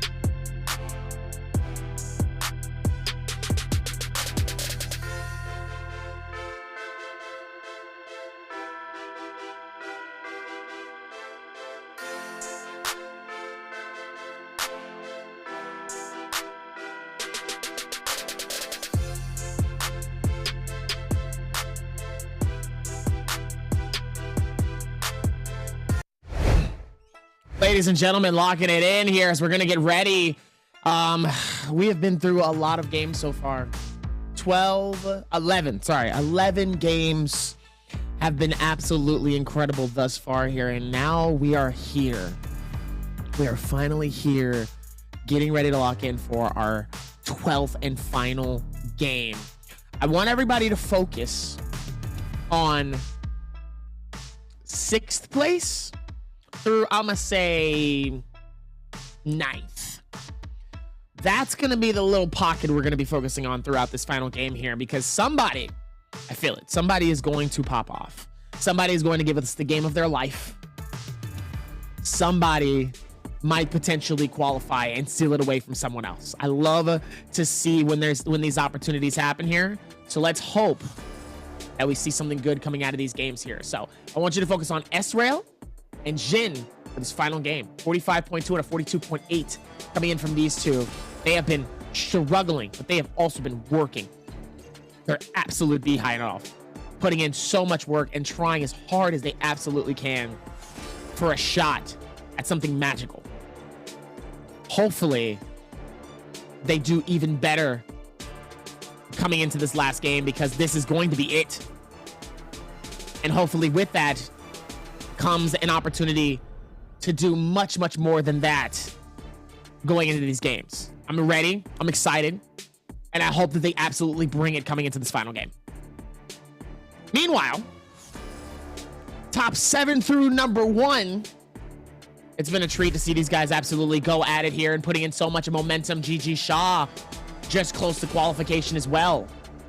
But he's also still on the chopping block. The same with Zhang Yu and Yeron. We can watch these 3 players lose it right here in this final game. They have to hold it strong just so they can qualify it. So this is where things get scary. And boy, am I excited. If you had to pick the favorite out of these 4, Yeron, Zhang Yu, Shaw, Railgun, who do you think's holding it down? I'm gonna go with my boy Railgun. He always clutches it up here. He's always in that dramatic point where he manages to get over the finish line, getting that 7th place. He's always the bubble boy, right on the bubble. Bubble boy, bubble boy, bubble boy. Absolutely insane coming through towards it. So let's see the advantages that we could see coming into this. But yes, you've been asking me questions all night. What would you like to see absolutely pop off here in this final game? To be honest, I want to see more Huang Fly. I want to see what he's worked on. Yeah. I want to see. I mean, the thing is, a lot of these top players, once you secure the bag, you don't want to reveal any tech, especially going into a very, very competitive lobby. You want to have as many aces up your sleeves, as many tricks to the trade. But I'm hoping we get a glimpse of what that's going to look like. Him working on the ladder, going back to the lab, having this refresh outlook on the game. Like, you see it on the camera. You see his body language. Like, Huang Fly is here. He's happy to play the game. He's happy to be here competing again. And he's going to represent Bauda to the best of his ability. Hopefully we see him back at the top. We're going to see like the juggernauts go at it again. Mike, 225, Spider, Huang Fly. I'm really excited to see it. And now if we have Kai Bao finally transcend, I know throughout the seasons he's been challenging the top players. He's been taking those Yang duels, sort of feeling it out, not super hard committing, not going in every single time. Like Fong and Wang Lang are kind of like those players as well. They do really sneaky stuff. They go into Yang, the second Yang. They only go into Yang on certain maps. There's a lot of sneaky stuff that they do as far as their character picks and this counter play. So I feel like the most interesting things I've seen today have been really from Fong and Huang Fly. Coming back to the game, Huang Fly showing what the really, really strong neutral, so really strong options are on Akros, and Fong showing his innovation again, running weird Justina plays on Feria Day. Now we're going into this like last daytime, and my prediction is we're gonna see a ton of defensive characters coming out, but I believe the veterans are going to hunt these defensive options.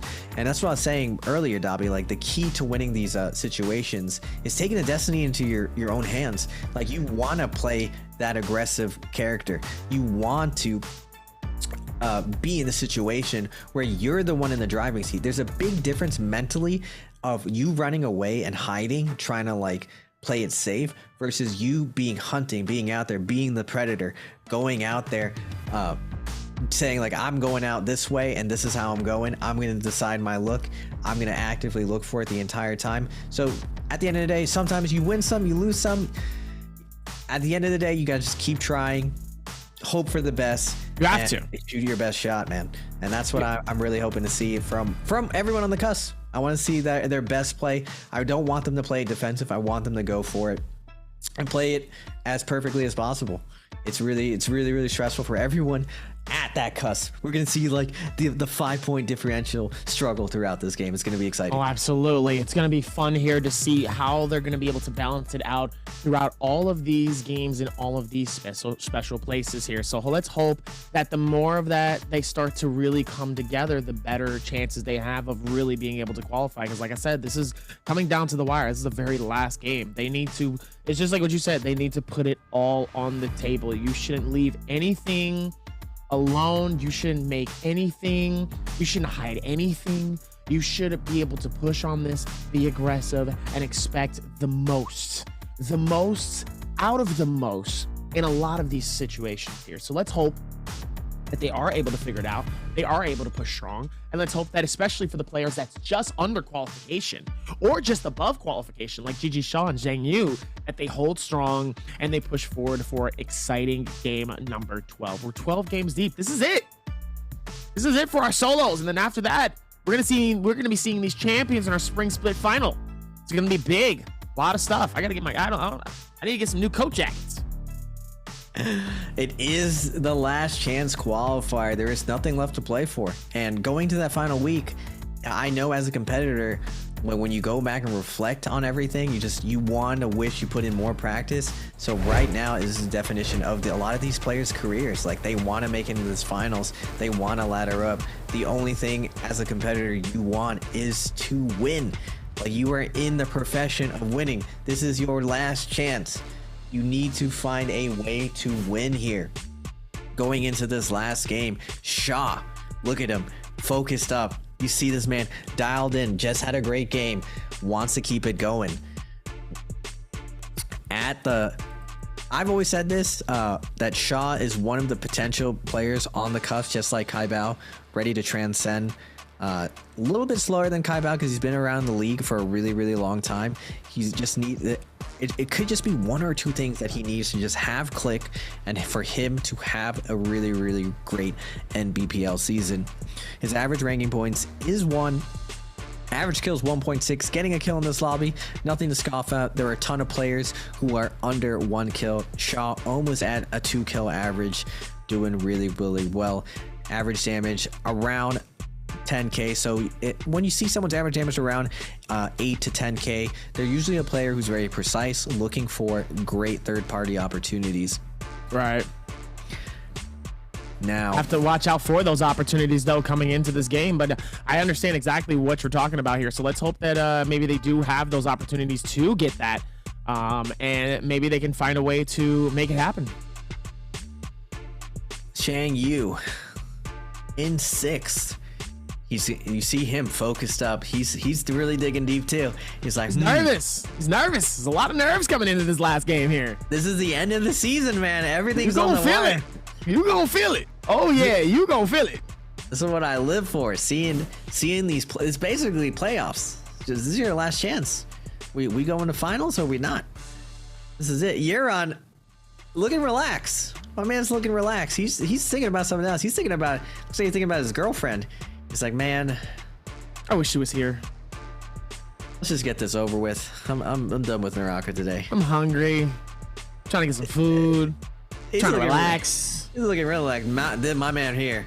Railgun looking stressed. He's looking real stressed. He's thinking about like, all right, I really dialed in these strategies. Oh, is it gonna work though? This is like, why does this always happen? I'm always like the bubble boy. I'm always in 7th place. I just play faster in the beginning or something. But like, whatever, we're right here. We got to clutch it up. He looks like he has a plan ready to go. Now, Jin, looking relaxed too. Generally runs the same type of gameplay all the time. He plays these end games perfectly. Kind of like a budding Wang Lang. Tries to really play placement super heavily. Looks for those last hit kills in end game. Looks for the third party opportunities. And when you play that play style, it's less stressful because you don't have to be super precise as far as like your micro ability, your mechanics. You're just looking to make overall solid decisions throughout the game and really play out your end games. Now going into this daytime, Morris. I'm curious to see if my prediction is right about these veteran players versus the newer players. Veterans going aggressive, newer players gonna try to play this defensively. Let's see it. Question is how defensive are they going to be in this final game? As we do see 2 ACOSs locked in, we see a fair share of Valdas here. Zhang Yu, Rain, Yun, Yeran, all gonna lock it in. It looks like we have a solo Viper as well coming in from KLA's Fang. You see a Tarka lock from XXY and S-Rail. Looks like we're seeing 1 Zipping, 1 Justina. We gotta point this out. We got Huang Fly, the world champions, a world's champion running the Kurumi on his last game. I mean, I was talking defensive play. I don't know about Kurumi. I know they just changed one of her abilities. So now one of her ults, her V3, allows her to break out of stun. So maybe she becomes another Zipping, but Zipping's F is just so useful in like neutral engagements. Down Demo, you see him on Yodo, kind of off meta at this point as far as the defense. But Fong, like I was saying, a lot of the veterans going the offensive choices. Kai Bao on the Justino, offensive. Who else is one of the veterans here? Railgun on the Tarka, and he's my pick to get through. He has to clutch it up, but he's on the Tarka. He's gonna have to have some solid play, and Rain, Yong are on the Valdas. There's 4 Valdas in the lobby, so this is not ideal for a Tarka. Now, if you're a really strong Tarka, if you're one of the true Tarkas, you can clutch it up. A lot of the OG Tarkas and NA cast were showing that it's still possible. Obviously, where we're landing is going to be a little different too. S-Rail is going to be in the center of Celestial by himself. Definitely a little bit of some spreads here in certain situations. XXY is going to be a little bit more to his left. Meanwhile, Zhang Yu and Huang Fly is going to be finding it on Sunwing's Rest by themselves. Don't really have to worry about a third party too often. Meanwhile, on this right side here near Wayne Shrine is going to be, it looks like that's going to be Ego and JJH's Rain. On that other side, it looks like Gigi Shaw is going to be also near XXY as well. Meanwhile, there's 3 players heading towards Icelet Crater and Victim's Haven, so it's going to be a decent spread here, but some of them are definitely focused on trying to get to the very bottom here as Gigi Shaw's just trying to hit all the way down. It took him 3 times, but he was able to do it. And obviously, he's going to start off really strong here. He's going to see if he can find something, though. Doesn't look like he's found any shield. Meanwhile, XXY, very similar situation here. And XXN already has 1 elimination. He eliminated Fang. You like to see it? Already gets an elimination, his first blood of this game. And so far, it's from him. Meanwhile, okay, so here's the difference. S-Rail needs a total of, it looks, he's at 17%. His percentage of actually qualifying is still very slim. He needs to be able to get rid of Jin. Shaw's just getting absolutely bullied here currently in this final game as Demo is just trying to find any sort of eliminations here throughout this final game as Gigi Shaw is going to be able to back off here and trying to scale rush as best as possible. XXY following suit, wondering what's going on here. Decides he wants to join in on the party as well, causing some issues particularly. Let's see if maybe they can find suit on what they can also do as well here.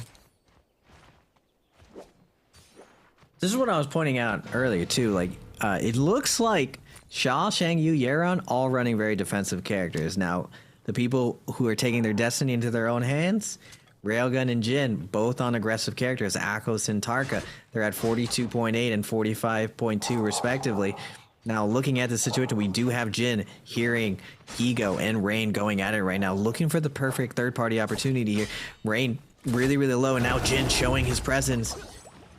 coming in with the katana, looking for the focus attack, trying to pick off Rain, but Rain gets the double hold with the nunchucks, able to juggle his opponent. He's just looking for a kill. He doesn't really care about his own life, and because of that, he gets taken down. Now Ego at 1 HP. Jin about to get 2 kills right here. This is not very good for Shao, Shangyu, and Yeron. You don't want to see this in the kill feed. They're going to be shaking in their boots with Jin getting kills on the board versus Ego.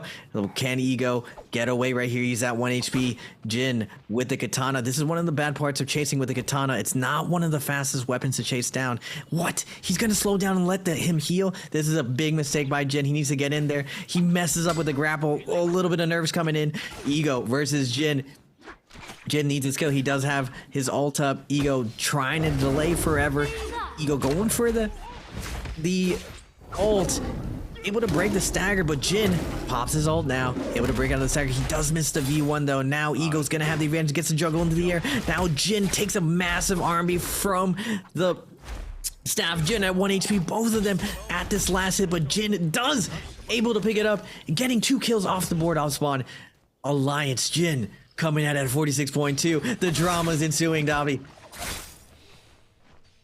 What an absolutely insane finish coming in from all of these games thus far here. Still trying to see if they can find any extra bits to be able to work towards this as he is finding the next bit as Yeron ends up getting caught in a bad situation here.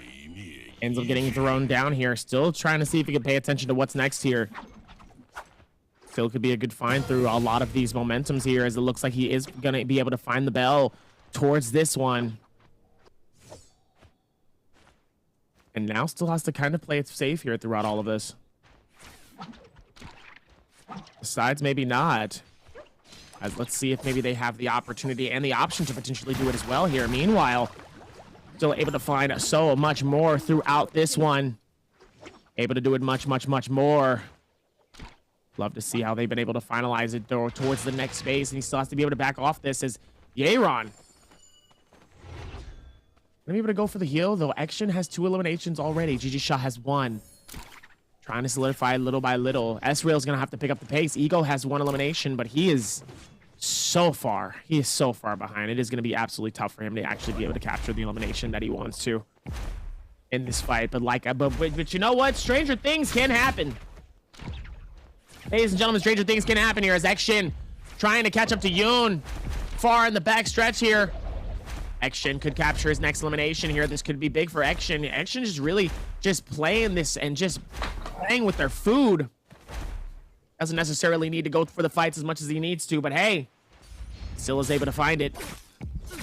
Action able to play to his advantage here as Yoon is going to be able to catch Action out in the air open. Beautiful right click is going to be able to find it as well, making him dangerously low, pushing him from the outskirts of the circle here, forcing Action to be able to go for the heal here, but at least it puts him off his back here. Goes for the shield, waiting to come back, and it looks like Action is ready for round 2. Dangerously low is going to be able to pop the bubble, catches him in the next stretch, sends him on the outside, catches the juggle, but misses the katana. Oh, that could have been big for Yeon, but sadly won't be able to find it as the third party jumps in. Here comes Kaibao. Gonna be a nice little thorn here. Could be massive for him to get that free elimination for him. He's already up in the lead. Gets the parry. Gets the hits from the spear here. Question is, does he get him from the other ones? No, he doesn't. Kaibao dangerously low, and so is Action. Action able to somehow find the heal, and Action catches the elimination onto Kaibao, and Kaibao is out of this game. What a crazy clutch coming up from J-Team XJid at 4 kills. It was Huangfly, Kaibao, and Action all fighting for that first place. And now Kaibao's reign will be taken down, and Action retakes the lead. He was in third before. Huangfly is still in on the Karumi, though. At 0 kills, playing for this endgame. I'm really curious to see how Huangfly does on this Karumi. Now we have Fong and Shangyu in Sunwing going at it. Shangyu does get knocked off by the F3 on Viper. Shangyu is like, wait a second, that's a Viper with F3? I gotta be careful here. But Fong saying like, yeah, you done goof. I got my trusty old dagger. I'm on Viper, and we all in. Fong has nothing to lose here. He's just looking for kills. This is just a formality for him. He really needs a pop-off game in order to get to the next level. Euron has really no chance of passing him. So in order for him to ladder up to get a little bit more points going into finals, he's just going to go for these kills. And unfortunately for Shang Yu, you are one of those kills. You are in the way. Shang Yu poked the wrong bear. Now there are poison mushrooms all around. He does get the staff though. That massive reach with the staff coming in huge. But Fong able to space out perfectly. Shang Yu with the blind focus attack, betting it all. Fong not known for being one of the pairs, but like I said before, that F3 makes everyone shake in their boots. Giant hit from the F3. Fong does a massive amount of damage. Now we got Jin inside the Yang. This is what I meant, putting his destiny all on the line. He is unfortunately fighting against the #1 player again. This is what it comes down to. If you want to make it to the finals, you gotta beat the very best. If you want to be the best, you gotta beat everyone. Oh, no, he's not able to do it. Team X Zid keeps his reign going. Now, our boy's not out yet. It is Yang. He got the 4-minute buff. We call it, it's not Yang depletion. It's a Yang buff. All it just means is we got to get a kill in 4 minutes. We're going for it now. Now we have Euron on that Valda, playing it safe. He just has to hold the line. Hold the line. But now Railgun fighting XXY. XXY having a really strong early game. But this is late game. This is late in term. This is where Railgun shines. And with that, he gets the jumping enemy and yoinks the kill. Keeping his reign going, still staying competitive, looking for the Bubble Boy himself, getting that 7th place, but he's running into Fong, and Fong gets a big parry, and Rail gets taken down. But fortunately, he still has the buff. He's still gonna have a second life. It's not a big deal. And now Jin on that Yang depletion. He does need to get this kill. He does find Fong. This is Viper's only weakness. Getting lobbied, getting chased down, and Fong's gonna fight his way back. And the F3 deletes the armor already. The ult is out. No more cooldowns. Jin cannot pop his ult, and Fong's gonna get the Ellen beats. Not enough to do enough damage. He's gonna pop V1, gonna zone out Fong, but Fong perfectly dodges all of it, denying any type of siphon from it. And this is a scary part with Akos. You have Viper with the potential F3 at any moment. It's going to come out. It's going to be a free focus attack that you can't do anything to. All you can do is really try to iframe it by dodging it. But now someone else is hitting Jin, and Jin's getting bowed in the back. All of his armor is deleted. Now Fong is going to get that F. But Ego yoinks the kill. Ego comes out of left field. Ego still wants a chance. He believes he can get 11 more points. He's at 3 kills already on this Matari. He needs a lobby wipe in order to catch up. Railgun at 45. It's moving. The bar is moving. I think I said under 47. We're at 48.4. Unfortunately, it actually went a little bit higher with how much aggression is in this lobby, Dobby. I know we're talking about the drama of who's going to qualify right now. It's Railgun or Ego. Who do you think is going to be able to get over this line? Can Railgun make it? Can he be the Bubble Boy again? Is Ego going to have a pop-off game? If you had to put your money on, who you putting it on, Dobby? Oh, this is going to be a tough one here. I mean, obviously, the way that they've been playing here has been absolutely incredible, but still, I mean, you still have to take a guess on who it could be here, and obviously, it's going to be a lot harder with everything coming through as Ego holding it strongly. What did you say the picks were again? You said S-Rail. S-Rail or Ego. That 46.4. It's gonna be S-Rail because S-Rail has the much higher opportunity here, and this is big. Zhang Yu is eliminated. Jin is eliminated. S-Rail just needs to stay alive. In this moment right now, all he needs to do is get a placement point, maybe 1 or 2 eliminations, and just like that, S-Rail has officially qualified for the Spring Split Finals. Coming through with this one, though, Ego is a little too far. He's going to have a massive pop-off game here of at least maybe more than 7 kills in order for him to really see himself in this space. Meanwhile, all he needs is a few, as Ego is just trying to hold on to a little while longer here, past the no ult zone, trying to make it a lot harder for him to be able to catch anything on towards it. And he has to be careful, as now he ends up getting caught here. Action is not going to let Ego go, as Ego's going to have to do the disappearing act. Maybe try to see if he can back off this, but it's not going to be enough. He's just pressuring him and just bullying him into a corner here, and it's not going to be enough, as the circle's going to be able to take the end of Ego's journey out of this game. That is going to be a GG's for him, and just like that, it is all up to S-Rail. Unfortunately, as you were covering that, Ezreal got taken down at the same time, so both their tournaments are over, bro. Dude, no way. Railgun. He's at 47.1. He's literally 1.3 away, just a point away. All he needed to do survive, like you were saying, Davi. He just needed to hold the line, and he risks it all right here. I'm guessing he fights Euron.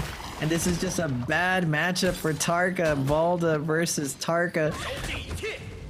Oh, he goes for 2 parries and gets punished. And then this is what I was saying. The V2 comes out and now he has to run away. If he takes any type of offensive option here, Euron can get a counter on it. Oh, he perfectly traps. He's playing this perfectly. There's only 1 staff left. He gets hit by the last one. Oh, that's so heartbreaking. He perfectly plays that all the way and he gets hit by the last one. That's gonna haunt him for the rest of this tournament. He's gonna have to watch finals from the comfort of his home. That's just a tough to be. But we got Huang Fly. Now we gotta shift attention to this Kurumi. Armor circle, Kurumi. And he gets taken down. I thought it was gonna be something. I thought Huang Fly was gonna show me something. No, we just trolling. We just trolling. Absolutely trolling. I mean, do you expect anything different though? You know, probably not. I just like looking everywhere. You know, turn every rock. Maybe there's something there. Maybe Huang Fly, the champ, the former world champ, got something crazy with Kurumi. No, my man's just like, you know what? Maybe potentially just a little bit of something, but sometimes they just go, no, not for you, not today. He's keeping it all secret. He's just no. We're just throwing a throwaway game. Fair. Shaw knows that he's made it. All of his opponents have made it through the defensive play, playing the zipping. He's gonna try to chip down Euron here. Euron popping his cooldowns, doesn't have ult up. This is where zipping shines. You don't have cooldowns to burst her up. She gets back to full health. Now you're about to feel the pain. Unfortunately for him, JT Maxon's coming in. He is the leader of this lobby. He's been having a wonderful day, popping off, playing super consistent. And like I was saying, at the top end, they're just always hot. They don't start slow. They don't start fast. They're just always crushing it. They're the crushers of the lobby, and J-Team Exen is showing why he's going to finals and why he belongs with the top of the pack.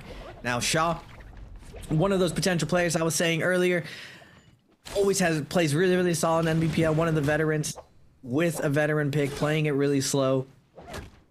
Able to get the 1-2-3, but this bell buff, so much damage reduction, and Exen's not even risking it. He's just doing jumping LMVs over and over, swacking him in the side of the head over and over. And Shaw's like, can you cut that out? Can you cut like, I get it. Jumping LMVs, I got it. I just want out of here. I just want to heal. Can we just stop? The sound of the staff clunking against your head, it sounds like someone's just bonking on the head like with a squeaky hammer. It's just really, really annoying. Like, listen, man, I don't need that. I'm good. You don't need to do that to me. You don't need to hurt me the way that you just did. Because ow, ow, and ow. Everyone is watching this. This is the last one we want. I didn't even realize the lobby just absolutely deleted, Davi. Absolutely insane. Just trying to see if maybe they can hide it, though, but it's not going to be enough here as it looks like we're still coming down to the wire here as GG Shaw is going to get shut down and Action is going to win it again. And just like that, ladies and gentlemen, we have settled our final 7 that have made it to the next phase of our games here. And obviously, J-Team's X-Gen is gonna be next. He did a fantastic job towards the end of these games here. I mean, look what happens. He was able to get a nice shutdown here, made it look very, very nice. And just like that, X-Gen is back all the way up top. Made it look really good, and he still has some more to do in the future, but hey, he was able to find it out. He was able to figure it out. J-Team is going to the finals again. And this is something known about like the J-Team organization.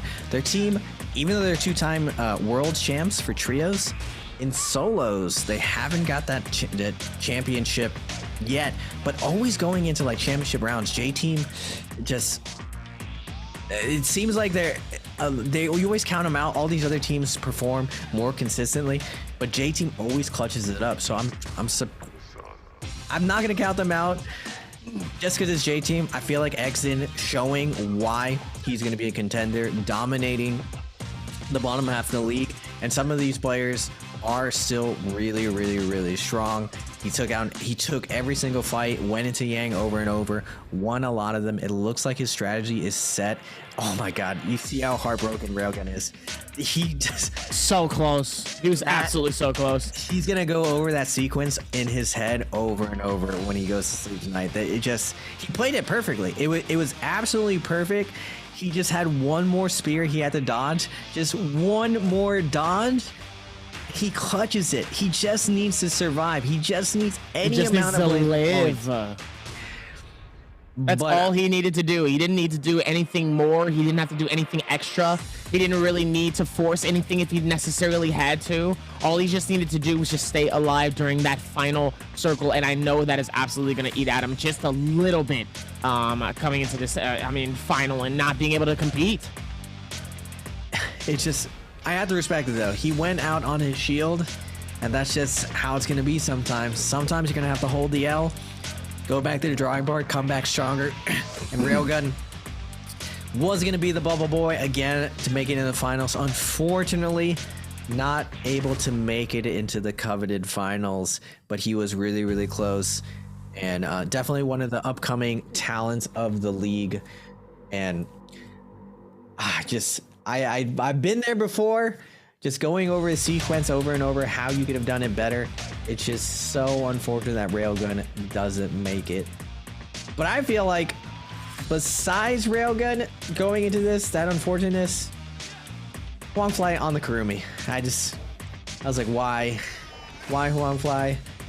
Is this like a Fong trolling? Fong goes with like the monk troll, but here's the thing. When Fong went monk, he still got a bunch of kills. Huangfly literally went Kurumi. It didn't do anything. I mean, yes, in some ways. Sometimes you end up in these bad situations. You do end up getting caught up, and that's exactly what sometimes you just end up happening. It's unfortunate. It doesn't necessarily mean that it's a bad thing, but sometimes, hey, you could have been a little better at that one, just a little bit. But obviously, it didn't work out for him. But hey, just like with everything else, the games have been set. Obviously, we're going to show you guys the finalists who we have coming into this game here, and absolutely going to be able to be joined with these top players. And obviously, it's been an absolute amazing time seeing these guys absolutely put in so much work and effort. And I mean, at the end of the day, they're going to look good. They're going to look very, very good towards this final. It's going to be massive to see how these guys are going to be able to put it together, but it's going to be a very important final. But just you wait. Next week, though, ladies and gentlemen, we have the trios. So it doesn't end here. We have trios next week. Trios is going to be in a totally different limelight. We have more opportunities, and obviously these gamers are ready to play. But it just hurts to see just how close he was to getting that dub, and he was right there. He was right there. He was just all he had to do was, it was just like what you said, all he had to do was just hold it. That's it. Just hold it, stay strong, you got this, play well, you'll be all right. And just like that, you're able to clutch it up. And sadly, he wasn't able to do that, which is a very big, unfortunate, not that great for him. Absolutely tried in the toughest way possible, and I cry for him. I tried so hard. Obviously, it got so far. And look at that. Check that out. 20, he gets a 20-point game. 10 eliminations into this final here, absolutely shutting down the house. No hesitation, no thoughts whatsoever. No thoughts, just winning. And look where it leaves us. Back at the same point yet again. It was absolutely an incredible final, though. I had a great time. Today was such a good day of games. The vibes were incredible. But then at the same time, they were able to shut it down for something just as incredible. So let's hope that they're able to put this down much more next week for the trios, because trust me and best believe, trios is going to be absolutely monumental. This last game, though, J-Team X in 10 kills. But previously, Kai Bao set the record for today at 9 kills. And X is like, you know what? I'm gonna one-up you and do one dirty. I'm just gonna come out this last game. You guys think, oh, we're gonna have a bunch of players on the cusp. Don't care. We're just gonna bulldoze through everyone. We're gonna win all these Yangs. We're gonna play this Akos, and you guys are gonna have to deal with me, the raid boss, this last lobby. And Xin just rolls through everyone, just W keys everyone, doesn't care, just wants to get that first way, showing Huangfly that, hey, I know you're one of the GOATs, but it's my time now. And Kai Bao, you're gonna have to wait a little bit longer before you take the spot, because it's my turn before you. I thought it was gonna be Kai Bao. I'm very surprised that it's Xin. He's one of the few players I haven't really gotten to study as much. I've seen a ton of Kai Bao VODs, but not as much of Xin. I'm probably gonna like tune in and see what his lines are in neutral fighting. Every top player has a way they like to take fights. Do they like to open up and focus attack? Do they like to open up and parry? Everyone has a particular philosophy of how they like to play versus most players, unless you run into like a matchup where you know it's someone, then you see counterplay. But it's very interesting to see how a lot of these top players approach the game. It's very, very simple at the end of the day. It's like, do I attack, do I parry, or do I dodge? Seems very simple, but when you put it in the hands of the best players in the world, they make it look extremely complex. That absolutely. But at the end of the day, Dobby, anyone can do. You can do this, Dobby. You can be in there if you want. Me? You can be in there, bro. No! What you talking about? You gotta taste the Poobie. I saw you versus Poobie. You could eventually do it. Just need a little bit of lab work. Just a little bit of lab work, Dobby. Just a little bit, you know?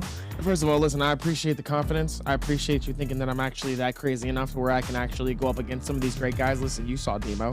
Demo came into this and absolutely, I ain't gonna lie, he made people sweat in the first week, and then after that, he just kind of like, you know, had a little down climb, but it's okay. He's gonna have his up climb very, very soon. Demo, congratulations and welcome to the Nbpl. Put in the work, but for myself, I'm not in that. No. That was fun though. I won't lie. That was a great time. Playing against Poobie. I learned a lot. The fact that he killed me while blindfolded. I didn't see that part. He killed you blindfolded? You know, this is lucky, you know? It's just it happens to the best of us. We won't talk about it. It's okay. I've had my fair share of getting my behind kicked, but not as much as some of these players here who is not going to be able to qualify here. Jin, S-Rail, Ego, XXY, Rain, Demo, and Young. Gotta give it up to Demo though. Trying to put it together. 25.4 points. Listen, it's your first time this season. You put in some work. Congratulations, Demo. Still, regardless, you still aren't last place. That's true. You still aren't last place. So, technically, if you're not first, you're last. So right. But he ain't last place. Last. You know what I'm saying? So at least he doesn't have to worry about that. Meanwhile, ladies and gentlemen, here is your 7 qualified players that is going to be going into the spring split grand finals against some of the best. Zhang Yu is back. GG Shaw is back. KLA's Fang is back. Are we surprised really by this list? I think the only person I'm really surprised to see on this list is Yeron. To be honest, because this is a name we don't talk about too often. But everybody else on this list, these are names we have heard on a very, very first name basis. We've talked about these guys many times in many different clutch moments here. We've seen them put in the amount of work. So this is a very expected list of players here for the redemption arc. But we still have to go up against some of the best that have already qualified for our spring split. And some of these guys dealt 100+ points, being absolutely dangerous. So now they have some more work to do because they got a lot more to handle. And in terms of a lot more to handle, we're going to hand it over to Leah, who has somebody that y'all should probably have a conversation with. We'll see you guys in a minute. Leah, take it away. Okay, welcome back to our post-game interview. I'm Leah. So this time we have EWG 叶然 come to our interview. So please 叶然 say hello to our audience first. 那也是先请叶然跟我们大家打个招呼吧。大家好，我是 EWG 叶然。Okay, welcome, and I have to say congratulations to you to get into the grand final.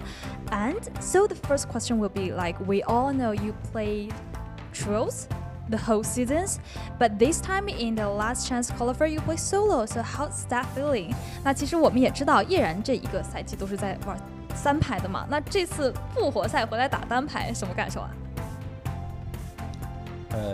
因为常规赛的周决进不去。然后我需要我来擦屁股，所以复活赛就我来打，然后 OK 进了，就这么一个回事。我只能说，应该来说，如果我去打，可以不用就是复活赛我都不该来。Okay, so I have to say, if I play the regular game, I don't need to play the last chance qualifier. But you know, there is something happened, so I have to do something in the last chance qualifier. But I made it. Okay, so the next question will be. We know the first day of the last chance qualifier is you not perform really well, but today you have a really better performance than yesterday. So what kind of feeling you have facing today's game? 那其实面对前一天可能发挥的一些小失误，成绩并没有很好，是一个什么样的心态去面对今天的比赛呢？还好吧，就是放松吧。然后呢，就是尽量的去打架，就多拿分，只能这么说。Okay, so I think it's just okay, and I feel really relaxed. I just think maybe I should fight more and get more points in the game. Okay, let's move on to a new part. Answer for treasure. And this time our question is, who is qualified to the spring final? 那其实这一次我们的这个问题是谁现在是引领着我们这个复活赛排名的第1名，大概就是这样。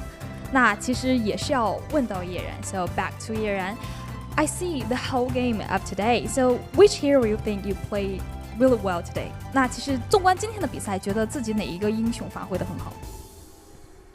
应该是神庙吧，因为神庙那局我都是靠狙杀分打到后期的嘛。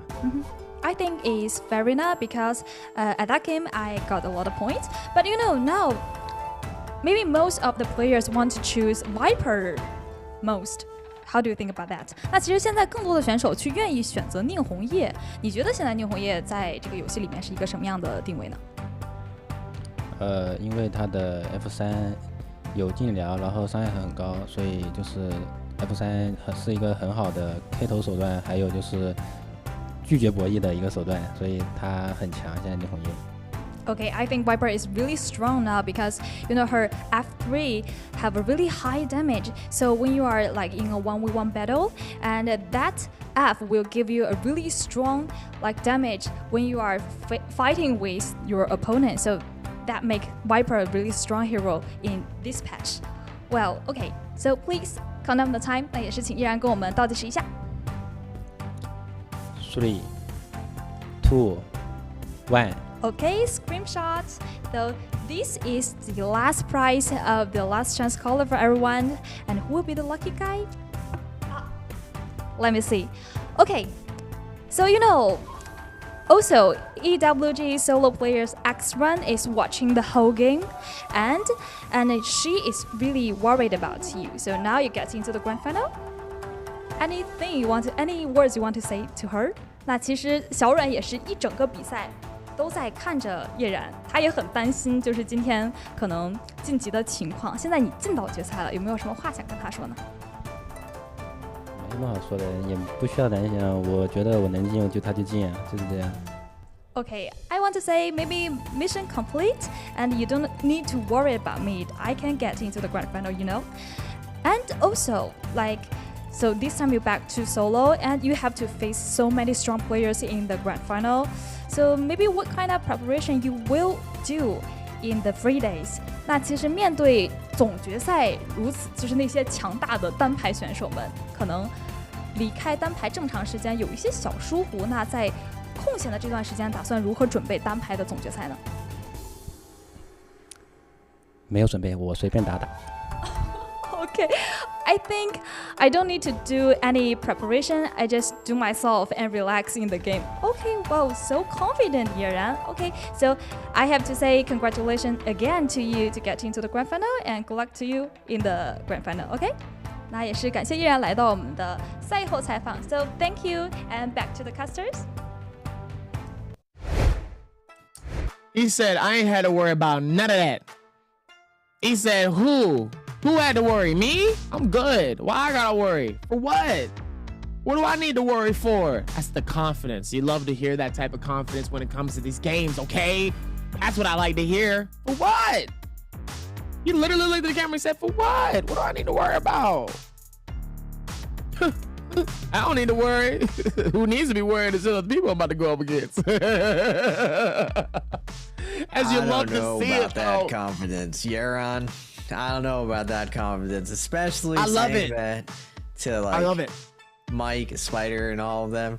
I mean, there's certain players, right? Like it's fine to be confident, and I would say versus most competitors that works, Absolutely. right? But the GOATs of any game are all known. When you say something about them, they hear it and they become better. They make you an example.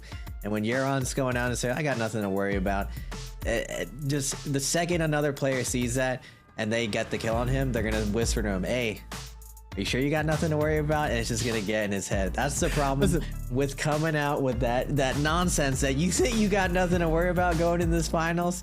That's crazy. Listen. I'm thorough. I'm agreeing with you, but I live for this drama, okay? I live for the cockiness, okay? We need to have somebody that's the villain here that pulls out the absolute cockiness, and it's just like, I am the best. Everybody else is nothing. I love that. Talk your smack, Yeran. We'll see you in 2 weeks. That's Mike, though. Well, it's not Yeran. Mike be doing some crazy stuff. Mike be talking. That's why I like Mike, though, because Mike can talk. Mike can talk and Mike can walk it. That's what I appreciate about Mike. But That's Yeran, why I like Mike. I don't know about that, though. But I'm excited to see if Yeran can actually do it. I want to see him do it. Yeah, I get where you're coming from, Dobby. But I'm going to have to go with Mike with this. Like, my man... Talk your smack, Yeran. He rolls up to NBPL like he rolled out of bed, his hair all crazy, and he doesn't care. He just shows up every single time. Now, Spider's on the opposite side, always looking super stoic, professional, clean cut. Mike, on the other hand, just doing all the skits, doing silliness, dressing up in dresses, does not care. That man is someone who you gotta worry about. When you run into this guy who is capable and also just does not care, that's the one you gotta worry about. And then we also have Huang Fly go into this finals, the former champ. You just can't count out someone who was a champion, especially someone at Huang Fly's caliber. He's refreshed, he's motivated again. So I'm curious to hear, Dobby, who do you think's gonna take this solo finals? I mean, it's gonna be. I mean, are we gonna be surprised? It's gonna be between WBG Spider and AOW's Mike. And to be honest with you, AOW's Mike has been a little quiet, just a little bit. Not too crazy, but obviously he's still been making a little bit of noise. But like I said, I love the smack talk. So obviously I want to see AOW's Mike come through and be like, what's good? What's good? You thought it was over? You thought Spider was just gonna come in here and just do his web? Nah. Allow me to be the exterminator. Put a flamethrower through that web and tell him what's good. That's what I love to see. I want to see it. I want to see I want to see it. I want Yeran to bring that same energy in 2 weeks. Bring it to me. I love to see it. Same with AOW's Mike. I want you to talk. Talk it. Because I know Mike can walk it. I know that. Now, Spider's going to be quiet. Spider's going to be killed. Spider is going to be the guy in the corner that, like in every anime, like at the very back, right, left side. He's just going to be...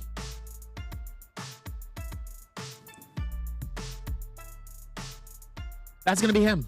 This is going to be Spider in the back corner. He's going to be the main hero of our games. But in terms of everybody else, though, I don't know how this is going to work, though.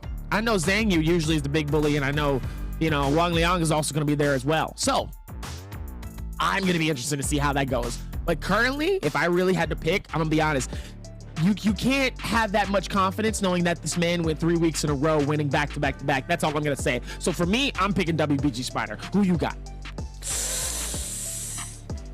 WBG Spider is definitely the favorite going into it, but for all the reasons that you said, Mike, I've always been a fan of Mike. I've learned so much from the game, from studying Mike.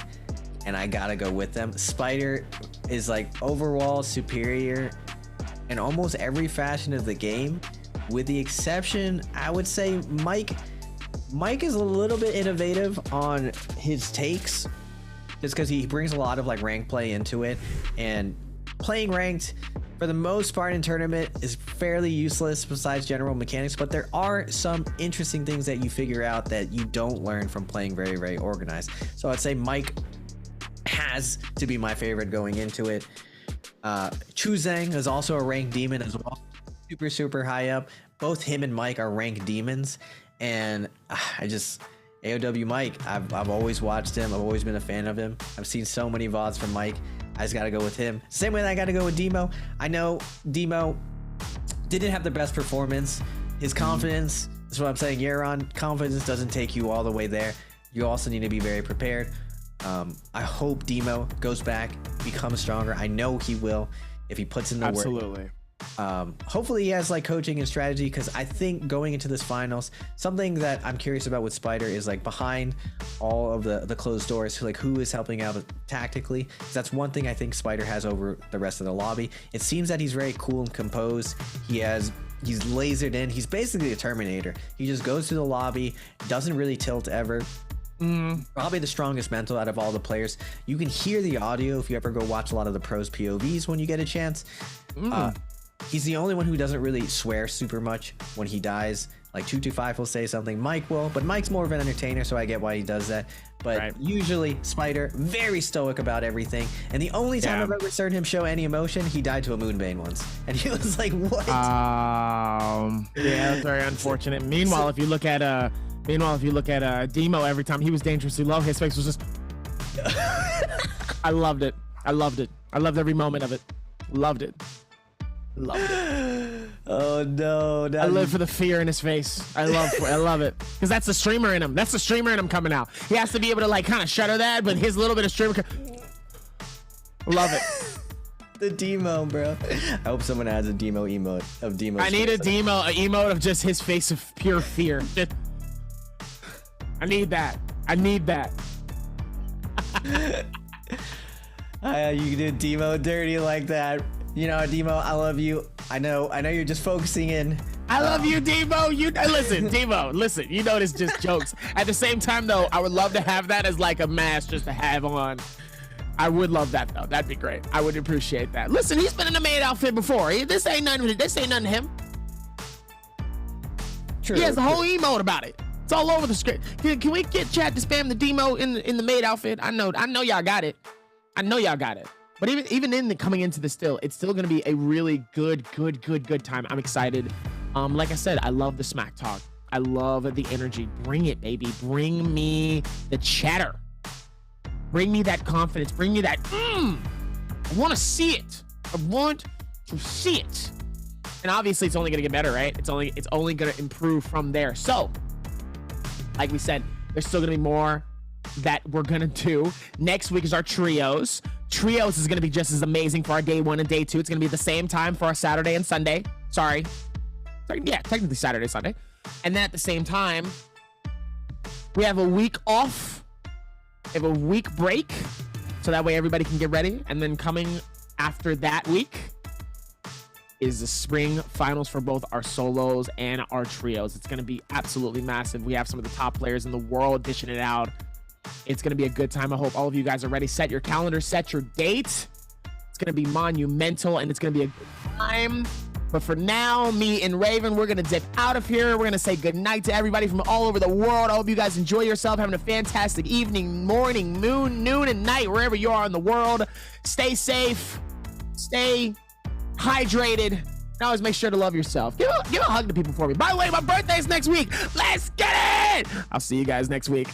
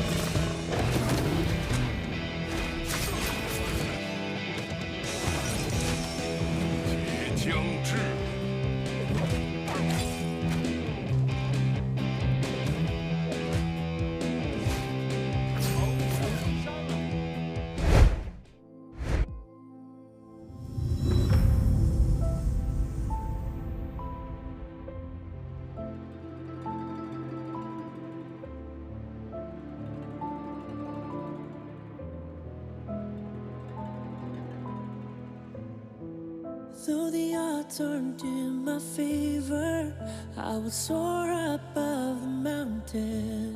I won't give in nor surrender. I'm the phoenix in my head. All the scars beneath my armor, I will wear them like an honor. They remind me to be stronger, like the phoenix in my head. And they can try to bring me down or push me to the edge, but it won't work. Oh no. And they can try to bring me down or pull me to the deepest grave, but I will rise 1,000 times.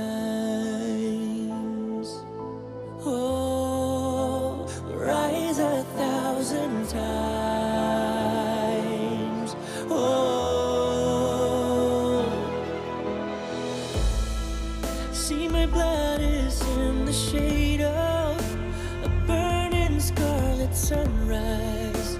The end is my beginning. I will rise 1,000 times. I've fallen and rise from ashes. This time I'll come back stronger. I know life is getting harder, not like I would choose another. My tears leave healing powers, just one drop to recover. Can't stop me cause I'm the phoenix. I will rise 1,000 times. I've fallen and rise from ashes. This time I'll come back stronger. I know life is getting harder, not like I would choose another. My tears leave healing powers, just one drop to recover. Can't stop me cause I'm reviving.